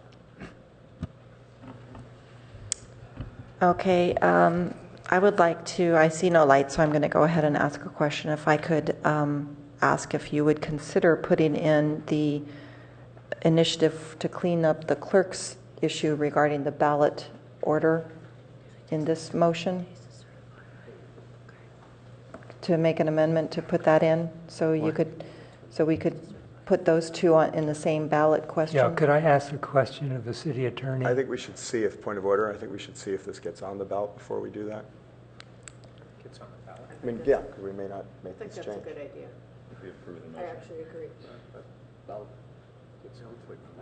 Yeah. Let's wait and see if the motion passes. Okay. Councilmember Scharf. Thank you. So, I think there's really no reason to do this at all. I think the way we do it is very nice in Palo Alto. I think it's very respectful. It's worked for, I don't know, Larry can probably help me out for how long it's worked, or Liz can. But I mean, we've done it this way, right? Since, right, 1907, we've done it this way. Sorry to disagree with the Vice Mayor, but this is actually relatively new because we used to elect until about 1980. We elected people in May, not November. There goes that out. Yeah. Well, since 1980, it's Nice we've try, done it that Greg. way. For me, you know, I was still in high school, so, you know, I'll take that as a long time. That is forever. You weren't even born, right? I think it's really nice, and it's very respectful, and it works well. And I think all of the arguments for this are creating problems that don't really exist. I mean, I don't think there's any issue. If council members need to be sworn in, they can be sworn in on January 1st, January 2nd. You know, if there's not actually a mayor who'd been elected, we actually would survive. We have a city manager form of government. I mean, we could actually survive for, you know, a week. We could have an emergency meeting to swear in, to choose a new mayor. If we could have, when the mayor and vice mayor were out of town in Oaxaca, I'm sure Councilmember Klein did an adequate job as being acting mayor for a week. At least I thought he did a good job. I didn't hear that the city fell apart. So I really think this is an issue in search of a problem. So I'm going to vote no on this. Vice Mayor Niss. Well, you have to admit we've been all over the place on everything tonight. And I guess, again, I went back and forth on this one today. But actually, I find myself where Councilmember Scharf is. I like the tradition of January. It is when our new president gets sworn in of the country, is in January. Our legislature gets sworn in January. The Santa Clara County Board of Supervisors gets sworn in January. They happen in January, as does that city just to the south of us that we've discussed a lot tonight in Mountain View. They all take place at the beginning of January. Somehow, that seems to make sense since we've now done it for, what did we say, 32 years? and I think it's worked out very well. And so much as I hear what you're saying, Councilmember Schmidt, about 12 weeks, I would again reiterate, we have, as is written in the textbooks, we have a strong city manager form of government. Our mayor does not have a great deal of power, and if we need to call out the militia, it's going to be the city manager that does it. It's not going to be the mayor. And whomever we might need to call out. Party's taking over. Maybe it's the National Guard, whomever. But this is so that whether there's a flood or a hurricane, whatever it might be, the city manager will direct those who are going to go and take action and go to the rescue. So once again, I think, as you've mentioned, Councilmember Scharf, this ain't broken and it doesn't need fixing. Councilmember Price. Thank you. I won't be supporting the motion. I will not repeat the comments made by Councilmember Scharf and Nis. I agree with them.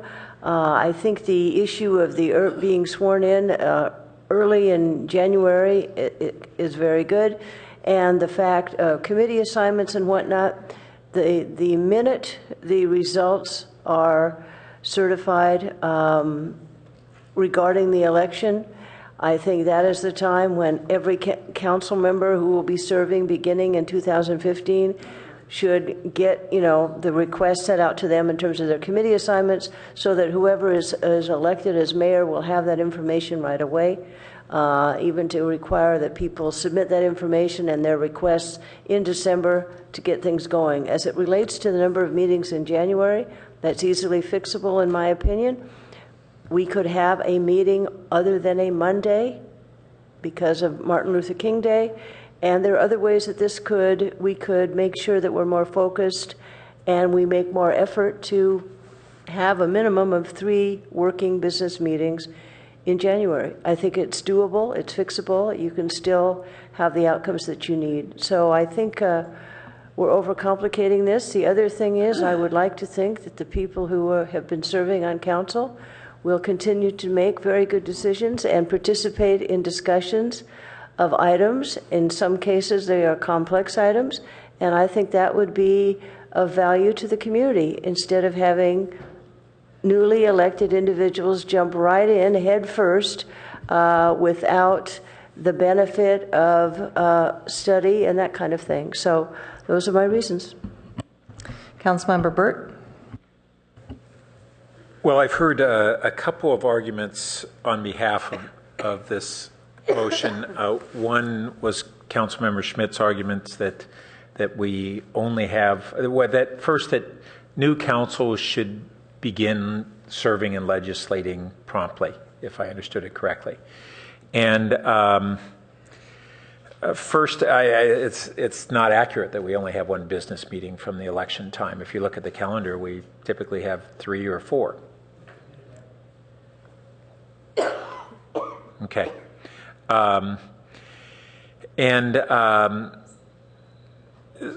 Second,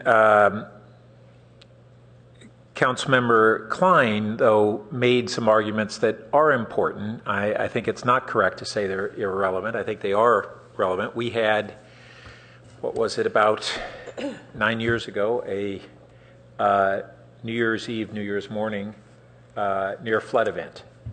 And there are responsibilities of the council in the event of a major disaster that are not in the responsibility of the city manager. And if you read through our charter and our responsibilities, those do exist.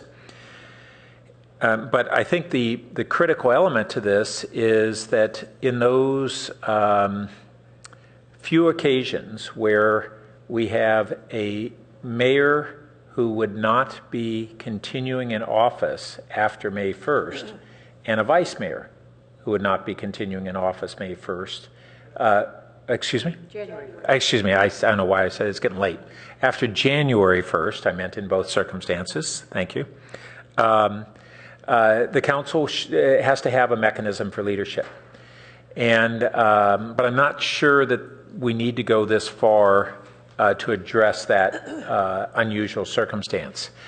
We did just this last week have 3 of our council members, including the mayor and vice mayor, all in Oaxaca at the same time. And if we had an emergency, that's not insignificant.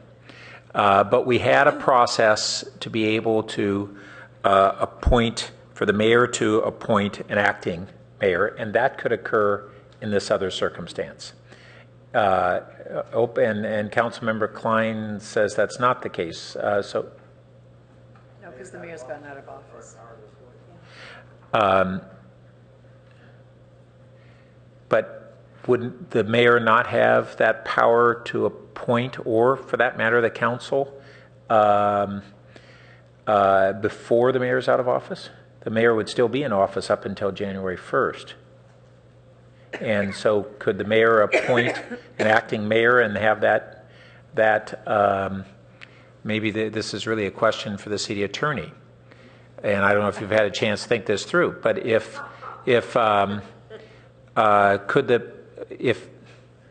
as of effective December 31st and up until our first meeting of January, would it be within the authority of either the mayor or the council to appoint an acting mayor who would serve as acting mayor up until the first council meeting when we would normally vote for a new mayor?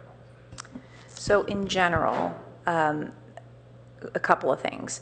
The body has an ability to vote as a majority to make interim appointments or the like. Customarily the mayor has very few actual additional powers. The power of making appointments would be one of the limited ones. But if there was a majority of the body available, you could vote to appoint someone to do that. And in the absence of that, there is in general in the law a principle of what needs to be done by emergency is generally allowable. And certainly internal governance issues like that can be solved in that manner. So I think that this coming year, as we every year review our policies and procedures, this would be one to codify within city council policies and procedures to reflect how we would proceed in such a circumstance. And I think that's the best way to contend with this. And if this were to happen before then, the council could take up this issue at our last regularly scheduled meeting of this year. Sure, and yes, and I think you're talking about a very remote possibility. Right. You had an outgoing council member who had been your mayor. And vice mayor also would, because otherwise... I suppose so, and an emergency that fell within a certain window, and, right, yeah. That's correct. Okay, great, thank you. So I will not be supporting the motion. Councilmember Berman.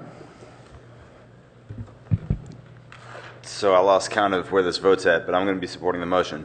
And because I think it makes a decent schedule and system better. For 2 main reasons. One, three main reasons. One is the concerns that Councilmembers Schmid and Klein have brought up in their colleagues' memo about what can happen in emergencies with mayors and council members out of office. The second is it's awkward. It's a weird thing as a new council member. You get elected in early November. Unless the vote was really close, you're not too worried about the county auditor's certification of the ballot. And then you wait for 2 months. And I got the awkward experience of going on a trip, actually, where we tried to explain to a bunch of folks in China what was I? I was elected but not sworn in. So I was like, there's a term for that I'm blanking on right now. And it's, there doesn't seem to be... There we go. There doesn't seem to be a real reason. And by the way, that was a trip that I paid for myself, just in case anybody was going to chase that. And it doesn't seem to be necessary to have new council members wait so long before being sworn in, getting the opportunity to really meet with staff, feeling like they belong. Staff is happy to meet with us ahead of time, but you feel kind of awkward about doing that. So give the new council members a chance to really dig in. There's still a month break in between getting elected and when they would be sworn in. but let them have a chance in December and over the holidays to really absorb a lot of the material that one gets as a new council member. For the second reason, or the third reason, I guess, is for the new mayor. And it gives the new mayor a chance to have the holidays. You know, oftentimes you don't know really until that first council meeting in January who the mayor is going to be. Rarely is it very clear cut. So this gives the new mayor, a chance to actually strategize over the holidays. They've been chosen by their colleagues. They've been sworn in as the new mayor. And now they get that time, that quiet time over the holidays to really plot out strategy for how they want to see their year go. I think there's a lot of value in that versus being sworn in, thrown in January and immediately having to hit the ground running. So I just don't see a lot of the downsides, I guess, to this change, and I see a lot of the upside. So I'm happy to support it. And I think that more people will be around for our pomp and circumstance meeting that we'll have, which is a very nice tradition, and I personally enjoyed that a lot. But I think more people will be around in early December in the throes of the holiday season than in early January when they might still be out of town or that kind of thing. So it makes a lot of sense to me. Councilmember Holman. I've bounced around a little bit on this one, but I will not be supporting the motion, and this is the reason why. It really was Councilmember Byrd who kind of tipped the chart for me, and that is that I think that our protocols can address this in the hopefully, unfortunately, but it would be the remote likelihood of any kind of emergency. And so that's one reason. I think these potential situation, remote as it is, could be addressed there. And the other reason is because I think it is cost effective to do it there. There's more than one way to skin a cat. I think the cat might need to be skinned in this case, but we don't need to spend a lot of money to do it. Okay. It looks like this is not going to be put on the ballot based on my tally here. And you haven't spoken yet. No, I haven't spoken, but I'm not swinging either. So I will be supporting this. I do believe that it would be nice to have that extra time. I know I would have liked it. And I think that we can have just as nice of a ceremony, and this would be a good time to go ahead and clean that up. But let's go ahead and vote. The motion is to... And that this would be to put on the ballot an initiative to reorganize and swear in new elected officials right after the caucus comes back from the county. And that does not pass, so it will not go on. It was supported by Berman, Klein, and Schmid, and opposed by the others. So before we take up the last item, which is whether or not to put the local lottery either separately or jointly on, I just forgot to do the 10 o'clock check-in. And we have two more items to take up, which is the transit occupancy tax and then the EV chargers. And I just want to get an agreement that we'll go ahead and put this through instead of put a special meeting together on Wednesday. We can work these through. Okay. I'm saying staff has decided that we are going to do that. So I'm kidding. So we have one more item to take up, which is item number 4 on our list here, which is to eliminate the local lottery. Do we want to go ahead and put that language in the one initiative, or do we want to do it standalone, or not at all? I see nobody with an opinion yet. Okay, Councilmember Schmidt. Question about it? Just a sec, Councilmember Schmidt. Question for City Attorney on this. Member of the public raised the issue of the charter currently says by lottery, and it leaves to the discretion of the council to decide whether that lottery is from the state number or from a local thing, so that we have the power without going to the public to make that decision. So traditionally, when the council has either conducted its own lottery, a lottery that's special for Palo Alto, or has passed a resolution adopting the Secretary of State's lottery, which applies generally throughout the state. And it would be permissible to go ahead and continue to annually, or at any election where council candidates will be listed on the ballot, to go ahead and adopt the Secretary of State's lottery, which has been a long-time fixture of the state electoral system and is not in danger, responding to the member of the public's concern of going away anytime soon. Yeah.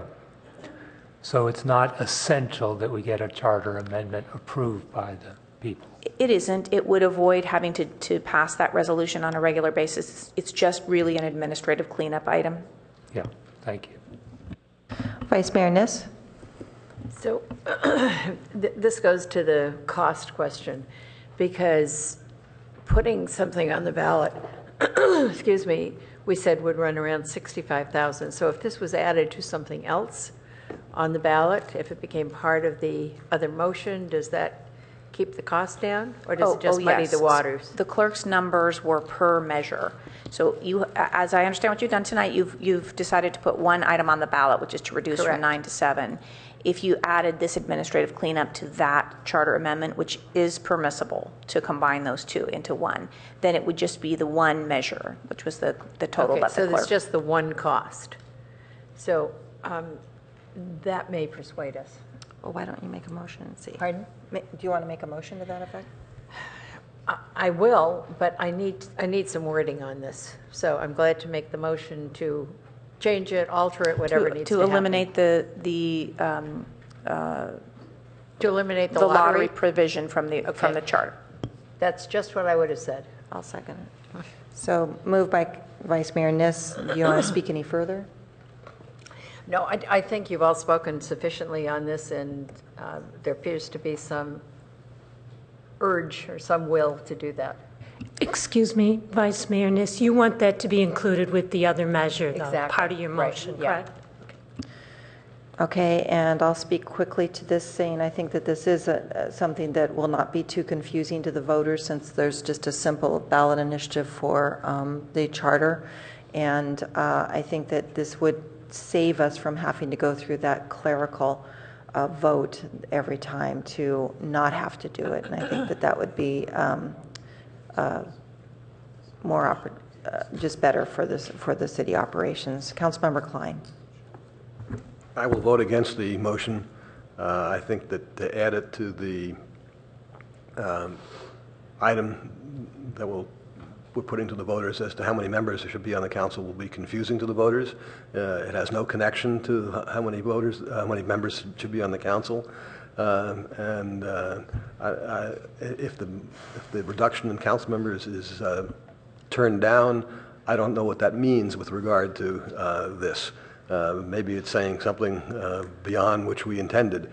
So I think it would be at best ambiguous. So for those reasons, and a third reason why I'll vote no is it doesn't accomplish anything. We've heard the city attorney say that all we have to do is or all the council has to do is to vote each year a very pro forma motion to say we're going to go with the Secretary of State system. So I don't think we're accomplishing anything, and we may be causing some harm. Councilmember Holman? Yeah, I guess my question to the city attorney is, what would we accomplish? So this was recommended by the clerk, and it really is a way simply to not do that regular resolution adopting the Secretary of State's lottery. That really, I think, is the sum of it, unless the clerk has additional comments she'd like to make. Actually, in the past, it hasn't always been by resolution, so it's gotten confusing at that time because I didn't always have council members around, so we would go with the Secretary of State because I didn't have a quorum to call a meeting, and there is deadlines that we have to have this on. So I was coming from just to make it clean and to get it off the charter. So is this something also, maybe not, but is this something also that could be addressed in our protocols or not? No, it's in the charter and it needs to be implemented, but it's permissible to implement it by a resolution adopting the Secretary of State's order. And it may have been that in the past that was not something that was a regular part of the work, but I think it's not a big deal if we go ahead and handle it that way. And I do have it on the August 4th council tentative agenda for a resolution to go with the Secretary of State. Councilmember Scharf? Yeah, I think I agree with Councilmember Klein. It's if we put this on the ballot and it fails if we combine it with lowering the council members from 9 to 7, and that fails, and then we go ahead and do a resolution to do that, it looks like we are thwarting the will of the people. And I think that's a problem. I really do. I think we really tonight should decide if we're going to put it separately and spend the money and put it up for the voters, or we should just not do it at all and wait for some other opportunity if we think that's the right thing. Make a substitute motion. What? Take charge. I was just going to vote against this motion. I don't need a substitute motion. I'm just going to vote against this one. So I'm going to vote against the motion to eliminate the lottery position from the charter to be included in the other measure going on the 214 ballot. Councilmember Price. I've been persuaded by the comments made by the two preceding speakers. I will not be supporting the motion. Okay, I see no more lights, so I'm going to call for the vote. At this point, I'd vote against And the motion fails with Councilmember Niss and Shepherd voting in favor. So, is there any more business on this item? Would Madam anybody Mayor, like? Yes. I do have one question for clarification. There are two sentences in this charter section, section 2, On which what is page are titled you Number on? and Term. If you turn to your packet, well, it's page 3 of the staff report. I don't know if there's a packet page. Page Okay. 3? Page 3. At Of the the staff bottom where we report. talk about reduction of seats, that's what you voted to put on the ballot. It's good drafting practice when you amend a paragraph of the charter to take out obsolete transitional provisions. And there are two sentences in this paragraph that are completely obsolete. It would be my general practice to recommend that you delete them. I'll point them out to you. But especially given Councilmember Klein's comment about the potential to confuse voters, I would like the council's direction on whether you want to leave them untouched. Okay, so this is the sentence 3 lines up from the bottom. The terms of council members who took office on July 1st, 1977 shall expire on December 31st, 1981. So that was a sentence that was put in there because at the time it was important to map out the way that this transition would be made. It's over, it has no application. It's just a rump sentence there that has no meaning. So I need to know whether you want to take it out. The second sentence is the last sentence of the paragraph. Terms of office commenced before January 1, 1992 shall not be counted when determining eligibility under this section. Again, it has no meaning or application now or going forward. Would the council like to direct me to take those sentences out, or should I retain them? I'll move that we direct her to take them out. Second. Okay, moved and seconded. Is there any, would you like to speak to your? No. Would you like to speak to your second? I see no lights. Let's go ahead and vote. And we have voted unanimously to take you up on your offer. Thank you. And that, I believe, concludes everything that's on this item, unless somebody wants to make a motion to put the lottery on separately. And I don't see that happening. So with that, we have 2 more items to take up tonight. Item number 22, about the ballot measure with the TOT, and then the public hearing, item number 23. I know we have a lot of speakers for the public hearing, and I just wanted to see if it would be a huge inconvenience if we took up the EV first. I think staff on the TOT item include at least 1 outside consultant? 1, 2. Maybe more than that. But otherwise, we are here, and I'm sure the consultant will remain if the council wishes to swap the order. I just do want to note that we do need to get through this TOT item this evening while all 9 council members are present. I want to make sure that we do take it up tonight because it's critical. And I would like to see if anybody would like to suggest a change in the agenda to take up the electric vehicle first. We do have a number of speakers on that, so that also will take some time. Okay, Gail would like to move. Councilmember Price is moving that we do that. Do I have a second to change out the order and take up item number 23 and then take up item number 22? Second. Okay. All right, let's go ahead and vote to change the order of the agenda. And that carries with 2 members not voting. Now voting. It's okay. Oh, he's gone. Okay. Okay, so we're going to go ahead and take up item number 23. And yes, I will take you up on your offer to be brief on this. This is a public, and thank you for being patient, but we also have more patients that we're trying to work through. We do have, let's see. This is a public hearing to adopt an ordinance requiring all new multifamily residential and non-residential construction projects to provide for current or future installation of EV chargers, electric vehicle chargers. Who is taking this up from staff? Peter. Peter? Okay, here's Peter. And Peter, do you have a presentation on this? Okay, so there's going to be a presentation, and then there is a motion, a recommended motion under recommendation.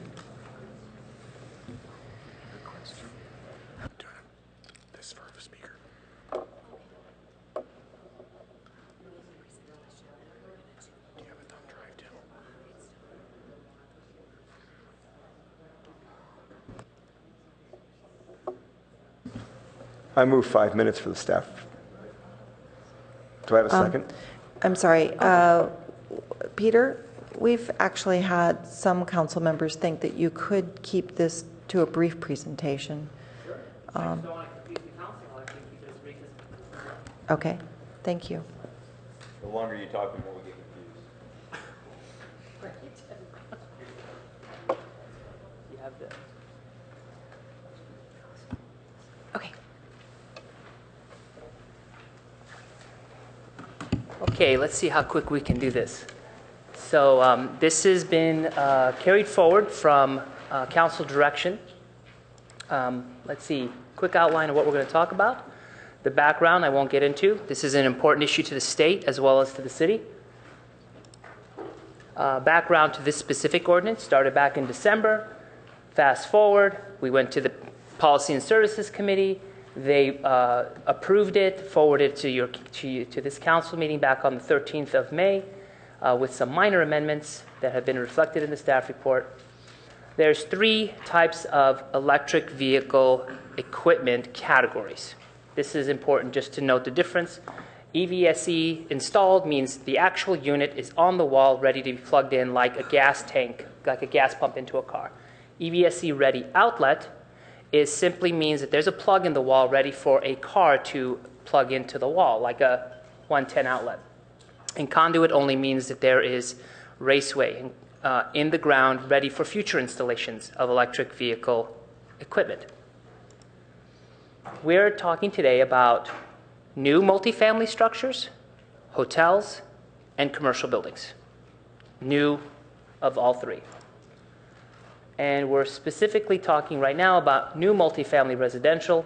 The requirement going forward, proposed in your package today, is that for every residential unit that's multifamily will require 1 electric vehicle ready outlet, meaning that a car can pull into the parking spot, use their adapter to plug into the wall and get a charge. It's a 1-for-1. Every unit has a parking space that is EV capable. 25% of the remaining units have to be for future EV ready use. So meaning they have conduit in the ground ready to pull wire and basically connect.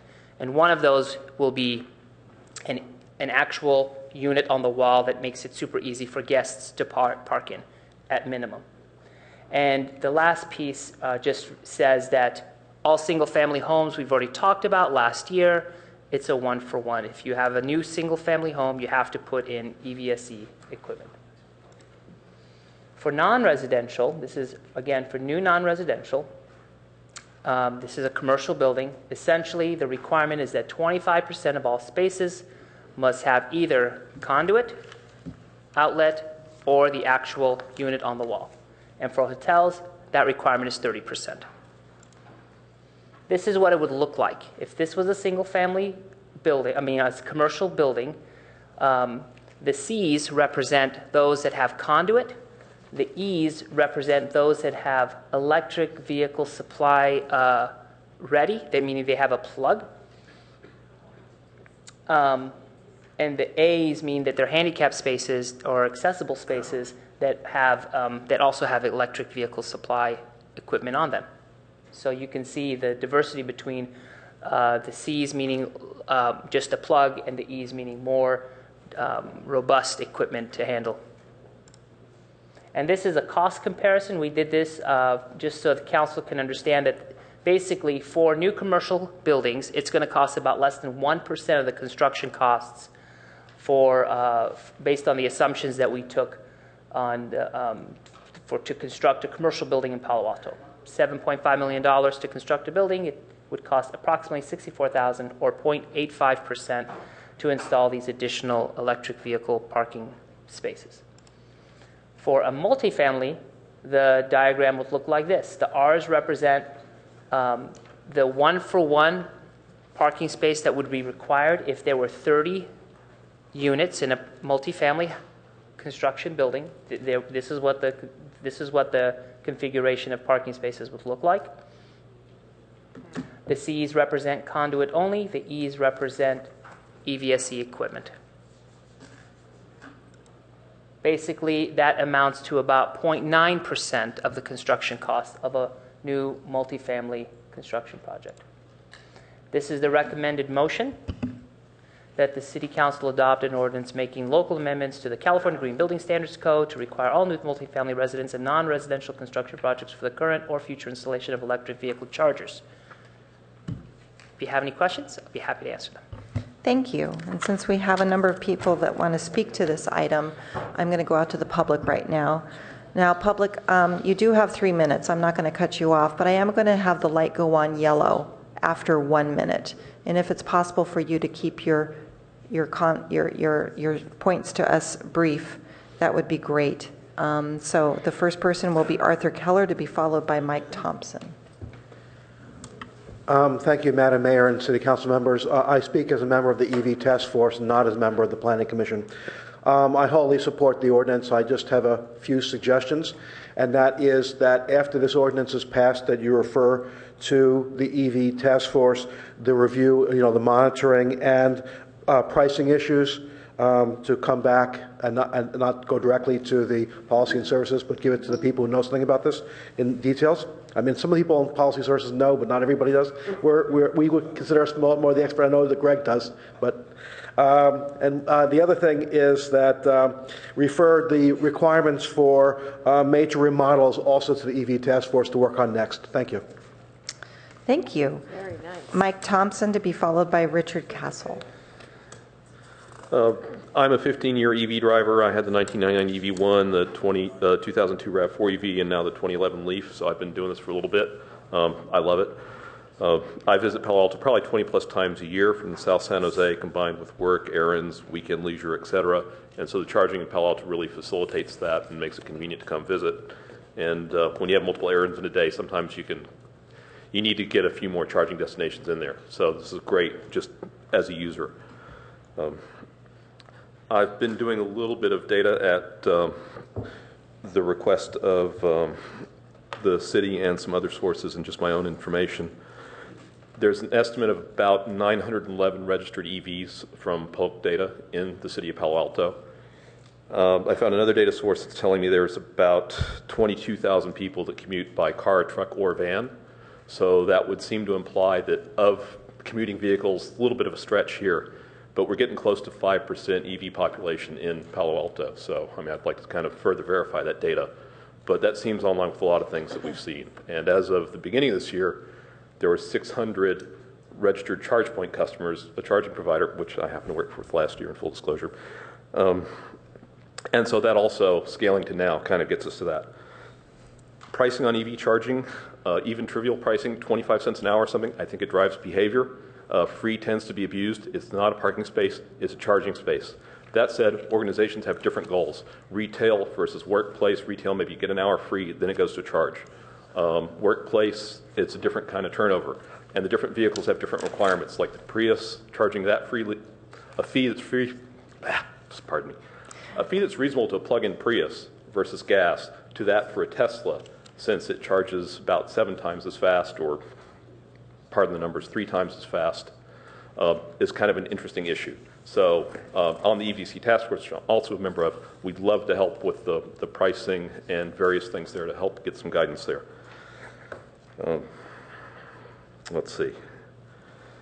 And I think that pretty much covers it. Thank you very much. And it's I'm really honored to work on the EVC task force and the steps that Palo Alto is taking here and the model that we set for other communities and the country. Thank you. That's okay. Richard Castle, to be followed by Emma Rainey. I'm Richard Castle. I was part of the task force, and I thoroughly agree with what we came up with in the ordinance.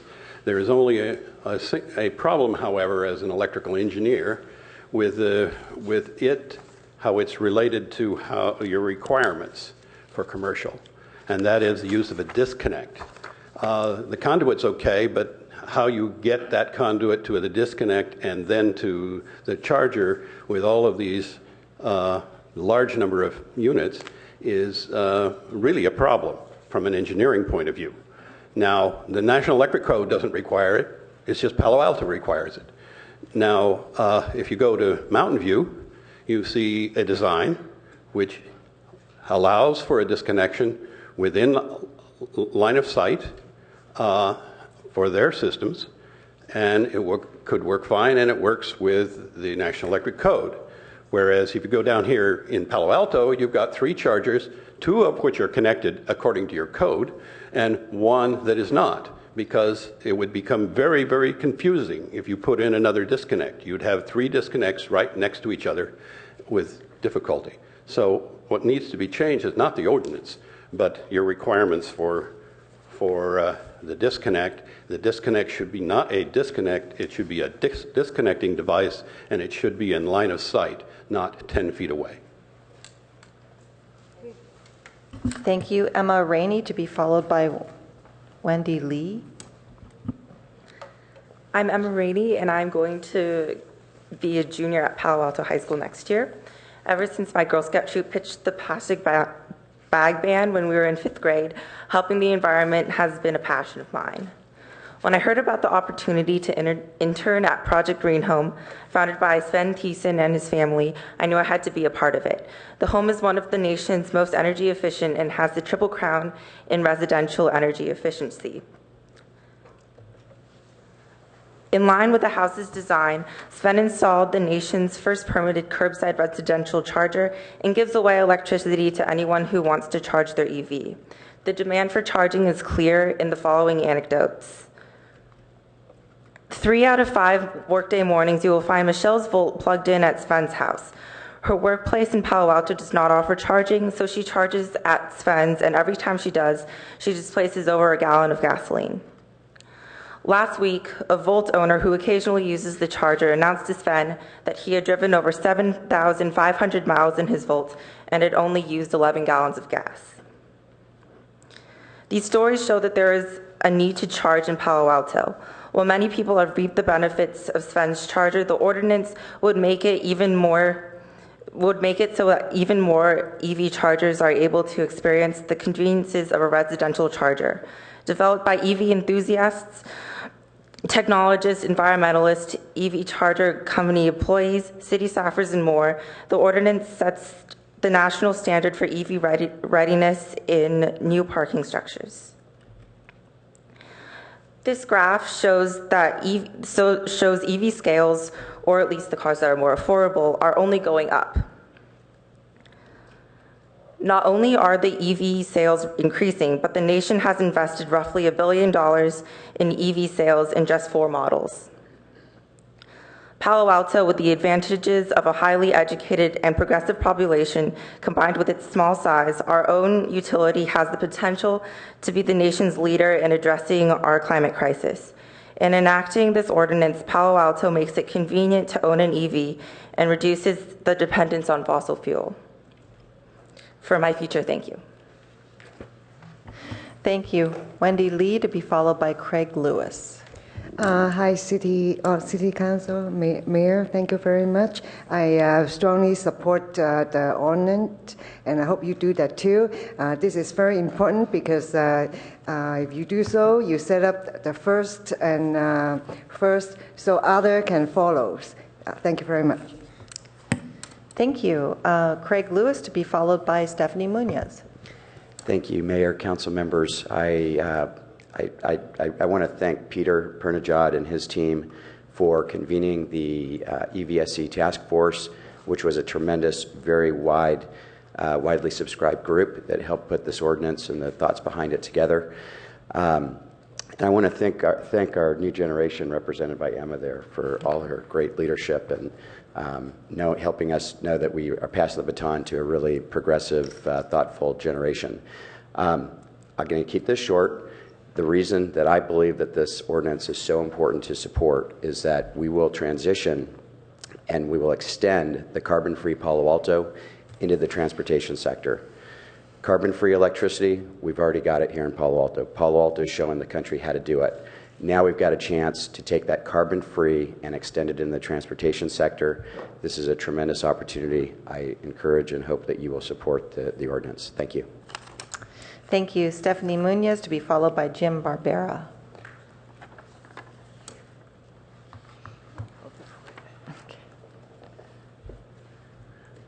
First of all, I would like to say I definitely approve of the goal of being less dependent on fossil fuels.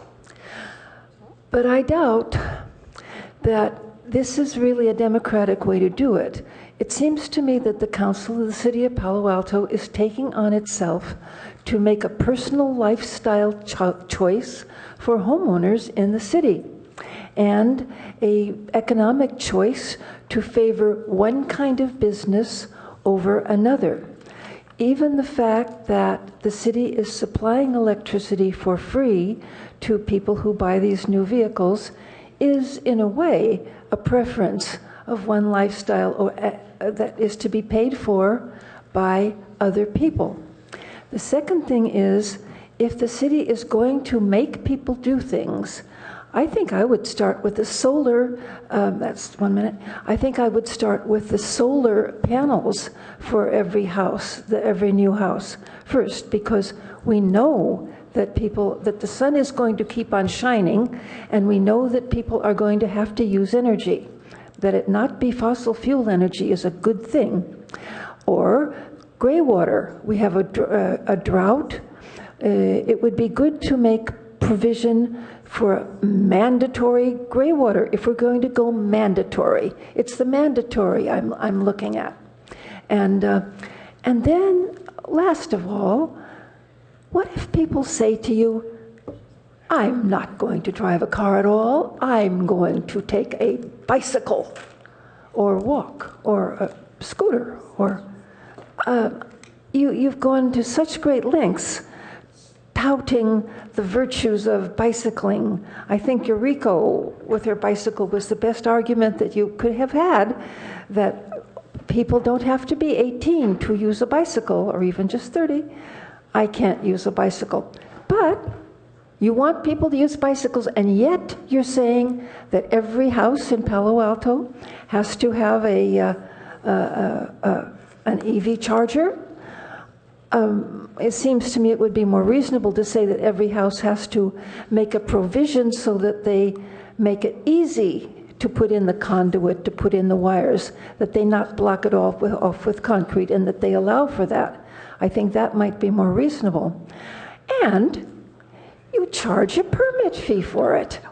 It seems to me that the first thing you would do would be not charge a permit fee so as to encourage people to do it.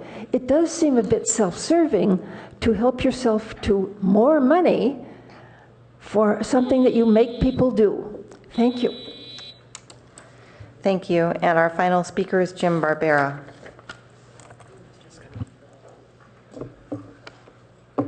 Good evening, Mayor, Council members.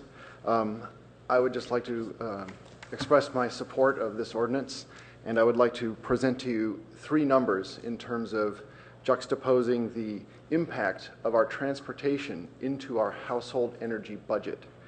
My home average consumption is monthly is 288 kilowatt hours. If I were burning gas, that amount of gas in kilowatt hours for a 30 mile per gallon car is 1,381 kilowatt hours. Now that I drive an electric car, that's 377. So I think that we are oftentimes LED light bulbs and caulking and weather stripping and everything, and we're ignoring the elephant in the garage. So I think that this is a long way towards moving us in the right direction. And to be clear, I think it's very helpful to know that we are encouraging that the homes are, new home construction has the ability to have the electric vehicle charging equipment. Thank you.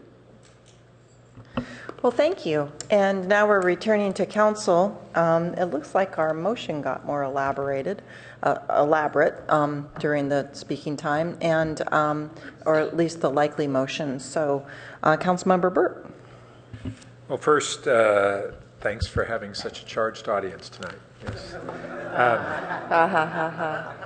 I just had one question. Richard Castle raised this issue about the disconnect and whether we should have a disconnecting device within a line of sight rather than the disconnect.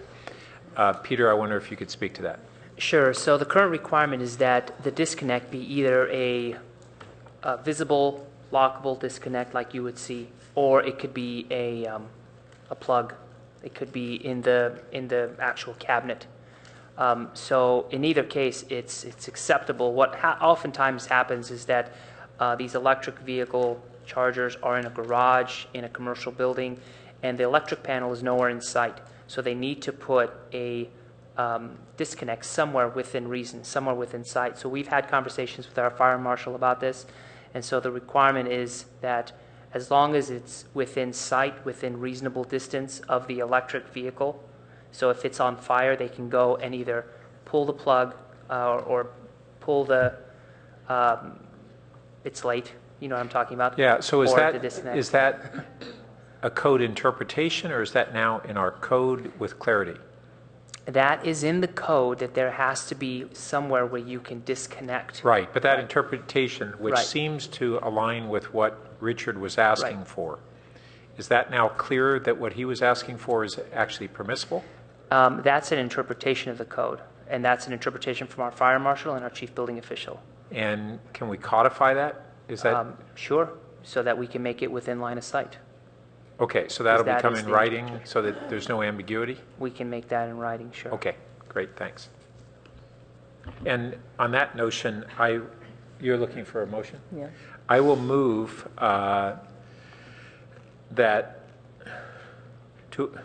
this is moving, to approve the first reading of the ordinance to adopt section 16.14.380 of the Palo Alto Municipal Code, adopting local amendments to the California Green Building Standards Code, requiring that all new multifamily residential and non-residential construction approved for the current and future.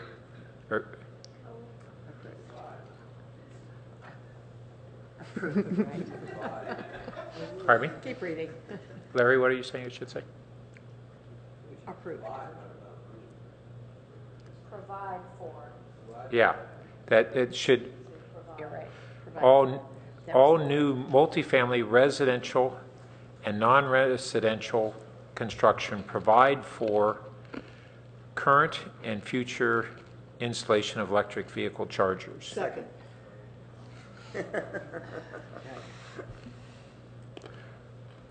And we'll have to bring that to you in another. So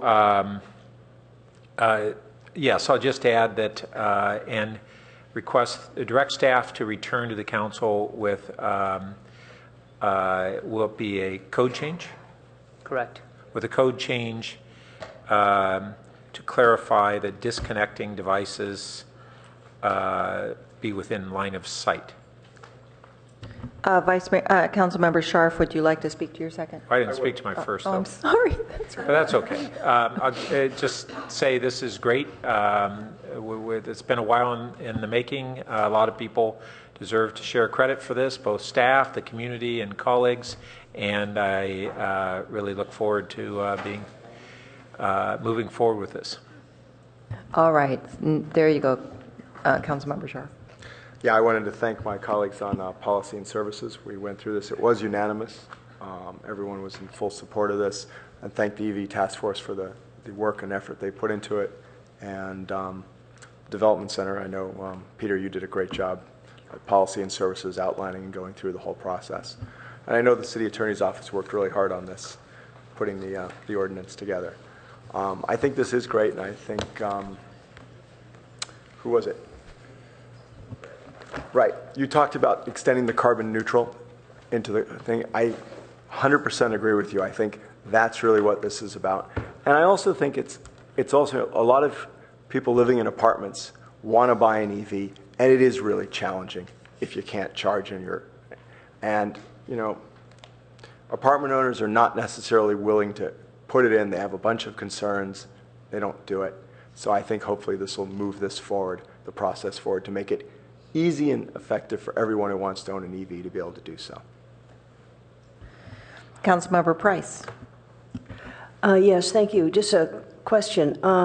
The issue of, at the bottom of page 4, it originally said the committee directed staff to deal with the issue of the cost of electricity for actual EVSE installations and guest parking, et cetera, et cetera.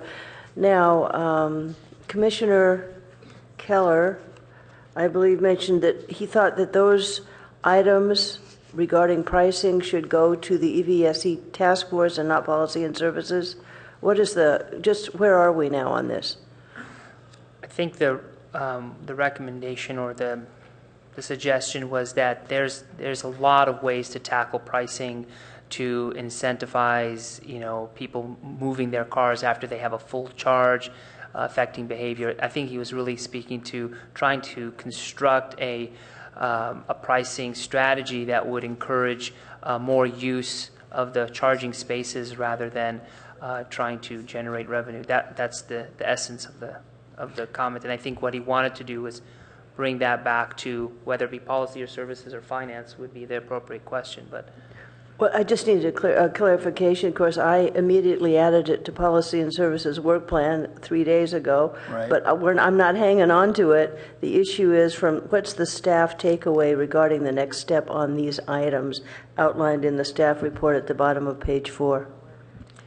Our direction would be to start, we take a summer break. The EVSC task force wants to take the summer, but then when we get back, we'd start looking at existing structures and how we might encourage or incentivize or mandate EVSE ready equipment in existing improvements. If you were to upgrade a specific part of the house, that we would require those upgrades as well. That would be the next level. So I thought that Arthur's comments were a little bit about, sending it back to the EV task force to put some more texture on some of these issues as a prelude to, say, going back to Policy and Services. That's correct. Okay, yeah. so I wouldn't see that this is not going to be coming back to Policy and Services. Yeah. Just going to do a little additional work. That's correct. Thanks for the clarity. That clarifies it, so we could look at our work plan. Great, thank you. Thank you. Councilmember Holman. Councilmember Price actually asked my question, so I'm taken care of. Okay, I see no more lights, so why don't we go ahead and vote? And that carries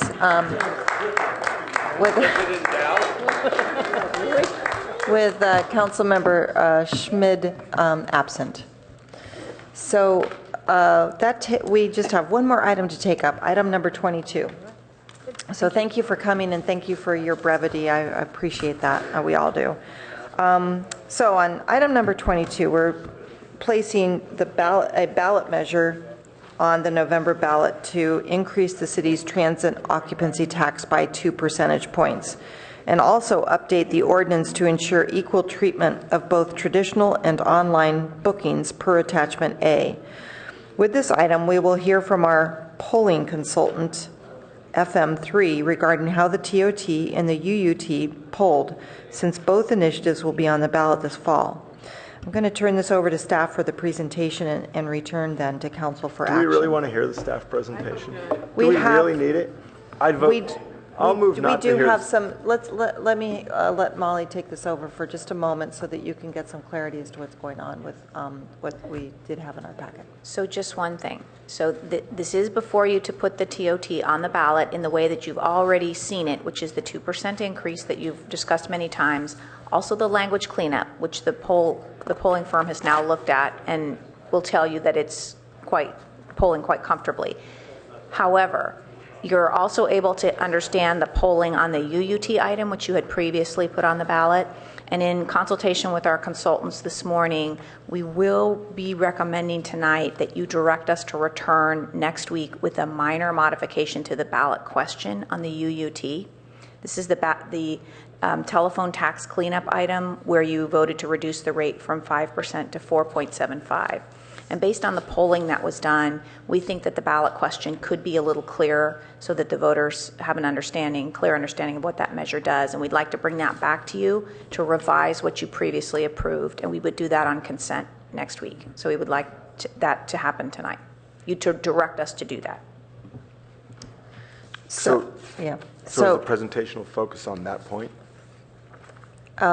This is, so there is a presentation, and so what you're Shikari saying is... Byerly is here to make a presentation. Shikari, can you describe very briefly if the council... Sure. Or just answer the council's questions? I would just direct your attention to the results related to the UUT measure, and I will just scroll through here. See if I can find my... Can I have the clerk toggle the screens also? She hasn't said which page. Which page? Okay. And so here you will see the language that we tested in the poll references the general services that would be supported by the tax without much detail. And here you see the vote. While we have a very strong margin in favor relative to those opposed, this is very typical of what we see for utility users tax measures, a very high undecided. I can say that in our experience, we've seen these poll numbers and we've seen measures passed, namely in Vallejo as well as Sacramento and the city of Stockton, who passed measures in 2008 and 2009 respectively. The polling looks similar to this. They did some public education. They worked on the ballot language to highlight high priority services, and they were able to be successful. In many cases, they were able to obtain 60% or higher in the final election. So I think our recommendation would be, given that we have a high level of undecided voters here in this ballot test, that we would take some time to consider how we might clarify the language on that measure. Okay, I want to look to colleagues to see if you've had enough information from this abbreviated version of the presentation. Is there anything that anybody feels like we skipped over? That's fine. I don't see anybody needing anything more. So I do have one public speaker on this. Herb is here. There you go. Herb, you have 3 minutes to speak on this item.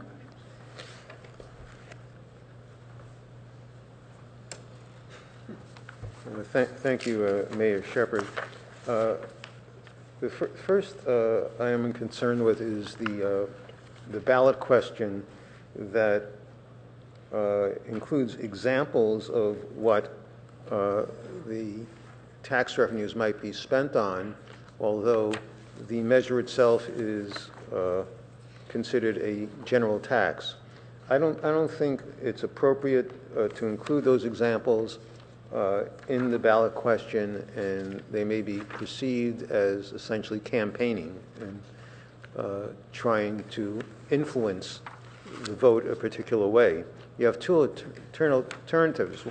In addition to eliminating those examples, you can just do that, or the voters can vote on their priorities. It doesn't mean that you'd have to spend the money the way the voters have indicated, but in other tax measures, that two-phase solution has been used so that the voters are essentially giving an indication of what they want the money to be spent on.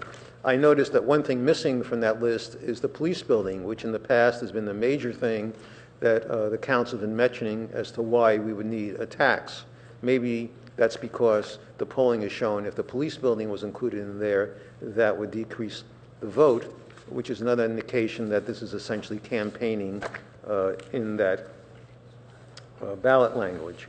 The ordinance also would give the council the power, without going back to the voters, to repeal and make other changes to the ordinance. I don't recall that being included in the adoption of the existing transit occupancy tax.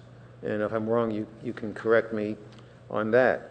Finally, on the issue of the fact that the zoning code does not permit this hotel use that the ordinance would permit taxing. That goes two ways. One, that those who would be paying the tax might disagree with the city attorney's opinion that it has no effect on the zoning code. And the second is whether the city could use the fact that it's been collecting the tax from residences that are using them as hotel rooms to sort of track down people who are violating the zoning code. So people essentially be incriminating themselves by having to be paying that tax. Thank you. All right, thank you. So let me see. The recommendation, what do you need for a motion on this? Is it the title of the agenda item, adoption of a resolution calling for a special election? No, it's the recommendation. Adopt the attached resolution calling a special election to increase the city's transit occupancy tax by 2 percentage points and update the TOT ordinance to confirm equal treatment of traditional and online bookings. And then I also would like a motion for staff to return on consent on June 23rd to update the UUT ballot language. Two separate. Yes. Yes. Two separate motions? Yes. Okay, I'm going to go ahead and make the recommendation motion at this point. Second. I am not going to speak on this. I think we've taken care of this many times. Vice Mayor, do you have anything that you'd like to add? I concur totally with your comments. Councilmember Berman, you want to speak? So I just have a quick question, and it comes off of the heels of the Silicon Valley Leadership Group's decision not to move forward with their transportation tax measure because they were concerned by the voter turnout in the primary and concerned about what that might mean for the general. Did you guys take that into account? I noticed that this poll was done post-primary, so was a new anticipated voter turnout model used for this poll? We actually go in fairly conservatively in terms of our assessments of turnout. We hope for the best in that, younger voters as well as voters of color might engage more heavily in November, but our estimates, hope that every November.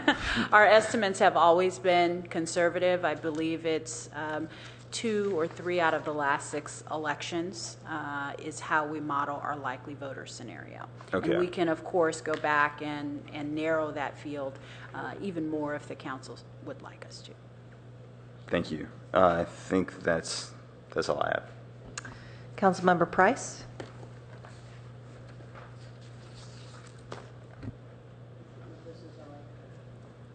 There it is. Okay.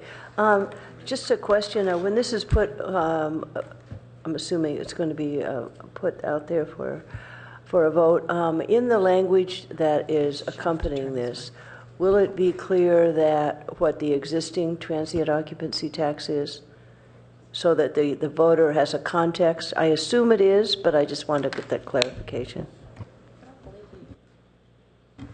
Thank you, Councilmember. I don't believe that we put the 12 and 14 numbers into the ballot question itself. They will be in the city attorney's impartial analysis, and they're in the ordinance as well. Yeah, that's what I meant. Great. Thank you. Councilmember Holman? Yes, question. I had the same question as Mr. Borak. So if we have language in here that we're including that it basically would charge or make it available to the city to collect Airbnb, for instance, TOT, but what if we decide by code that we don't want to allow Airbnb? So is this just a provisional here? It's like in case we decide later? I mean, help me understand that.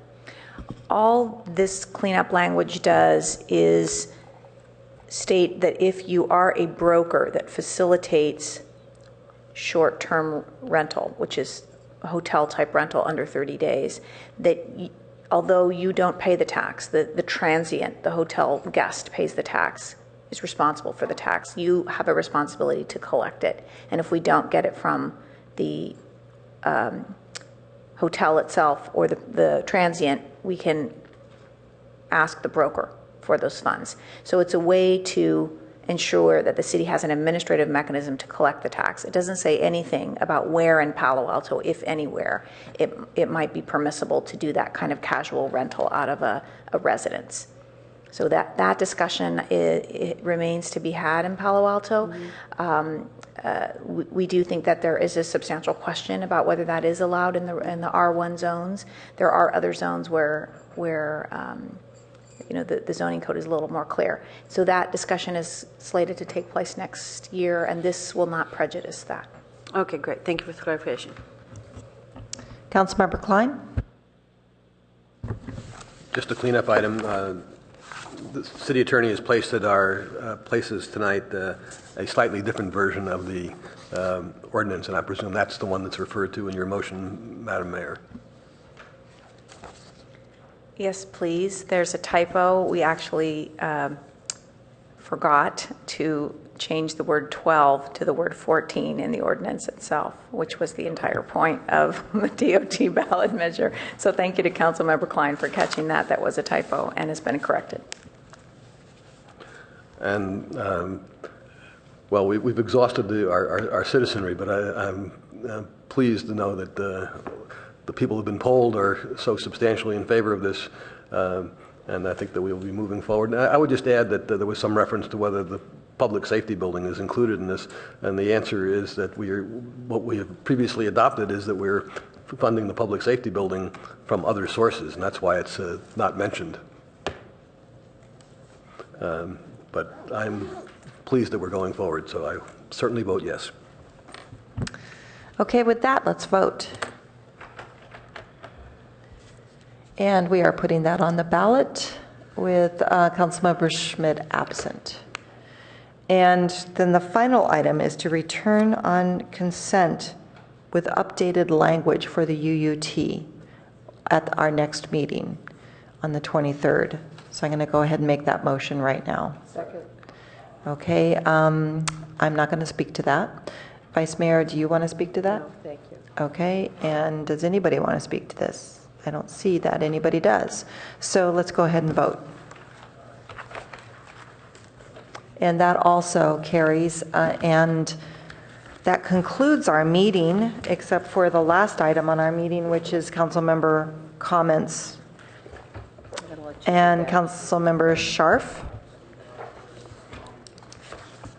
I just wanted to announce that I was appointed to the ABAG Executive Board last week. Oh, congratulations. Because you had a stellar campaign team. Because I had a stellar campaign team, and At the Councilmember ready. Berman got That's me elected. exactly right. Okay, Councilmember Klein.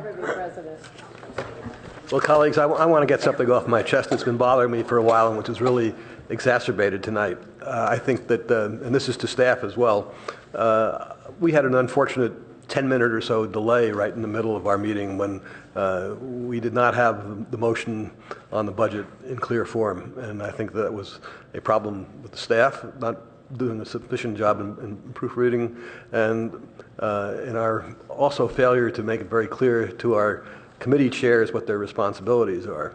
And I think we've gotten away from that because we no longer allow or require the committee chair to take the lead in discussing motions that come from his or her committee. And I think that we ought to get back to that, that it should be expected that the chair of the committee involved should make the motion involved from whatever the issue might be, and really take the lead in guiding the rest of us through whatever the issue is. And I think that it's all our fault for not really making that clear to ourselves and to our various committee chairs. I think if we had done that and the staff had understood that they really should be dealing more with the committee chair, we wouldn't have had that delay. So I hope we can get back to what I think is a better process. Thank you. And I would like to report out that I returned from Oaxaca yesterday, and it was quite a journey with a number of my colleagues here. And I think we're going to have a little presentation. But one of the very... Not now. Right, not now. It was the 50th anniversary. They put on an awful lot of pomp and circumstance and kept us very busy. And yet at the same time, the most touching part for me was to see a lot of our vehicles, our former fire engines down there, serving about 1 million people. They now have 3 stations instead of 1, like I saw in 2001 when I was down, and we gave them their very first fire truck to serve their people. And so you'll be hearing more of that. These fire trucks are named after many of the firefighters that have been helping to support this activity, and they are now up to a fleet, I think, of 26 fire trucks and ambulances. And the Marion Mandel ambulance has given birth to 20 children out of that ambulance now. And this is a region of about 1 million people that it serves, and so it shows you how impactful Palo Alto has been, and they are very, very, very grateful. 200 firefighters for 1 million people. Yeah. So, and all of the awards that we received and the reaffirmation is up in the council conference room upstairs on the 7th floor, and we're going to try to get that on display down here. Meeting adjourned.